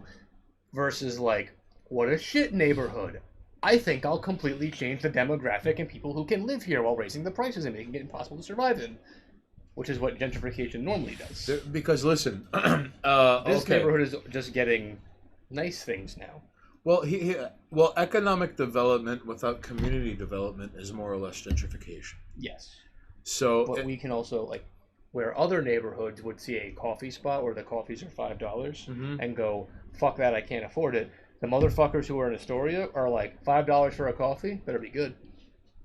if not, get the fuck out of here. But you see, those coffee places that are always in the very first wave of gentrification in a neighborhood.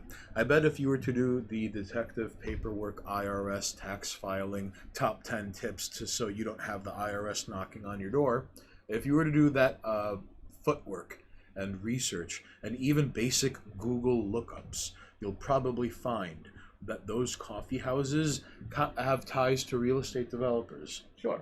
So, very quickly, with gentrification, it is strange though how parts of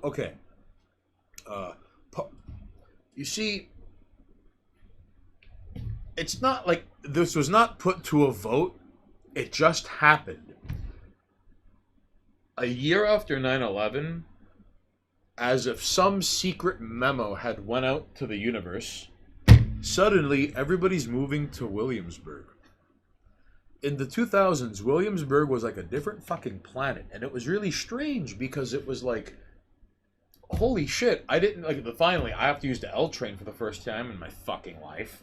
Sure. But you go there, and it's this insane, irony-drenched trust fund, like, because once upon a time, hipsters were co-current with, like, strange working class parodies, as with, like, the flannel and the trucker caps and the drinking of the cheap beer in public and the scratch-offs and it was this really weird, flagrant class statement while looking like the cool kids. Gentrification ended up becoming a very strange thing here in New York City after a while, because here's what happens. This is what happens in gentrification, all right? The first wave happens. So there are starving artists, and it used to be like LGBTQ people who would get discriminated for like housing, and then you would have to go to like a shitty neighborhood to like find a place that won't discriminate you for housing. Okay. And starving artists, all right? So then enough of the starving artist population rises, and where it's seen as like a cool neighborhood, but on a very low level enough way where you have trust fund kids who look just like the starving artists, or actual artists who look just like the starving artists, and they show up, all right?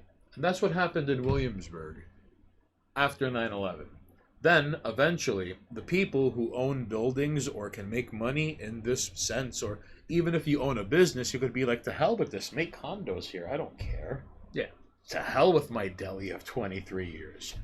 Gone. So, with gentrification in this second wave, now you have coffee houses, now you have stores that cater explicitly to the new coming population and not to the natives, all right? Yeah. Then 3. Now you have a weird mixture of like double income, no kid couples. You have, and again, like a return to the LGBT population that, like, if they're new money or old money, either way, like now, because you're seen as this progressive, cool, hip place. Because hell, like, how else did like AOC end up in office? among other reasons. I don't know. I mean, like, I have no problem with it. Seeing people in public with AOC shirts is kind of gross, but I don't. you see it once in a while here. I understand the concept of the negatives that come with it, but at the same time, like, I can go to a bar or restaurant now, and back, like, I don't know, say 10 years ago, I would have to be like, oh no, we can't go to that bar. Why? Because it's loud. There's a bunch of fucking jerk-offs who go to the bar to drink cheap alcohol. And now it's like, no, I can go to every bar in this neighborhood. Why? Because the jerk-offs can't afford to go there anymore. No. Because everything's more expensive and nice. And now assholes have to leave. Right. And like, yeah, is it a well thing? 100%. Sorry you're broke and only want to drink like $2 beers and like $3 well shots. You want to drink cheap shit and act like a jerk off at a bar. I want to hang out and have like a nice meal and drink with my friends. So, does it hurt people? 100%. Does it make the environment in the area nicer? Yeah. Have the crime rates gone down? Yeah. Although now we have hit like a slow return to the 1980s. Here, not just all across, like, well, I think it's happening in Manhattan more than anywhere else. Yeah. But like, still, all across the board in New York City, there's just been like a spike in practically everything. I'd like to argue we're reverting to the 80s. Depends on where you are. There has been a pricing exodus in spite of all of the gentrification that has been occurring. Once we hit the second half of the 2010s, there is something called urban blight that is happening in Manhattan. And that's where boutiques and stores, like where you could get like Kanye West t-shirts that just look like regular white t-shirts, but they're $400 each. Yeah. And you can get things like that. And they're making just enough to keep, because like what, and you could go there and like they don't take cash and they're insane. And then little by little, those businesses start to go out of business. All right. And the neighborhood is still high end, and there are still people like, and in those neighborhoods, you go to the neighborhoods like that because you can. The entrance, and right before you get to Canal Street, which is where Chinatown is, there's Spring Street, all right? Or is that Prince Street? No, it's Prince Street. I think it's Prince Street, yeah. Prince Street, all right. You take the train, you get off Prince Street. So, how far are you from something you might need around the house? Like, let's say you're at Prince Street. Let's say you need duct tape or a screwdriver. Where do you go? You're so fucking far removed from necessity and reality and even delis. You have to go like 4 blocks that way and make a right turn and cross the street to get to anything resembling a fucking deli. And they have like, you know, if you're lucky, this might be like near where the A train is. Right, but I mean, we're also living in a city. Consider that there are people who have to drive miles to get those necessities. We have to walk blocks at any given time. We have access to all of that. So, on top of all of this, there are strange pockets that even like in 2020, the riots were happening, and right outside the $4,000 a month apartments in places like Prince Street did nothing for them because they were watching and they were filming on their phones. Looters jacking other looters for their shit, and then driving off into the night. So there has been an exacerbation of all of the pricing exoduses, not only in a... What is the plural for exodus, by the way? The point is, the pricing exoduses that have been going on in cities all along the eastern and western coast. And it's one of the reasons why Texas is probably going to turn blue, because people leave in California. So... And New York. That's true. Texas is going to be a blue state just due to people moving into it. Exodi? Maybe. I don't think so. Exodus sounds like it's singular and plural. Exodus is? Exodus. Exodus. There are some words that are singular and plural. I think they're interchangeable. Well, here comes derelict of dialect monoxys I'm just versus... saying, there are words where they are, like, you can use them in both form. It doesn't, like, it means the same thing either way, because, like, there's no proper plural Maybe. for it. I don't know if Exodi is it. I don't think it is. It doesn't sound right. Boardwalk deluxe stores? You're not wrong, Kool-Aider. Now hang on. A of the H chimes in with, there is a bit of a zero-stage and gentrification process. You need free market conditions and the absence of war. In Europe, gentrification is often driven by remnants of war, i.e., bombed out city districts. On top of that, there is significant influence of global trade because real estate can be bought and sold globally, and that drives up housing prices so that domestic citizens are driven into becoming renters in long run. Ah, you're not wrong. Well, that is what's happening in Europe. However, like, I would go so far as to say that what happened in Brooklyn was by design, and it was later because what was happening in Portland, what was happening like for a while, I've always wanted to show episodes of Portlandia to people in the hood, and they'll probably think it's like a documentary about white people with money. Like, Maybe. what has been happening in Portland, Oregon has been underway for some time. However, what happened in Brooklyn was taken, and it was fine-tuned and applied elsewhere to placate the idiosyncrasies of whatever was the local culture or the politics or whatever. And it would just city after city after town after town after town. I mean, I don't see an issue with it. If I had a surplus of money and I was like, all right, I have to go find somewhere else to live. Yeah, I'm going to go to the cheapest possible area and buy that shit up. Why the fuck would I want to pay more to live somewhere when I can buy cheap? Right. Makes no sense. So if you're like a bunch of people who are like, we need to find a place where you can go live, of course the community's going to be like, oh, y'all are bad cheap. So, But you're this cheap is because you guys can't afford it. Here's one of the things about gentrification that really grinds my gears, okay?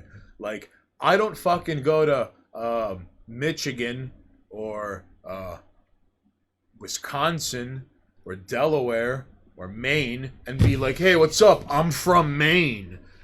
But people come to this city and they're like, I'm from New York. And it's like, you've been here for a year and a half and you're a disgusting, rootless cosmopolitan who comes for money. Get the fuck out of here. And it's weird. The rootless cosmopolitans tend to not have an accent. I think I have, This is something I've wanted to bring up for the longest time, which is why I say gentrification. but I have a theory about that one. All right? I know a few New Yorkers who have moved away from New York for various reasons to other states. One to another country. New Yorkers have a tendency to move somewhere else, and then when someone goes, where are you from? They go, New York. Because to say, in this country anyway, and for anyone who's from this country, you may be on the other end of this, and you'll know what I mean when I explain it. A New Yorker is very proud to be from New York, because New York is held up as one of the greatest cities in the world. Regardless of what your outlook is on it from the outside, it is still up there on the list of like, where are you from? New York? Oh shit, that's what's up. Because So New Yorkers so much has happened here. Leave and go to other places. Hey, Die Hard 3 happened in New York City. Oh, yeah, so New Yorkers leave, and then when it's like, oh, you live in Texas? Oh, are you a Texan? No, I'm from New York. New Yorkers have no issue going, I'm from New York. Because even if you're like, fucking New Yorker, it's like, yeah, you're mad because I am and you're not. Like, it's that kind of, like, bullshit bragging, right?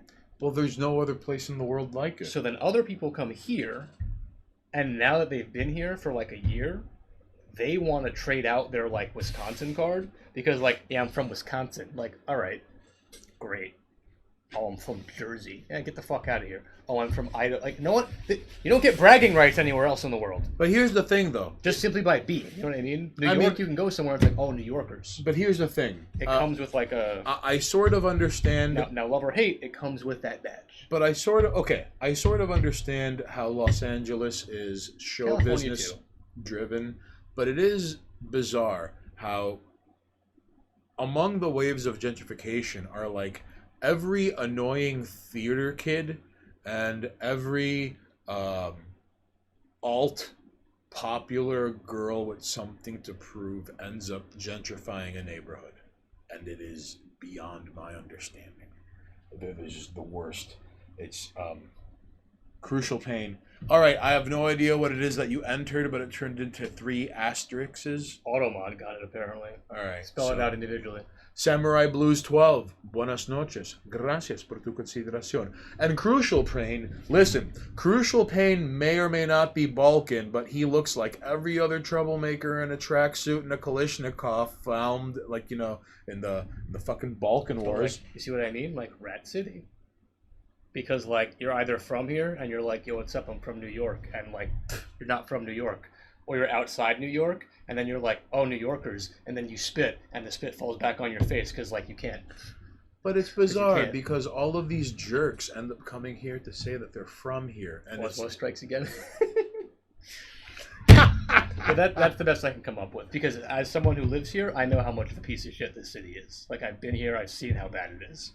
But other people have this outside view, like people from other states, where they're like, I moved to New York. I'm a New Yorker now. And it's like, if you were a New Yorker, you probably wouldn't be proud of that. you know. But here's the hey, that's right, Crucial Pain. You want to know what's something? Okay, Crucial Pain. Here's something just a tiny itty bit sad. All right, I dated a woman who came here from another state. Long story, but like they're kind of like different people sometimes. Yeah. All right. She was from North Dakota. All right. Okay. And I'm not trying to talk shit about North Dakota. Did she have the Dakota accent? Kinda, yeah. Okay. Like I imagine that's fun. It was difficult to ascertain Midwest accent. That's what it sounded like to me. Okay. Like, so, she was under the impression, she once asked me, like, is 7 years long enough to be here before you could say you're from here? And in my head, I'm like, why? Were you born here? Like, No, you're not from here. why did she land on 7? Why wasn't it like, and I shouldn't even be thinking this, but why, you don't get to, You weren't born here. and by all accounts, she was fine and pleasant, but that was just a really weird, like, I couldn't, that became a hurdle I couldn't, like, get, I'm telling you, at least here, people want the ability to say, I'm from this place. 7, that's, it doesn't make sense to me. But it also doesn't make sense to us because You see, this is why you don't go on Tinder. You don't go, no, because you end up being exposed to things. you also have to realize, though, that you have a bias of being a New Yorker, where if you went to any other state and lived there for any amount of time, you could spend 20 years in any state in this country, and if someone were to be like, yo, where are you from? You'd be like, New York. You would never, ever, ever, ever, ever trade in your New York, like, I was born there card for anything else. No, it doesn't happen. Where, like, 90% of the U.S. would trade in their I'm from here for New York, just to say, I'm from New York. Crucial Pain goes, art hoes love New York. Damn, son. They do. An understatement of the year. And I don't get it, because New York's not that fucking great, having lived here my whole life. It's pretty good. It's not like... I don't understand how people are like, I'm from New York now. And it's like, why do you want to say that, though? Right. It's, oh, wow, okay. How is that a good thing? You're from a city that has one of the poorest urban counties in the United States called the South Bronx. All right. Like, you want to be a part of that? It's like, I'm from New York. Like... Oh, how about that? Here's one that, okay, I'm from New York. Mayor John Lindsay put into motion the thing that made bodegas become just shut the fuck up and eat, poor people. And yeah, you barely get the nutrition you deserve. And then that bodega system ended up becoming replicated through the entire United States. Yeah, I'm proud to be from New York. Like, no, it's kind of gross, actually. It's not, it's, I mean, like, to be fair... there's nothing in the world like it for better and worse, but it's not, you don't get to just show up and get achievement unlocked, and now, like, because you renewed your state ID but you moved here, so then it says New York State ID and it's your dumbass. No, I mean, I think you and I can come up with a line. Like, for me personally, if someone, like how you said, someone came up with 7 years, no, if you want to genuinely say, like, I'm from New York, you have to live here, in my opinion, through a changing of the guard. Right. You have to survive, like, 2 runs with different mayors. You have to be here while the city completely transforms under a different political system, and then continue to survive here. Right. In order to be like, I'm from New York. Like, no. You saw it under Mayor X, you lived through it, you dealt with whatever the repercussions of, like, that political system in the city was, and then you went through a second whole, like, run.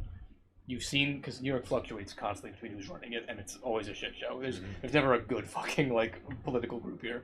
There's always something wrong. Although, a very interesting point to bring up here is that regardless of what your politics are, Mayor Bill de Blasio is one of the few public figures that, regardless of what you believe in, every person from any political leaning living in the city is like, this guy sucks. Yeah. You see what I mean? Because, like, I was around for, like, late Giuliani. when I was younger, Bloomberg was a thing, and now I'm dealing with de Blasio. So I think if you have existed within the city, the boroughs anyway, having dealt with these motherfuckers, more than one of them. It's so weird how many like New York State. Then sure, you can be like, I'm from New York because you've put up with New York for like, I don't know, 20 years. People who want to give up where they're from are sick. Well, it depends where they grow up, because what if there's nothing you grew up in there? a place that sucks? What if there's nothing there for them? However, it is strange. Like, I get it. Like, there's usually the narrative like growing up and leaving and going to the big city. Like, that exists everywhere in like the United States and even in Canada. However, there is a strange propensity to end up going to a specific number of like places. For example, there's like Austin, Texas, for example, tends to attract a certain specific. Well, Texas is like you've been there and I haven't, but like it's like a different fucking planet, isn't it? Oh, I mean, like, well, from living from here, we went. I forgot what city, because like there's a couple of like smaller cities around there. Like we didn't go to any major cities. My brother was in like an hour's drive from the city, and when I went to visit my brother, city? Dallas, Houston. I don't remember where he lived here. I don't fucking know Texas. I showed up on a plane and was like, all right, show me things, and he was busy half the time. So me and the girl I was with at the time were like just doing our own thing. And at the time, he lived in the hood. Like he lived in the Texas hood, which basically equates to like gated communities and everyone's armed. And you don't go to the shopping center because there's fucking crackheads. But then we like took like a half-hour bus ride, and it was a nice fucking area. But at one point I was like, I want to get like pizza from Texas. So I, as a pizza maker and person from New York, can be like, how is Texas pizza? And he was like, I'm going to take you to the best pizza spot I've found. So he's from here, so he's got the New York pizza thing. Right. He took me to a place, and they were fantastic. The city was beautiful. However, he was like, this is one of the cities here. And I was like, wow. Everything's smaller than New York. The streets are not as big, the buildings are not as big, right. The buses are smaller, the stores are smaller, like the light posts are shorter, like it's like a miniature city. And I was like, I can only imagine like other cities that look like this, but my comparison to like a Manhattan block being 3 fucking normal blocks long, that people don't understand that. They think of like a city block, and they might think of their towns, like their city block. A Manhattan city block is the length of 3 average city blocks. Well, I mean, for what it's worth, like, if memory serves me correctly, a New York minute is the time spent you have to walk from one block to another. Because, like, in the grid paper, that is Manhattan.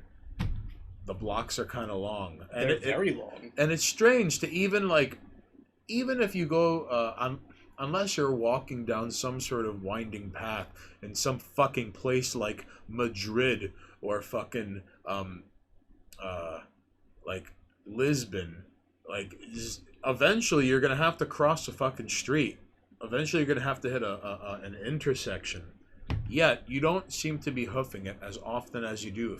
Even if you take any fucking avenue, and it doesn't even matter what fucking avenue you take. Like 1st, 2nd, 3rd, Lexington, Madison, 5th. It doesn't. When you walk, and your normal walking speed, you're not holding down a shift on your pinky. You don't have auto run on. You just you hold your little middle finger on W and you walk, and you keep walking. It does kind of take you a minute to get to a block before you either got to walk or don't walk sign. Well, I mean, it's also why like. And this I got firsthand from when we were in Texas. Like my walking speed is incredibly fast. I walk way faster than most like average people. And when I was in Texas, I was like swerving through crowds constantly. And I was like, I don't understand why they walk so slow. Right. Because I'm used to just hoofing it. You know what I mean? Having to walk extra long blocks means you're always moving faster. Mm-hmm. And then being around people in like the city area there. Well, I mean, they were so slow. Which I also want to bring up, A of the H. What would be your New York immigration system? Like something like a Canadian point-based immigration. Like what would your New York points be?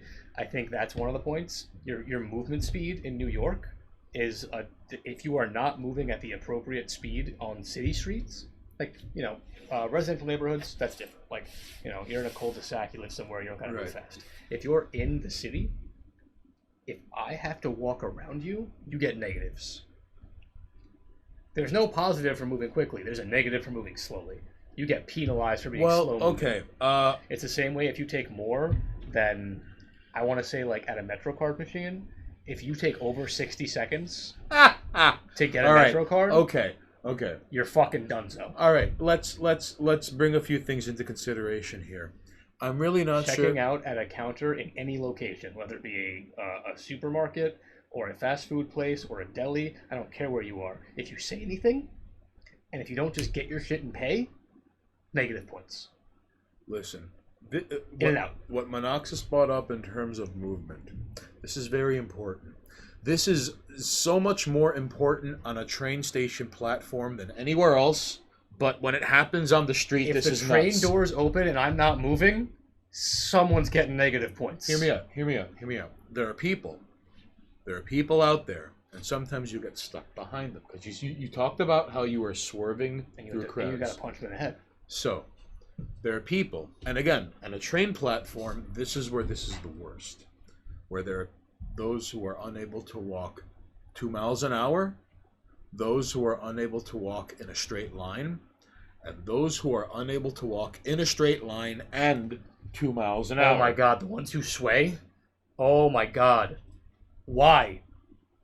Why do they do that? Then there are people who read while walking, which I read by walking, but I walk fast in a straight line while I read. well, you have because you're a responsible walker. Yeah, sure, but like, oh my, people who swear are the worst. Like, how do you do that? Why do you do that? Is your do you have a thing in your brain where you're always You see, walk in a straight line so I can go around your slow ass? and I've noticed in my brief tenure below the Mason-Dixon line, it is a different mentality, and people do move and talk slower. I will point out, that's. I only went I went to Boston, which is right here, and on multiple occasions while I was trying to I was trying to engage people to get food. Customer service workers noticed I was from New York because I would walk up, not say anything this is what I want, and then as soon as I finished my order, they'd put the order in, and I'd have my money ready to go, take my money, and they were because I was in a hurry, they noticed and they referenced that I was from New York. Oh, look at him! He's in a hurry and not making with the yakety yak. Yeah, I'm not making nice. I'm just I want one of these, one of these, one of these. How much is that? As they're putting the order, I'm yeah, how much is that going to be? And then they go to fuck off and talk to their point. I'm no, take my money. I know that my food still has to be made, but take my money so that when my food's ready, I can just grab it and fucking go. And I don't gotta sit here and be oh, thanks for the no, here's my money. Shut the fuck up. Give me my food. I gotta go. I have shit to do. And at multiple occasions, they made comments oh, you're from New York, right? And it was yeah. How could you tell? Because I was is it the accent? They're no, you don't have an accent. You're just in a rush. And I was oh yeah. On multiple occasions. Henry Rollins once said something to the effect of what always struck him as odd as California is that he said he wonders if it's something about the East Coast that produces people that are always in a hurry and don't for example, people who come from the East Coast, especially from the cities, they don't talk to their Uber drivers and they don't talk to their taxi drivers. Nope. Yet do your job, I have somewhere to go.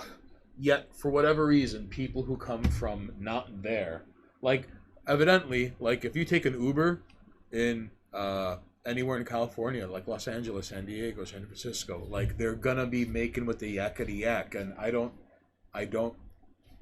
Why? I put my headphones in. I mean, I understand if you might come from another country and I might be oh, hey, you're Indian. I can make 20 minutes of small talk. I was hey, remember when India, Bangladesh, and Pakistan were all just Hindustan, and the British came?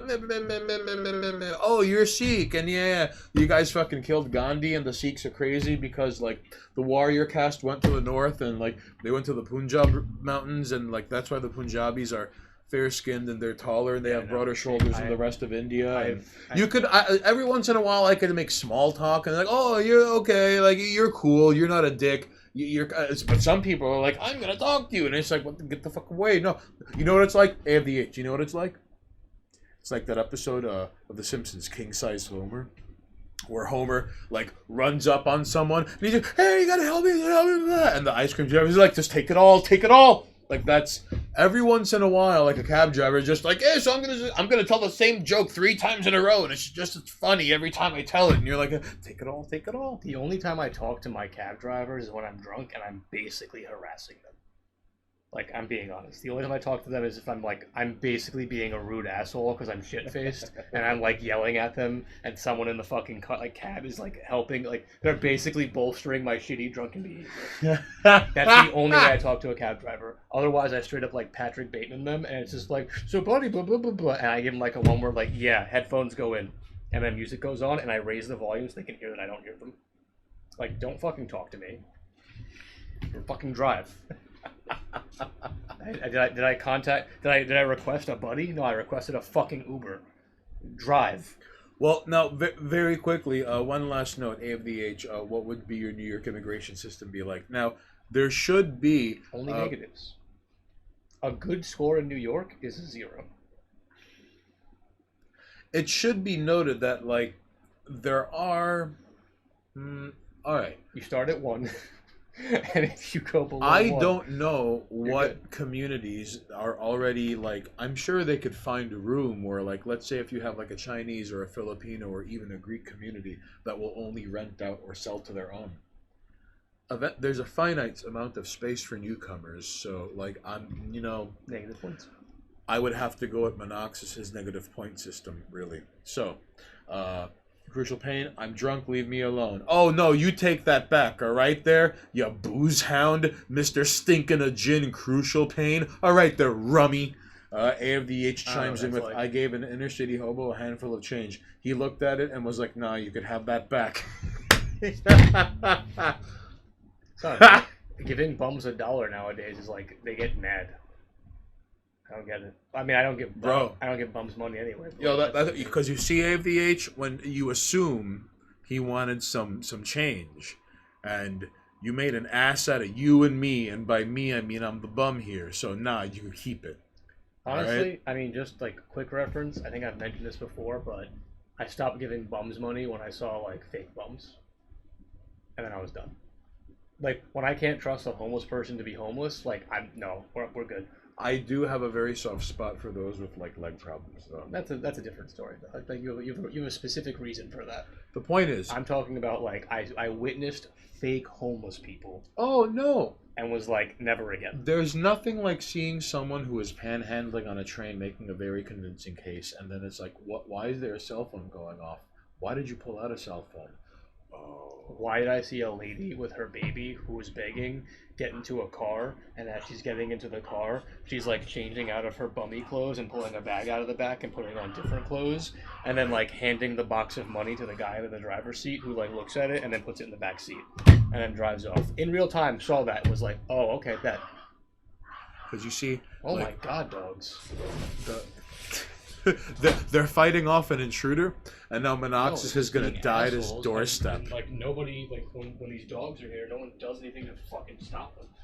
You need to abuse them. Because the sounds of animals fighting .mp3 is what, because not only does he have cats, he has 2 useless dogs.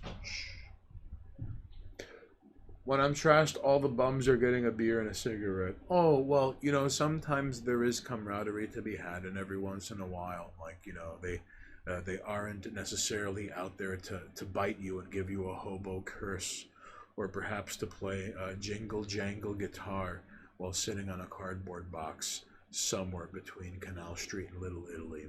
It's not always that, unfortunately. But anyways, if you're tuning in here at twitch.tv/Monoxis, we appreciate you coming on by. If you haven't followed, please follow. And even if you're not following, you probably are accumulating channel points. I'm sure you could redeem them for something.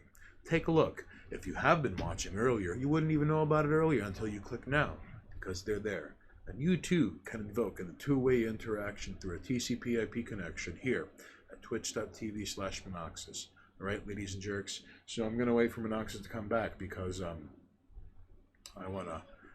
just want some water, and he's got water there, but I don't want that there. This is gonna be wild, alright?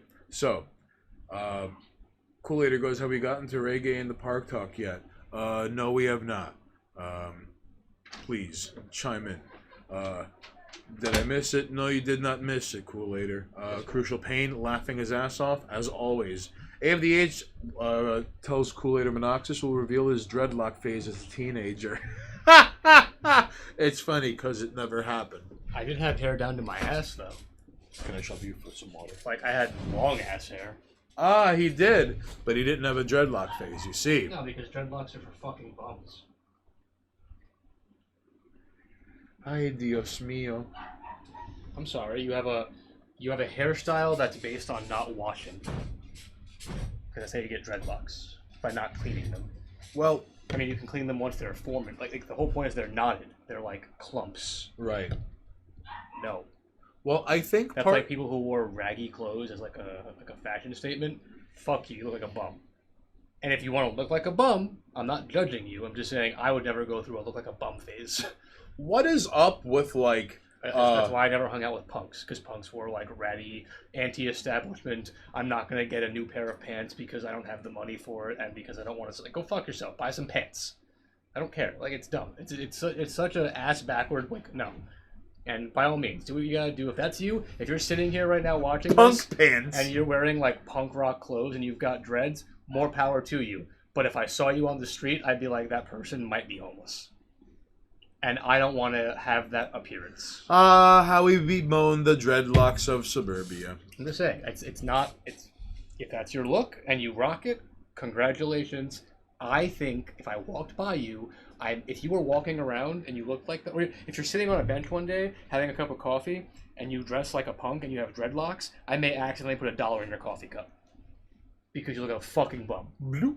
And like now you have $1 bill in your coffee, and I'm like, my bad. I thought you were homeless. Like, and if it's a fashion statement, all right. Okay. Now, Crucial Pain goes. I'm allowed to judge. With IPv4, you have a friend anywhere. Clear goes. Gay Ray the reggae gay is dreadlocks. AFDH goes, but he had long hair in the park and enjoyed reggae until it turned 2010 and people called him culturally insensitive. You know, what was up with, like, white guy who likes reggae and has dreadlocks, and he went from, like, culturally accepted and okay to, like, you're culturally appropriating dreadlocks? Because the cultural appropriation movement doesn't realize that a majority of the things they do are appropriation. Well, I remember... And they do it because it seems like the right, like, when a white person appropriates a very specific outward cultural movement, they go out of the way to be like, oh, well, you're appropriating. But how many white girls listen to Cardi B? You're appropriating by listening to black artists. But here is where we stand. No, because you're an ally. Here is where we stand. It makes no sense. All right. Eventually,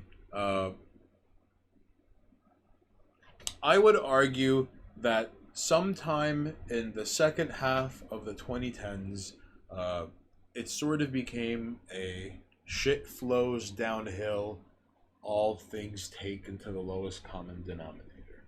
Yes. Because it is curious how, like, white people with dreadlocks sort of went into a decline. Once we hit the 2010s. More than a fair point, AFDH. I mean, I'm sure they still exist. I know they do, but like they were no longer as prevalent as... They can't exist anywhere, like, so in the places where we see race, right, you can't exist. In places where they continue to live in a civilized society, where we judge people based on their own personal merits and not based on labels, even though we flip-flop from like the don't label me to now like we live by labels in major cities. Like somewhere like New York, you can't do it because everyone's going to look at you and they're going to get like a face value like scan and be like, you're this. So if you're a white dude with dreads, you're appropriating. But if you're like a white dude with dreads who lives in like Belize, they probably don't care because you're just like chilling. Well, you're a white dude from Belize. Maybe you move there, but like you enjoy the culture. Oh, but I mean, like if you, over in Belize, I doubt that there's a bunch of like dudes being like, "Hey, fun fact, this dude's appropriating our culture." Fun fact, he's probably just chill. There are white people in the Caribbean who are the descendants of Irish slaves, like in Jamaica. It happens. I'm just saying, I doubt like there's a big community of people in Belize who are like, "How dare you wear those dreadlocks, white man?" Where over here, there's a lot of white people who go, "How dare you do that thing, white person?" Right. And then there's a bunch of people of color who are like, "Thank you, white person, for doing what I was gonna do. Stop doing it." And then they go, "How dare you do that, white person?" And now everyone's just like, "Yay, we're breeding racism." Except, like, meanwhile, actual racists killing and hurting people and enforcing laws. Right. But, like, how dare you wear dreads, people who aren't of color? That's how It is. appropriating. Again, I don't understand how they can be like, you wear dreads, that's appropriation. You listen to their music, that's appropriation. Kool-Aid chimes in with, he must have had a real moment where he looked into the mirror for an hour before he worked up the courage to shave his dreads off. Never forget the death of white guy Rastafarian. Oh, chat, can we get some Fs for the death of white guy Rastafarian? I think he doesn't exist anymore. I mean, he's now like, no, he's an endangered species. No Fs, no. He's an endangered species. All right. Hey, John Woo. Yo, what's good, John Woo? We're lamenting the deaths of white Rastafarian. White guy Rastafarian. Yo, white dudes with dreads have been on the decline since the 2010s. Hold on, I gotta answer a question though. Does Monoxus really like shaving his goatee, or does the head MILF make him do it? I have a two-part answer, so I can explain away why I shave. All right. I go through phases of what I like my face to look like. So depending on what I'm feeling, I adjust. So if I'm just in the mood to match my facial hair to like a certain look, I will keep that facial hair. Normally, it defaults between two things. The full goatee or clean shaven. Those are my two favorite looks. And I jump between them between months of time, basically. Now, I will say this much. If I know that I'm meeting with one of my lady friends and we're going to be having some fun, there's a good chance I am going to shave if I've already been shaving. If I haven't been shaving, like I kept the goatee, and then it's like, oh, I'm meeting with a girl, I'm not shaving it because I'm meeting her. Like, no. They have no say in what my facial hair looks like.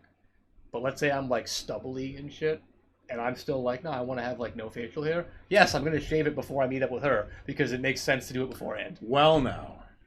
You got your answer there, buddy? But if I'm in the goatee mood, it does not matter what they want. The goatee's staying, and they're getting mustache rights. You know what I'm saying? All right, Kool-Aid. So I hope this placates your desire for Monox's facial hair knowledge and Well, yeah. more. Like, all right, for instance, I saw a girl recently, and like, I had recently shaved my facial hair, so I have like that light stubble now, and she had recently shaved like her pubes because we had hung out for a couple of days. So like by the end of the days, like both of us had this happening. Like I had minor stubble, and she had minor stubble. So when I went down on her, like you could feel our stubble rubbing against each other. And it was super So uncomfortable. now Monoxus has rug burn all over his face. Oh no, it was fine. Like his mouth was in a tundra, but the rest of his body's all like, hey, what's going on? I know how to adjust, but the point is, like, you have to be aware of these things, because then you both notice it, and it's like, well, this is weird. The Monoxus canon becomes clearer. You know, I'm just saying, like... You see? Because you see AVH, he only shaves, downward, so post-coitus smoothness only when he goes from down to up. One's down, one's sideways, one's up. You fucking sociopath. Down, side, up. What? That's how you're... One's down, one's sideways, one's up. I'm just saying. That's right, Crucial. That's how you get it smoothed out. What do you Lunatic. mean? Down, sideways, up. Against, like, with the grain, across the grain, against the grain. Keep an eye on that guy. That's right. Just, Don't give him any sharp objects. who taught you people how to shave? Or rope.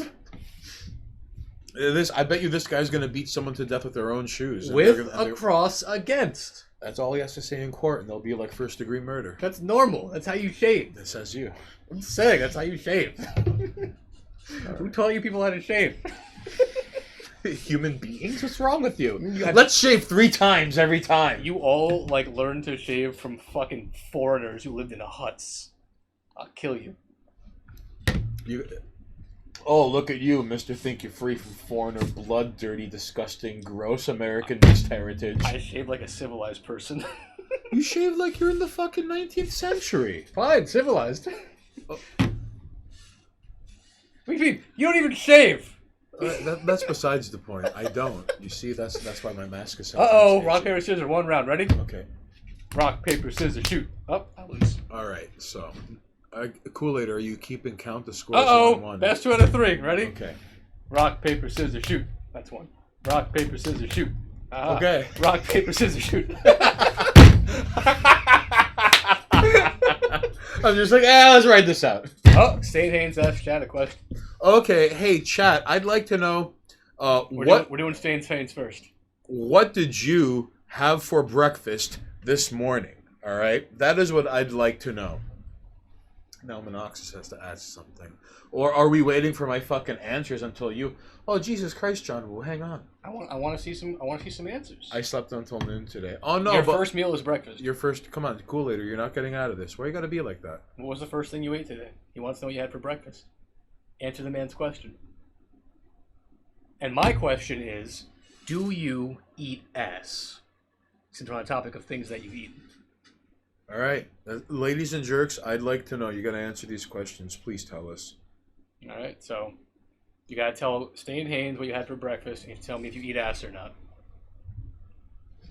Can you hook me up with some water? Yeah. And don't be shy. Listen, someone redeemed those points. I'd like to know. He'd like to know. Look, they want us to ask questions. That's what I want to know. Crucial Pain goes, tendies and never again. Not Kool-Aid goes, oh, okay, so you had pizza? All right, that counts as breakfast. And he goes, I have never tongue and punched the fart box. John Woo goes, I ate a bowl of air with a nice big bottle of water. Are you fasting, John Woo? What's going on? Maybe. John Woo goes, and if I ate a woman's ass, that's her pleasure, then who am I to... Oh, okay, so fair enough. John Woo is being a gentleman about it, because some women are freak nasty bitches like that. John Woo putting on fucking, like, Boys to Men and, like, fucking pouring her out like a E&J. John's saving money for cigarettes by fasting. I just won't eat. Oh, there you go. Official rock, paper, scissors scores 2-1. I mean, technically I did 2 out of 3s, and he won 1-1 like Rock, match. paper. All right, fine. So, okay. Ready? Rock, paper, scissors, shoot. Okay. Rock, paper, scissors, shoot. Rock, paper, scissors, shoot. Ooh, he got me. so now it's 2-2? I guess, yeah, 2-2. Okay, so A of the H. All right, thank you for your consideration. Oh boy, just throwing that in there. So, we have one more thing to talk about. Gentrification. What was it? Oh, live music. That's right. Live music. That's right. What do you think we should we play? Like, all right, this is just because since we're like fucking troubleshooting point things, should we answer our own questions, or is that just a directed at chat thing? No, it is strictly chat. All right, well you got it. Because, like, you know, Ooh, I'm gonna put a fucking a point thing. Like, now you answer it. All right, deal. So they can make us answer our own fucking questions. No, but no, I'm not talking about. Deal. I'm not playing royalty-free. I'm not playing reggae music ever on this channel. All right, cool. Later, why don't you make a Twitch channel, and then why don't you play reggae music, and then why don't you become a safe haven for the white Rastafarians who were exiled from everywhere else, and every once in a while you're gonna hear like, "Keep Austin weird, man." Fun fact: Monoxis hates reggae, so. Royalty-free beats. There's some fire shit in there. What if you were to spit a bar? Stan Haynes asked Chad a question. Oh, hey, A of the H, you didn't answer my question or Monoxis's question. That's so, right. We asked he asked what you had for breakfast today, and we're considering your first meal breakfast. And I asked if you eat ass. All right, so come on. But now you can ask another question because I mean, like, you still got to answer those. But Haynes, come on, ask another question. Okay, what's your favorite war? That's a good one. Favorite war? We're talking about like global wars too, right? Like, not Oh just... yeah, I mean, actual wars like War of 1812, Revolutionary War, Vietnam had the best soundtrack. That's fair. Yeah, Vietnam. Like, all right, like what? All right, I want to know what your favorite war is. Non-fictional, real world. No, yeah, fictional historical war. Hell, you could even you're. Fictional wars? No. You're not allowed to pick fictional wars. You can't pick fictional wars. You're also not allowed to write off what's happening in Iraq and Afghanistan as the forever wars. Even though they are the forever wars, you have to specify whether Which one? The Afghanistan or the Iraq occupation. You got to pick one of them. What's your favorite war? The 6-Day War. Ooh, cool. Later with the Middle Eastern history reference. All right. Come on, A of the H. You got to answer these questions too. A of the H is just gonna have like selective amnesia. The War Within Ourselves or the War of the Three Banners. Ooh. So A of the H is I had rice and coconut sauce with a variety of organ meats. Normally it is not that fancy, but it is Ramadan. About the S, I can neither confirm nor deny these allegations, but I'd be a gentleman about it. So yes. Oh, look at you making assumptions over here. So yes. Hey, listen, some women like that. You wouldn't follow it up with, but I'd be a gentleman about it. Oh, well, he doesn't fucking, like, tongue punch the balloon knot. He works his way through. I'm just saying, that add-on was unnecessary. Favorite war? Jungle ass must be something. Cool later. That's going to be the name of my short-lived crossover thrash side project. Jungle ass. Terrible. So, while the answers come rolling in, live music. What about live music? Generalizing? The reason I wanted to bring it up is because I didn't think I'd be missing it as much as I did ever since like Chinese lung herpes put everything into lockdown. Now, granted, there have been a number of things that I've missed quite terribly. Like among them, like going to museums, and you could still go to the museum, but it's just like going to spas. But like it sucks to go to a museum because like you gotta wear a mask and like it sucks. I miss spas. I went to the movies recently. With a mask? No. Where? Mask to get in, then once you're in the theater, you're good. Oh, nice. Yeah. Where? 42nd. Nice. Is it back open? Yeah. Kaufman is back open. Not Kaufman. Times Square. Oh, I'm sorry. I don't know about Kaufman. I mean, like movie theaters are opening again. What'd you see? The 10-year anniversary of Scott Pilgrim. Really? Yeah, it was solid. I mean, I love that movie. So, AFH's favorite war, Vietnam or the Cold War as a whole? It's all ideology and epic battle between good and evil. All right, well, the Cold War as a whole is some ridiculous shit because we're still living in the after effects and the ripples of its end, or its supposed and alleged end. But Vietnam, yeah, dude, Vietnam not only had the best soundtrack, but like, check this out. On paper, America cleaned the clock out of Vietnam, but we lost the war at home with public opinion. And Nixon was all like, oh yeah, we're going to like leave with honor. And he talked about having an exit plan. But there was no exit plan. And then the helicopters flew away. And then Saigon fell. And then a battered and bloodied Viet Cong got invaded by the Chinese. And they beat the Chinese. Live music that Kool-Aid had tickets for missed out of. The Who, the Rolling Stones, and Hall & Oates. Wow. Damn.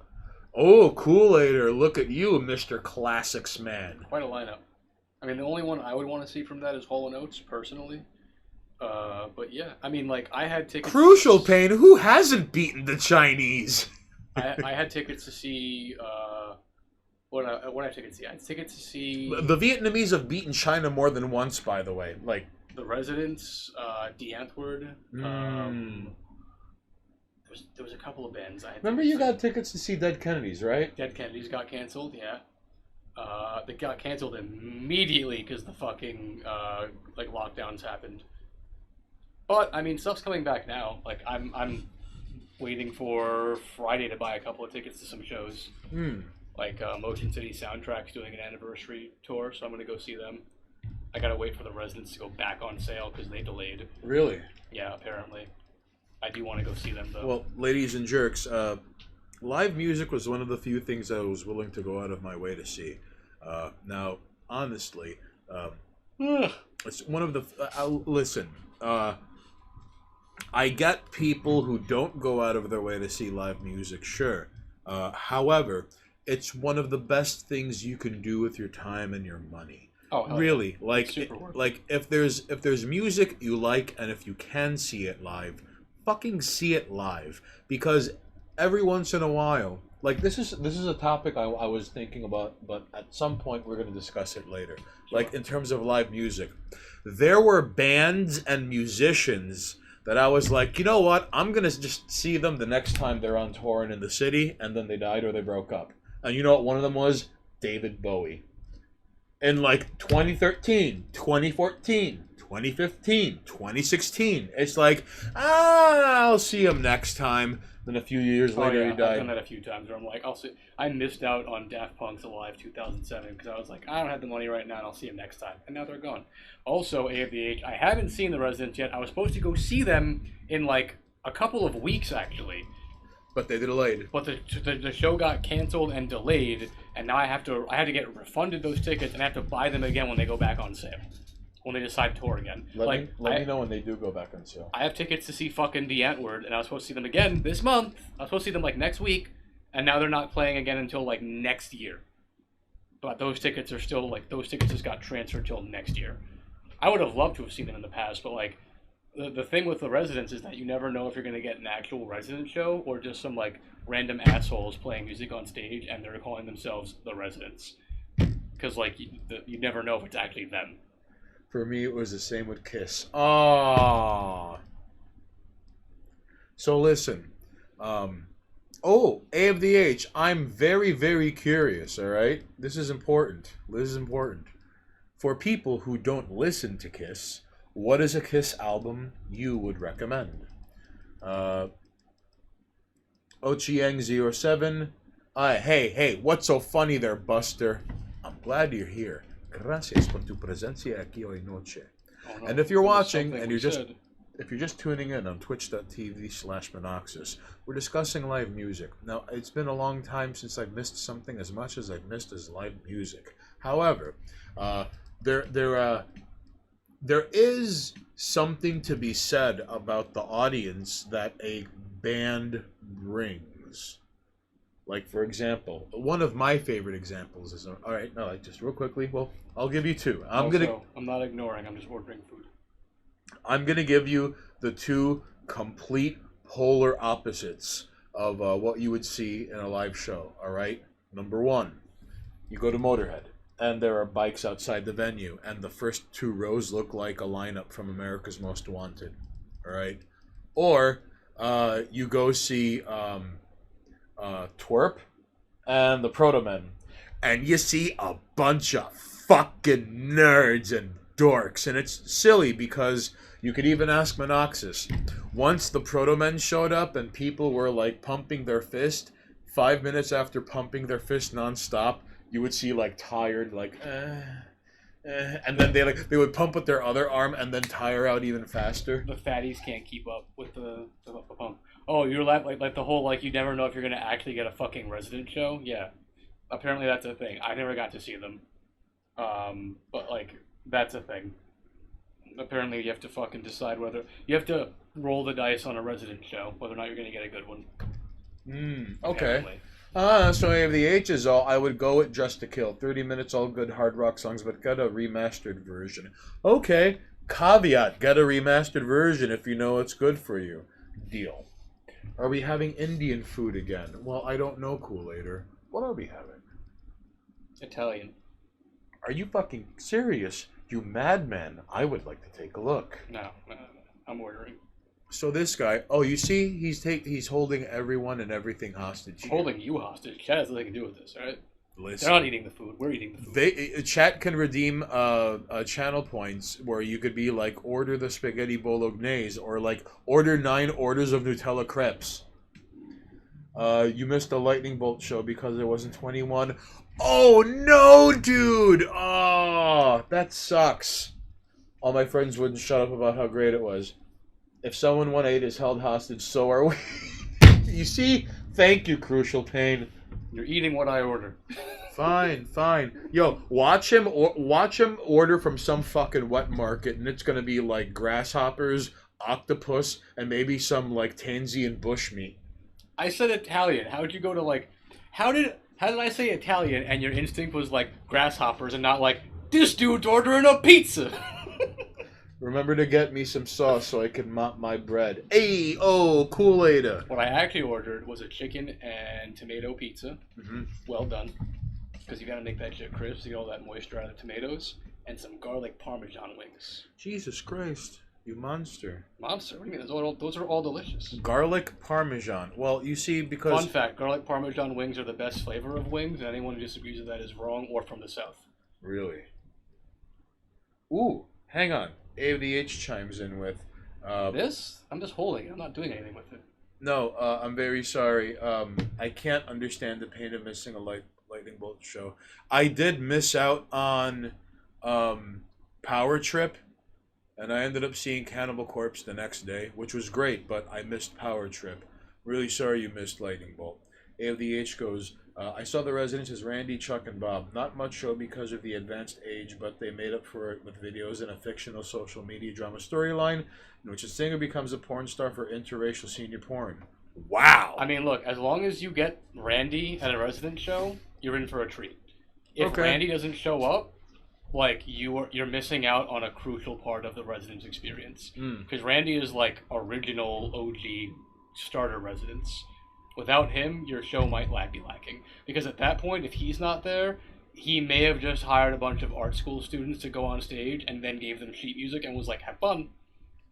And they have like dancers and like it's interpretive dance, and then like they're kind of playing the residents' music, and then they have some person doing a light show with effects. And they can be anywhere from awesome to like the second worst version of Smells Like Teen Spirit on YouTube. It's like sometimes you see those videos where it's like interpretive art and it's people just putting candles in their bums and lighting them and then sitting there and being like, oh! And it's just people with candles in their asses, and you're like, why does anybody? And then like, and it's a half hour of that, and people are sitting there being like, so good, except like a shitty band is playing the residents' music, and then there's the candle, oh, stuff happening.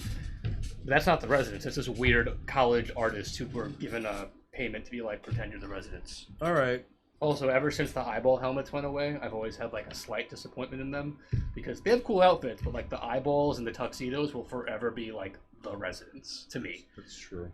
You can change the outfit, you can switch up how you like look, like, and I like some of the more like industrial looking dread bug characters they did because they had like giant bug eyes with long dreads and like blacked out mouths with like almost like shitten looking clothes, like metallic armored shit on them.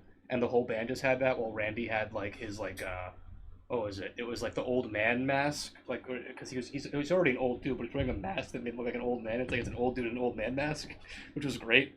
But like the second the eyeball helmets and the tuxes went away, it was like this is a whole new era of the residents now. But like I miss that because like when the residents were doing the eyeball setup, that like I was a kid when that was happening. You know what I mean? The most. Before you leave, can you grab me some water? The most recent album, I'm pretty sure, that I was around for to see them tour would have been like Bunny Boy. And when they did Bunny Boy, Randy was wearing like a fucking Santa outfit. You know what I mean? Like, so I could never see the eyeball outfits. Well, you got very lucky, AVH, all right? What happened? Oh, no. Well, just getting able to see the residents. Oh, yeah. Just seeing Randy, seeing that era of the residents is just is enough. But, you know, I mean, I'm glad that there's recordings of them from back then. So, Oh, Chiang, Man. What is Man? You're going to have to excuse my ignorance. I'm very sorry. But what is Man? Can you describe them for me? I'm an uncultured slob. I live under... Just Twitch doesn't like when we do certain things on camera. Yeah, you see that, chat? Oh, and look at him. He's a champ. He kept his mask on because it's not some full mace... Oh, look at him. Just so I could let you know he's still alive, all right, ladies and Can that shirts? be propped up anywhere, though? Like, is it going to be in view? Yes. Okay. Oh, yeah, because like, the table is better in view now. Hold on. Hold on. Damn it. Hold on. Do you want a mask to put the mask on? There you go. Okay, so now it's just the disembodied mask of Monoxus. Okay. I was going to say, I can give you a mask to put the mask on so I can prop it up.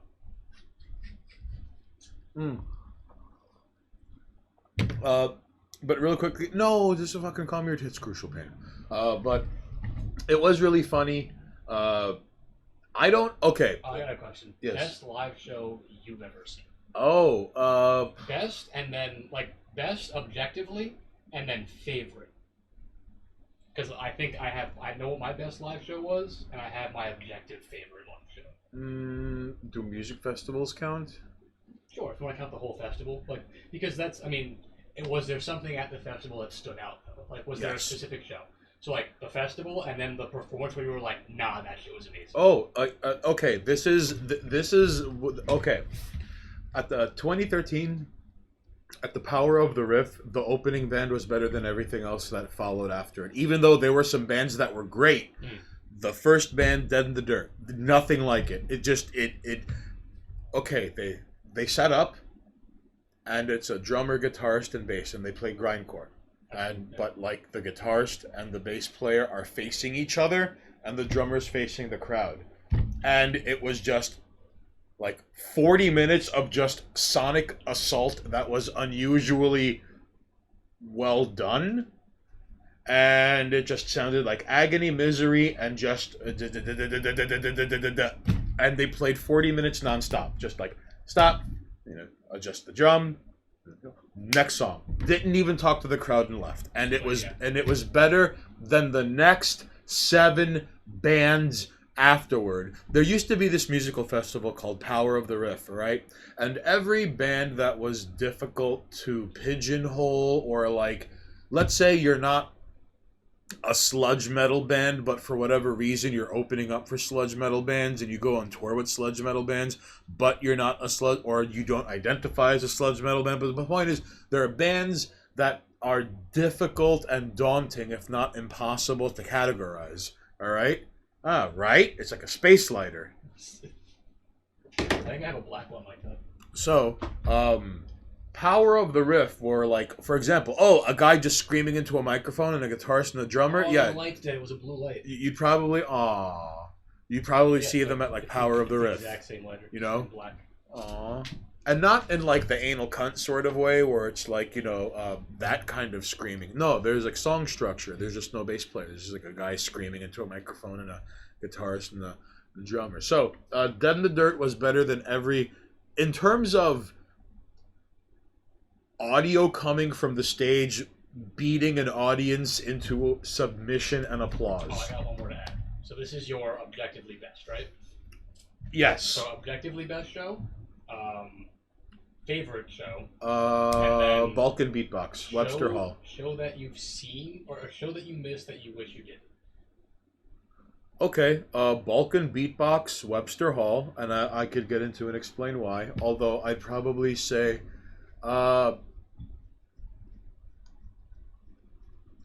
it's a tie between David Bowie and Aretha Franklin. Okay, fair enough. In terms of like show I missed, that no, it's a 3-way tie. David Bowie, Aretha Franklin, and the Mini Bosses. Because hey, Oh Chieng 07. All right, a friend of mine and I, we got tickets to see the Mini Bosses. He was 21 and I wasn't. All right, but he's like half my size, and his ID said that he was 21, and the guy at the door didn't believe him, and he thought it was like a fake ID. All right. And I didn't have my ID, but he believed I was 21, and I was like, no, this is bullshit. If he can't come with me, I'm not gonna. This is nuts. However, we did get very lucky because there were people out there, and like they were hoping someone would scalp their tickets, and we did get to recoup our money and more. And then we got fucking trashed. And then Ryan and I made a scene at a diner, but it was nice because like that's how Ryan met his girlfriend that he dated for like a year and a half. But anyways, the point is, I missed the Mini Bosses because I couldn't see it with my friend. Because it would have been shitty. And like his ID wasn't even fucking fake. It was real, but he just didn't believe this like 5'4" guy with no facial hair was 21 years old. Nothing better than making a scene. You goddamn right. No, it was nuts because like I remember he ordered the fucking Manhattan clam chowder because it was like, oh well, I mean like if there's New England clam chowder, Manhattan clam chowder, and like this red soup came back, and he was like, what the fuck is this, Windex and shrimp? And he was like, Manhattan no, chowder? That's right. Yeah, right, but hey, remember the scene in Goodfellas where it was like Funny How, and he's talking to the waiter, and he's like, like being openly disrespectful to him. It was like one step below that. Like, what the fuck is this? Like Windex and shrimp? Like, did I personally insult you so you could bring me this? It's like, why didn't you just fucking call me retarded and say I'm no good for eating soup and you're giving me this slop? And he's telling the waitress this. It just, and I can't, I'm not, I was laughing, I'm sorry, but I felt bad afterwards. But the point is, I couldn't see the Mini Bosses. They were a Philly band. There's a good video of them playing a song called Black Mission Goggles.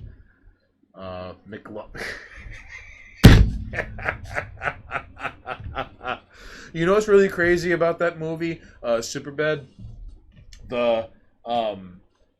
the trailer was incredibly off-putting, and I didn't like it at all. And then I saw the movie, and I'm like, wow, the trailer lied to me. You know, it's a really a good movie that the trailer put me off as well. Green Room. Oh yeah, Green Room's is dope. So, hold on. I'm very sorry to bother you, but I would like to take my mask off for just a moment because holy shit, like I don't shave, all right? So just shut up. In the meantime, I'll answer my own question. How about that? All right. So, like, objectively, the best show I've been to was the very first New York show that Ninja Sex Party did. Because, first of all, if you don't know what Ninja Sex Party is, they're a New Jersey, New York local, once comedy rock band who made the way to having some kind of fame, and they played the PlayStation Theater. Yes, Danny from Game Grumps. So they played the New York show, and I've been a fan of NSP since before they had 1,000 followers on YouTube. Like, I'm OG NSP fan. So the fact that they were playing PlayStation Theater, I was like, dope. And Tupperware Remix Party was opening for them, because Twerp is the band for Ninja Sex Party. Yeah, NSP. Well, Game Grumps is not NSP. Game Grumps is one of NSP's members, and then Aaron Eagle Raptor Hansen. Oh, but by the way, like, Twerp is incredibly fucking good live. Twerp is amazing. So, hold on. So the first time they played ever in New York, ever, I was like, I'm going to that show. So the lineup was Tupperware Remix Party is opening and playing, like, all their hits, and then NSP is doing their hits. So I was like, I'm already fucking sold. I get there, and before the show kicks off, the lights go out, and they're like, here's the deal. Aaron was supposed to be here, so we could have Starbomb. They're like, because they have another band where it's Twerp, NSP, with Aaron Hansen, Ego Raptor, rapping, and they make douchebag, dick joke video game songs. You know, like a song about the old man from Legend of Zelda talking about how it's dangerous to go alone, take this, and he pulls his dick out. And he's just trying to get a hand job from Link. So Starbomb was supposed to be the secret opening band, but Aaron got yelled at by his wife and was like, you're not going on tour, you're staying home with me. So MC Chris opened up. So surprise MC Chris show. So I was like, fuck yeah, like random MC Chris just shows up at the fucking opening. And I was like, hell yes. Then Twerp comes on, does Twerp's thing, and to close it out, they play Digital Love by Daft Punk live. Ooh. And it was better than Daft Punk. Because they just laid that shit down nice.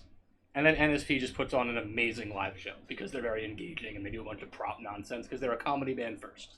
So it was just like surprise MCP pad show with Twerp fucking banging out Daft Punk music and then NSP doing NSP shit. So objectively the best show. No, alright. Everyone like went ham, and again, because they're friends with MC Chris, he was just like, yeah, I'll show up and play my hits for you guys. Why not? I'm in New York. You guys are doing a show. Yeah, you have to fill a half-hour slot. Call me, and then he just showed up. And he was like, I was actually like, I had tickets to watch them play, and they were like, yo, Aaron can't come, and he was like, I'll play with him. And apparently, at every city in the tour, they had a different local person they knew play the opening act because Aaron couldn't come. So they just had mad random acts filling in. That's kind of wild. Favorite show? Mindless Self-Indulgence when I was younger.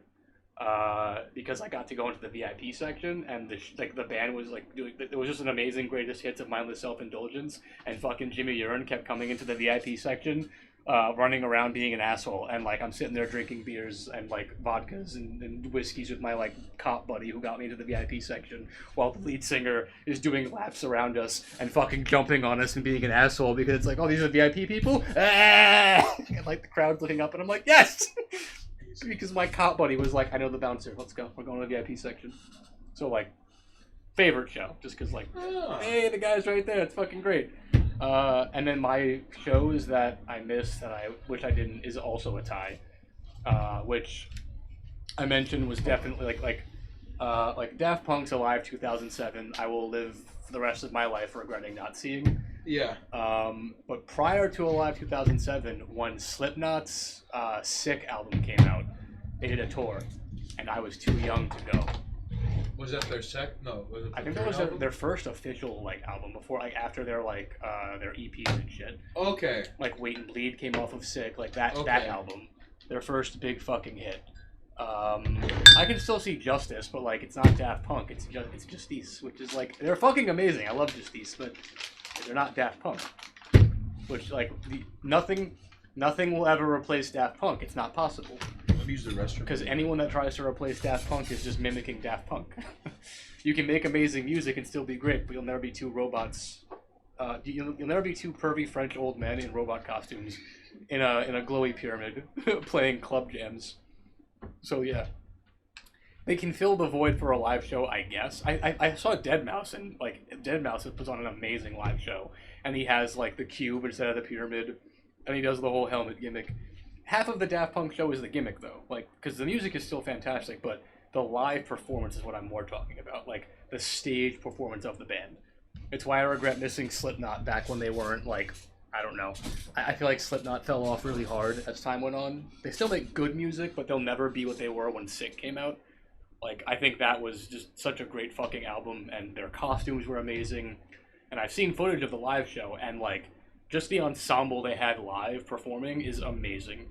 And I don't think they don't do that. They don't put on the same kind of show anymore. So you can't see it. It's much like The Residents and much like Daft, which like come on camera.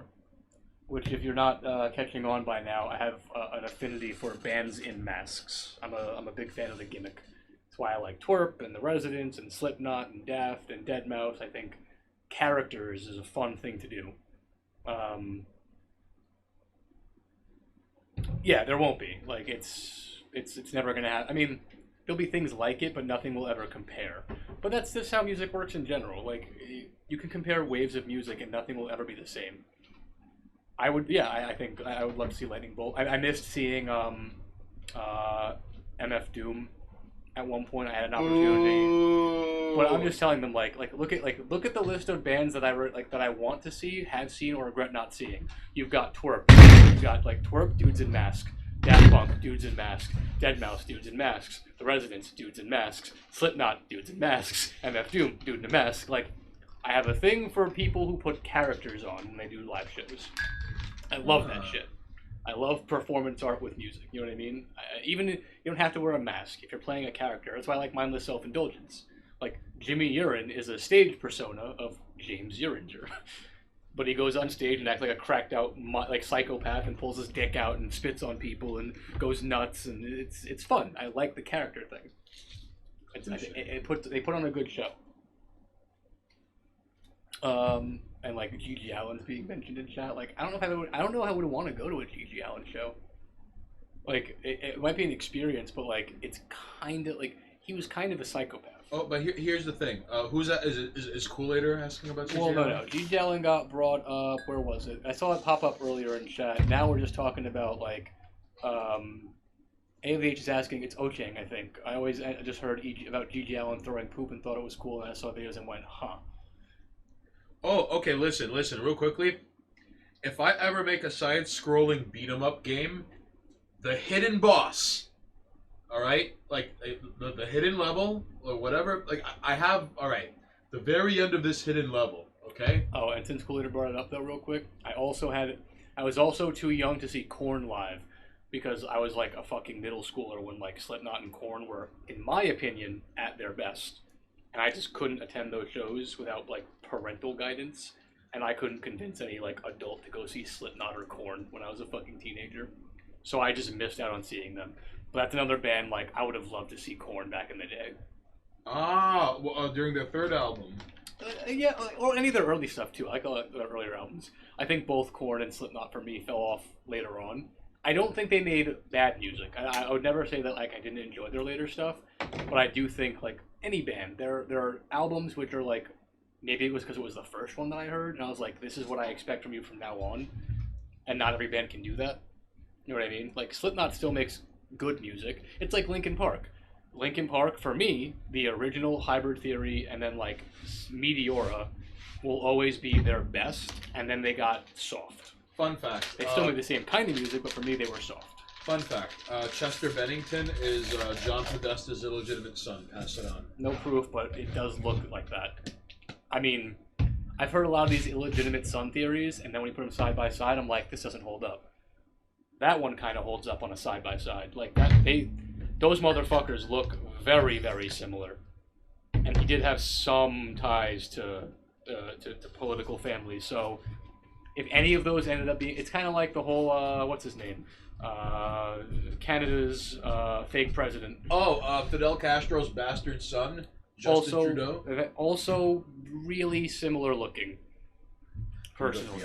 Sorry to bother you. So like that one I think could also hold up somewhat. You see, there's no dead air, no dead air.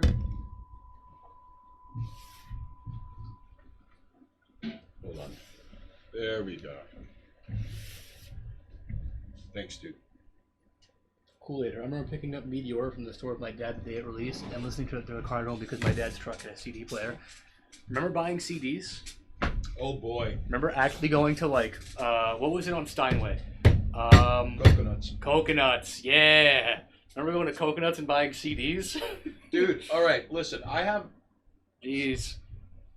You seen The Dead Milkmen? No, my boy has though, and he said they were amazing. On a somewhat similar tangent, you mentioned I was going to see The Dead Kennedys, and then COVID happened and the show got canceled. And Although you were seeing The Dead Kennedys without Jello Biafra, is all I'm saying. Yes, but it's still Dead Kennedys. Alright, fair enough. Also, Jello Biafra is kind of weird nowadays. Not that he wasn't weird before, but now he's like not cool weird. Yeah, like but look at Leo. The official Dead Kennedys Twitter account retweeted the FBI, and that was a thing for a day. Yeah, like that, bro. Also, I saw a live show, like Klaus Fluoride. Like he released an album called Klaus Fluoride Does the Cha-Cha.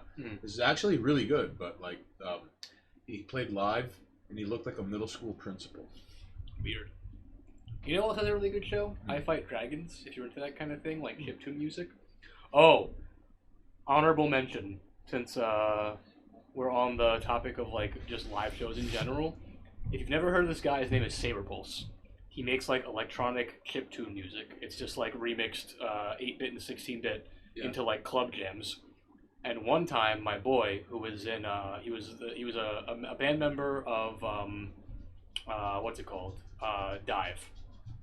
You know. Oh, word, yeah. So he used to like, he put me onto this venue called Monster Island. I'm sure you've been to Monster Island. Mm-hmm. And before Monster Island got shut the fuck down for whatever reason, Saberpulse randomly had like a show where it was like he's just gonna be in New York for a night and he's doing a live show at fucking there used Monster to be Island. This venue in Brooklyn called Shea Stadium, and I saw a band called Vulture Shit there, and that's an honorable mention because it was just a dude on bass, a dude screaming into a microphone, and a drummer going like 100 miles an hour. They played for 20 minutes. Everyone got fucking assaulted or shoved or like fucking rolled on or jumped. It was but here's the thing: the music was fucking great.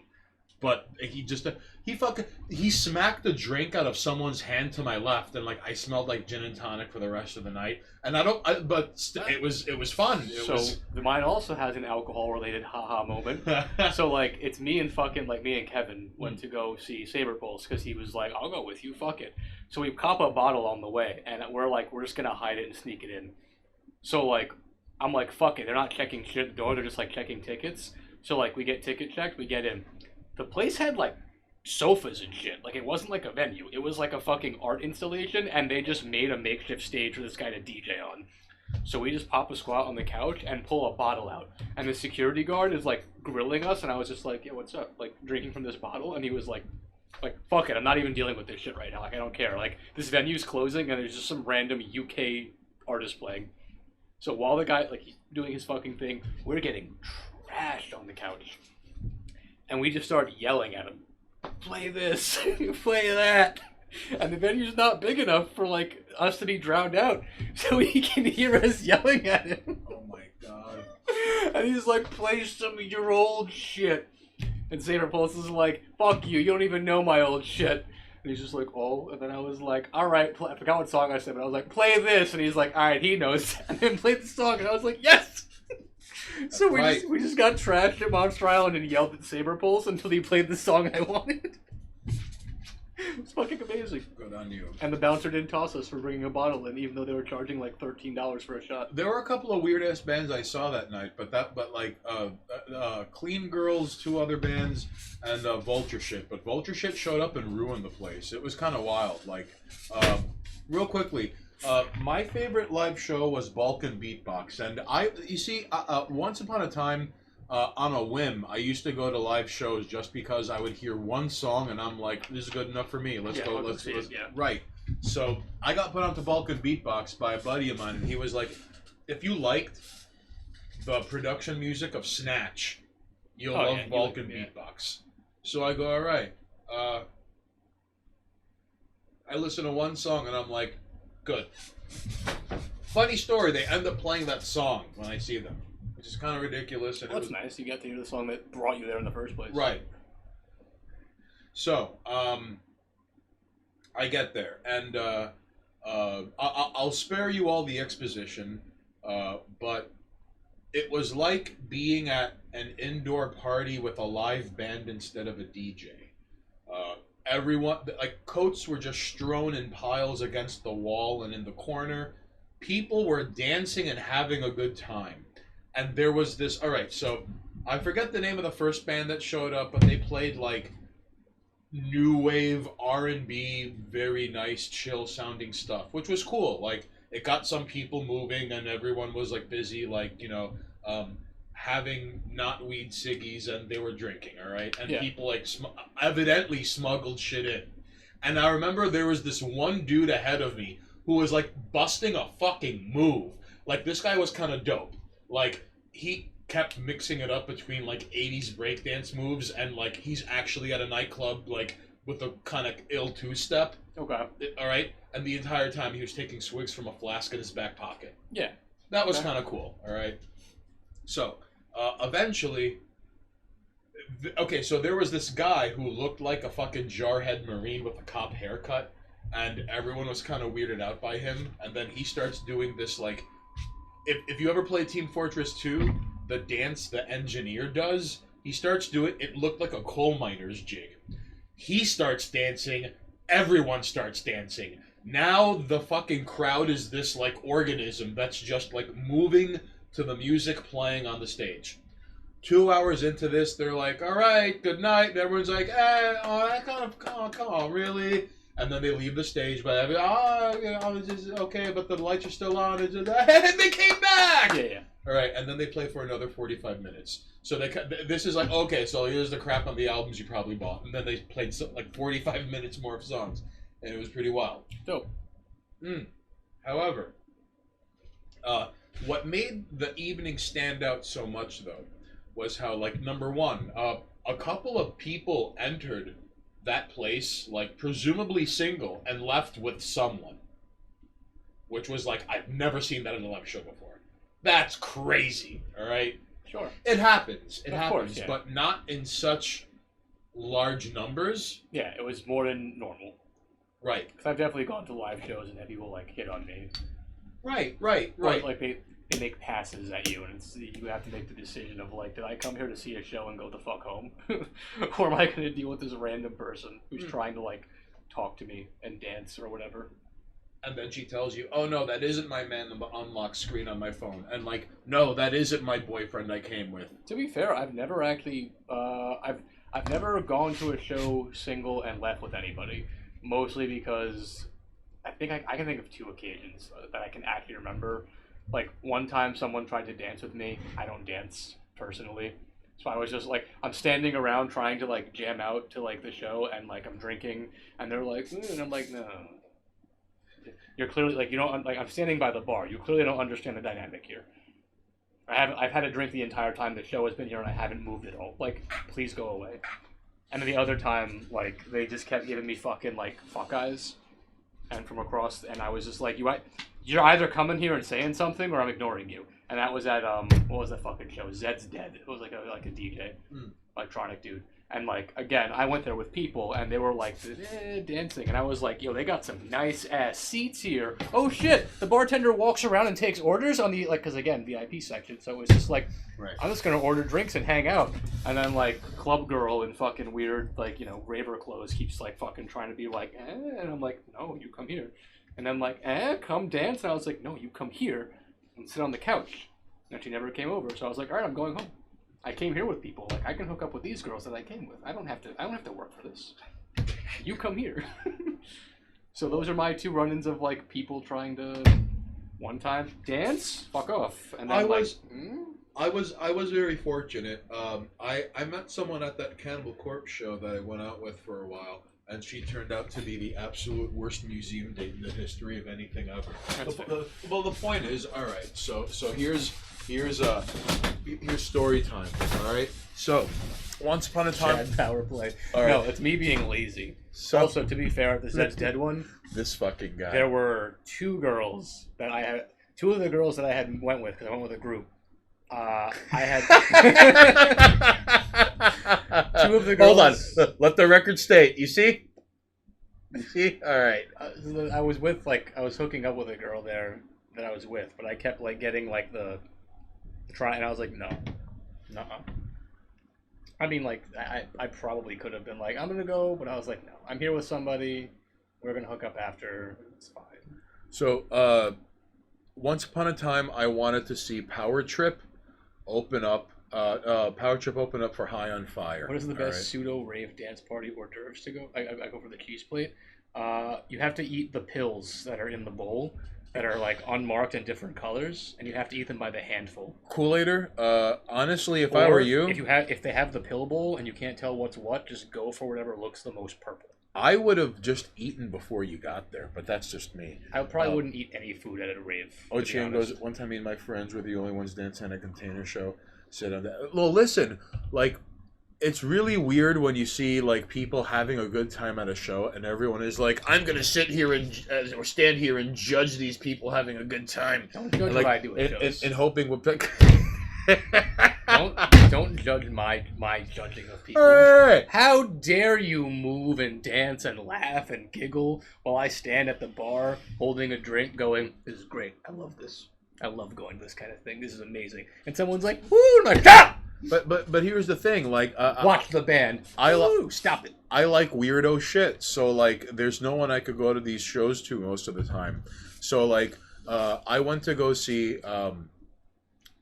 Cannibal Corpse, and because Power Trip and High on Fire, I remember having the tab open, and I had my fucking debit card ready, and I was like, I'm gonna get these tickets. And then it was like, oh, hey, what's going on? And then,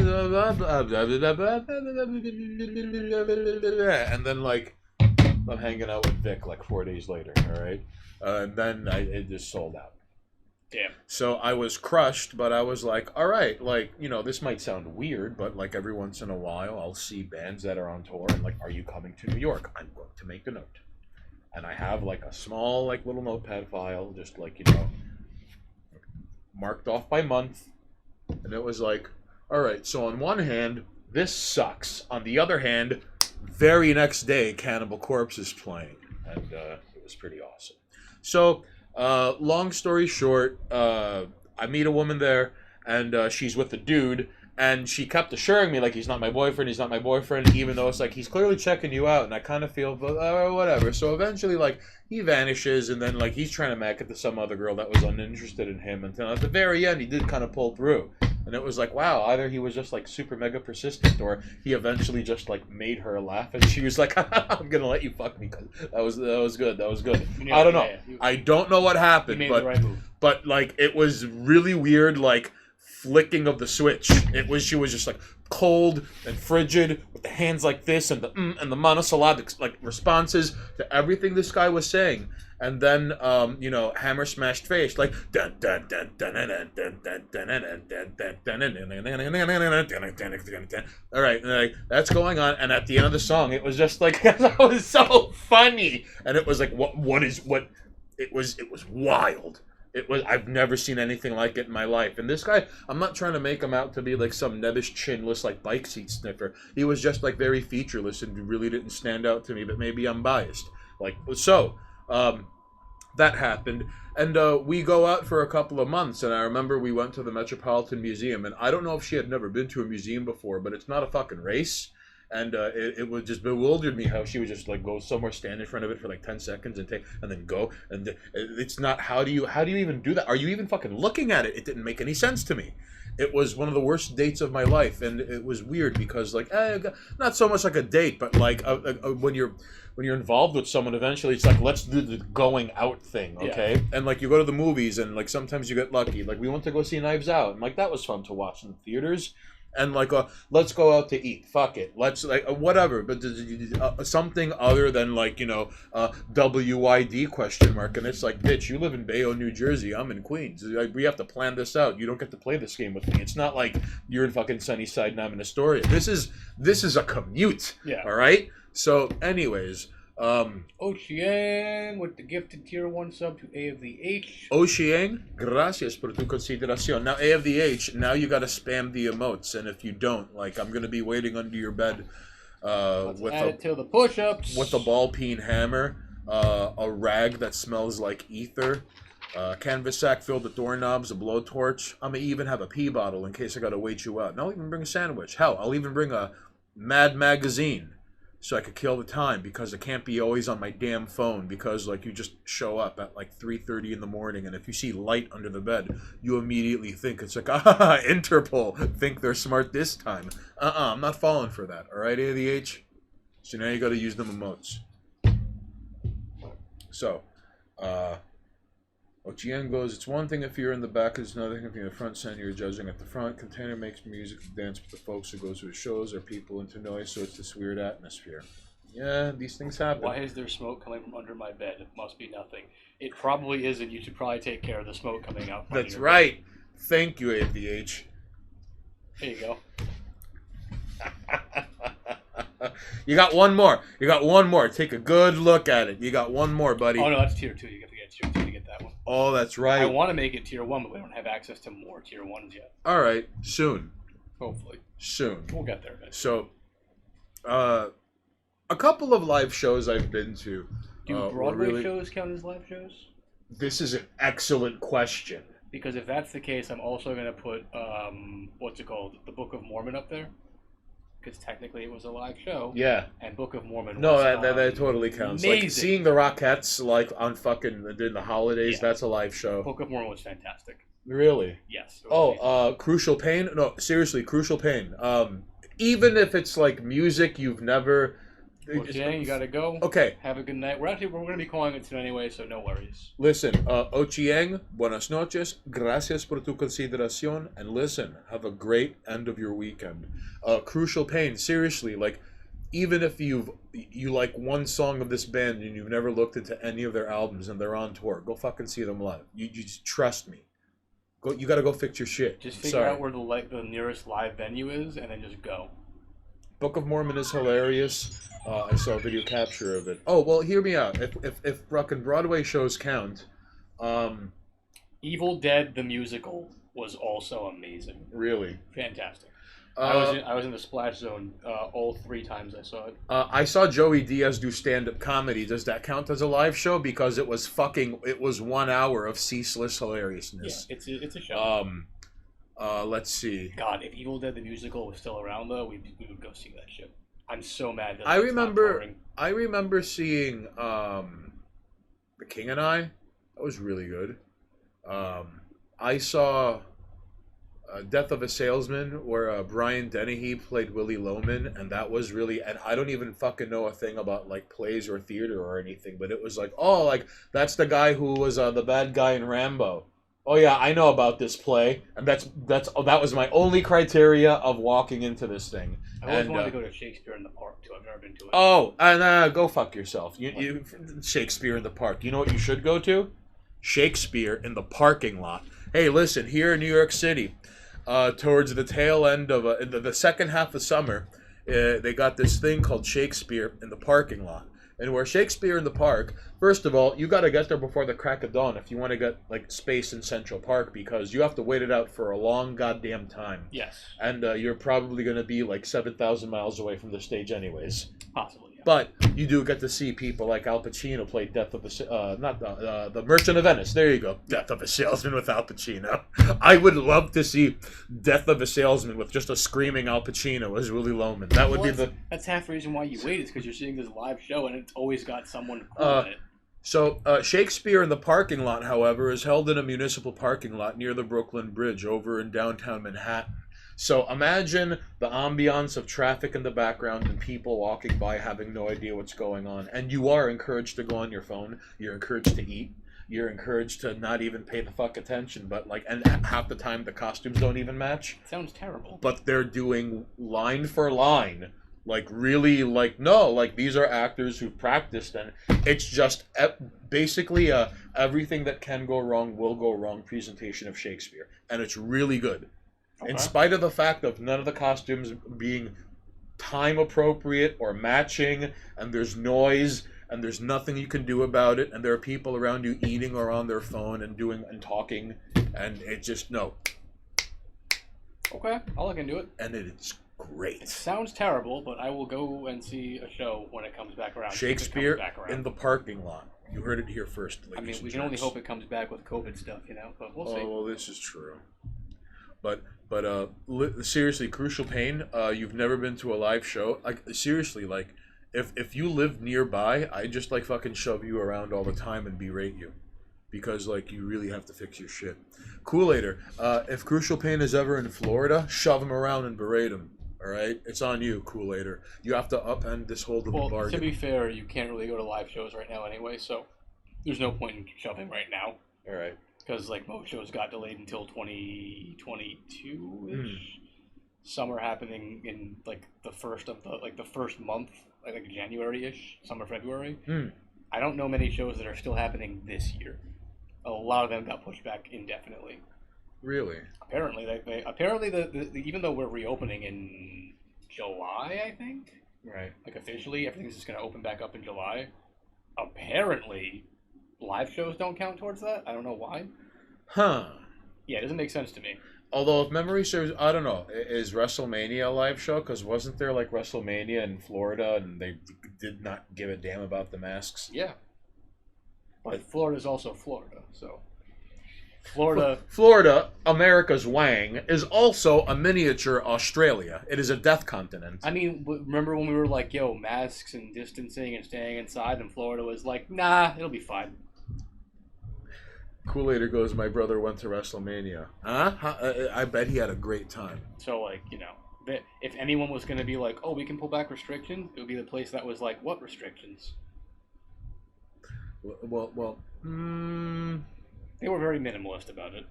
Let's be honest. I mean, like, I don't think... Texas, you know what I mean? Like, they were, like, both of those places were kind of like, eh. You know, I do think it is kind of weird, though, how, like, I don't know if anyone has made this joke yet, where, like, Dana White from the UFC, like, he had his own, like, island where he was having, like, UFC matches on, and it's like, that's as close to Shadow as we ever got. Yeah. Like, no one ever, like, remember... I'm surprised the UFC hasn't thought of that. Like, why not just buy an island and then make a UFC arena and just hold all your fights on that island? Because, like... That'd be dope. I remember, like, when Chinese Lung Herpes put everything on lockdown, like, the UFC continued uninterrupted, and they were having all these fights on an island for a while, and it They just got rid of the crowd, that's all, right? Because, like, I remember they had, like, coaches in the corner and stuff like that. And it was just, like, broadcasted fights on an island, and it really was some, like, ludicrous, like, Shadow Lou shit. Minus the goons and the, you know, for me it was Tuesday. Yeah. Minus Bison. You know, it is kind of cool, though, how, like, you know, the only reason Raul Julia took that role is because, like, near the end of his life, he just started taking roles, like, his kids thought were cool. Yeah. So he was like, yeah, I'll do it. He was a cool guy. He also made that movie. Well, I mean, he's all, like, there's an S-tier version of Street Fighter 2, the movie, the arcade game, in Salty Bet, and he's just all sorts of delightful. But no, like, I'm kind of surprised how, well, it's a schlocky, you know, delightful, fun movie if you know what you're getting yourself into. You can't expect good things from Street Fighter the movie. In fact, like, Double Dragon was kind of, like, you know, Double awful. Dragon was terrible, but also at the same time, I watched that movie like religiously when I was younger. It is, but it's Same thing with, like, what the fuck are these dogs barking at? you see, because before you know it, like, people in tactical gear and like combat knives are gonna come after Monoxus for all of the girlfriends whose favorite I'm just position hoping was it's not- behind their I'm backs. hoping it's not the food and the guys standing out there are not fucking calling. I hate when they do that shit. Just fucking call me. Well, instead of using the pocket computer rectangle thing that is in his pants, he's just ringing that doorbell. Has the woman fed the birds next door yet? Oh, we're gonna have to ask Monoxus when he gets back. All right, we're gonna have to find out. Back in my day, we didn't have phones. You see, Crucial Pain. Back in the day, you just might make a wrong turn and get lost somewhere and not get back for hours, and probably even wonder if you're gonna get home at all.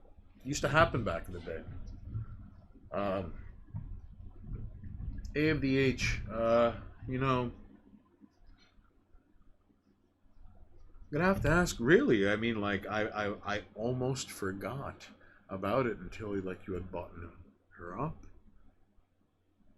Because I imagine, like, the weather is getting nicer, even though there is this, like, really weird mutant, 60 degree one day, 80 degree another, although it's usually more towards the upper 70s. And we're talking Fahrenheit instead of your crazy cockamamie Celsius, all right? Celsius, fucking metric system. There are two kinds of countries in the world, all right? Those who use the metric system and those with their flag on them, all right, buddy?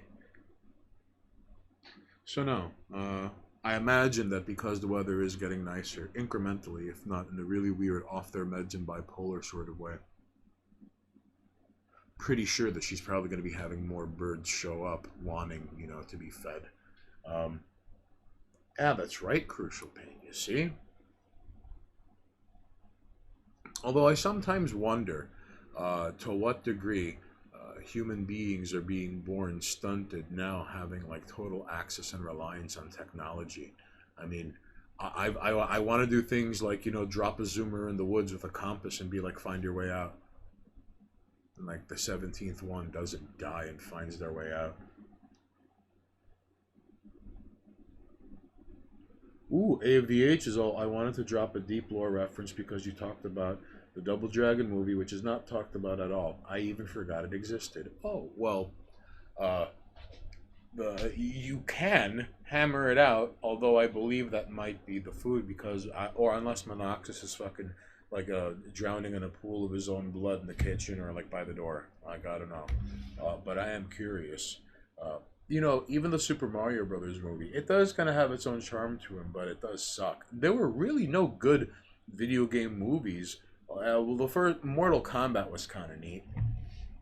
You know what's funny?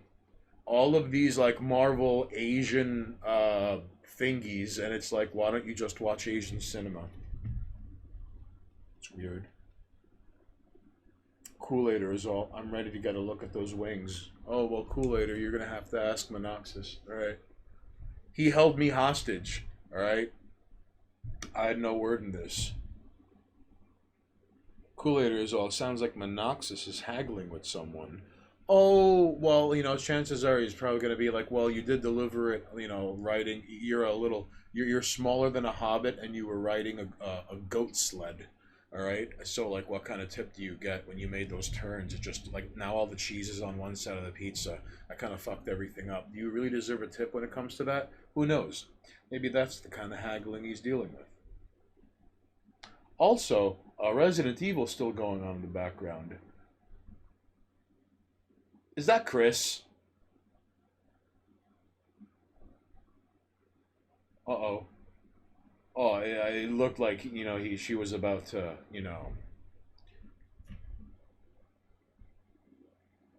Oh, now before you know it, A of the H is going to be like, now Monoxus has to do burpees and incline push-ups. Come on, A of the H. Lay off of him, will ya? Now, chances are, he's either haggling, drowning in a pool of his own blood, or he's going to tell Kool-Aider he cannot get a look at those wings. In the same way he keeps refusing to wrestle Kool-Aider and deny him a shot at the good ending. So, Kool-Aid, I'm very sorry. I am sure one day you're going to show up, probably in a singlet. And what kind of like wrestling style would you do? And what kind of wrestling are you talking about? Are you talking about like a pro wrestling match? Like a backyard wrestling match? Are you talking about like a singlet or double it? You know, a la freestyle or Groman wrestling. Greco-Roman. Groman. All right. Remember, ladies and jerks, go to Clint, milk your wife, Groman wrestling. I go nude Greco-Roman. Oh, are you going to oil yourself up? Yes! And he's even going to like put a little bit of feta cheese in his hair to distract him, so when they're grappling to the death, he's going to smell like, Vivoni's feta. All right. But Kool-Aider, like, you know, what is it that you hope to achieve in being able to go toe-to-toe with Monoxus while he's going to naked wrestle you in Greco-Roman? I don't know what you're talking to, but I'm not wrestling Kool-Aider. I'm talking to Kool-Aider. Not happening. All right. Well, I mean, I would like to know why you're denying him the good ending here. Kool-Aider hasn't earned the good ending. Kool-Aider, you heard him? Did you hear him loud and clear? I'm just making sure. All right, listen. If Kool-Aider wants to wrestle, Kool-Aider has to transition from a male to a female. Oh, so you have to do it to prove your superiority? I don't know. Kool-Aider. I'm just saying, like, and then we'll wrestle. Why do you have to prove your what is Monoxus doing that is making you feel threatened, where you have to go like, I'm totally gonna have to kick that dude's ass now? Like, what's going on here, buddy? All right, what has Monoxus ever done to you, where you're all like, hey, what's up, buddy? And then like 3 seconds later, you've got him in like a cross-faced chicken wing like Bob Backlund. Kool-Aider just needs Jesus, and I don't know why Kool-Aider can't just get some Jesus in his life. I think it would help. Kool-Aider goes, he's a worthy opponent. Nothing about ass kicking. Oh, I don't know, Kool-Aider. You are much more persistent than any if I other. deny that I'm a worthy opponent, does that make me a worthy opponent more? Oh, all right. Kool-Aider, that's a very fair question, because he's all like alpha versus alpha. But what if Monoxus considers himself a D-rate bum fighter? And now you're all like, Kool-Aider's trying to fucking pad out his win record with people who are like D-rate bums. Yeah. All right? Kool-Aider's trying to be like the king of the fighters by fighting the crowd. Come on, Kool-Aider, you got to get your shit together, all right? So, I'm curious. I'm not haggling. I'm trying to figure out where this piece of shit is, because it said they're supposed to be here by now, and they're not here yet. And I'm very confused. So, AVH, I'm not sure if you're hammering out the Double Dragon Deep lore that you were alluding to earlier, but now it's going to haunt my solitude until I find out about it. Kool-Aider goes, you could hide behind your 2 shirts, Monoxus, but we all know the truth. I don't know what you mean by hide behind my 2 shirts. Does fucking Kool-Aider just walk around in like basketball shorts all day? No shoes, no shirt? I don't know, but I think... just his keys in his wallet? I think the food will be here soon, so we should probably wrap it up. Alright. You and me are going to walk that aisle. No, listen, I'm sorry, Kool-Aider, but you're going to have to... It seems like you're barking up the wrong Monoxus. Can I trouble you for some water? No. I haven't worn long pants in like 3 years. Not just pants, long pants. Man wears jorts. Kool-Aider, I salute you. Exclusively jorts. Alright, so AVH, I'm very sorry if you end up hitting send before we log off.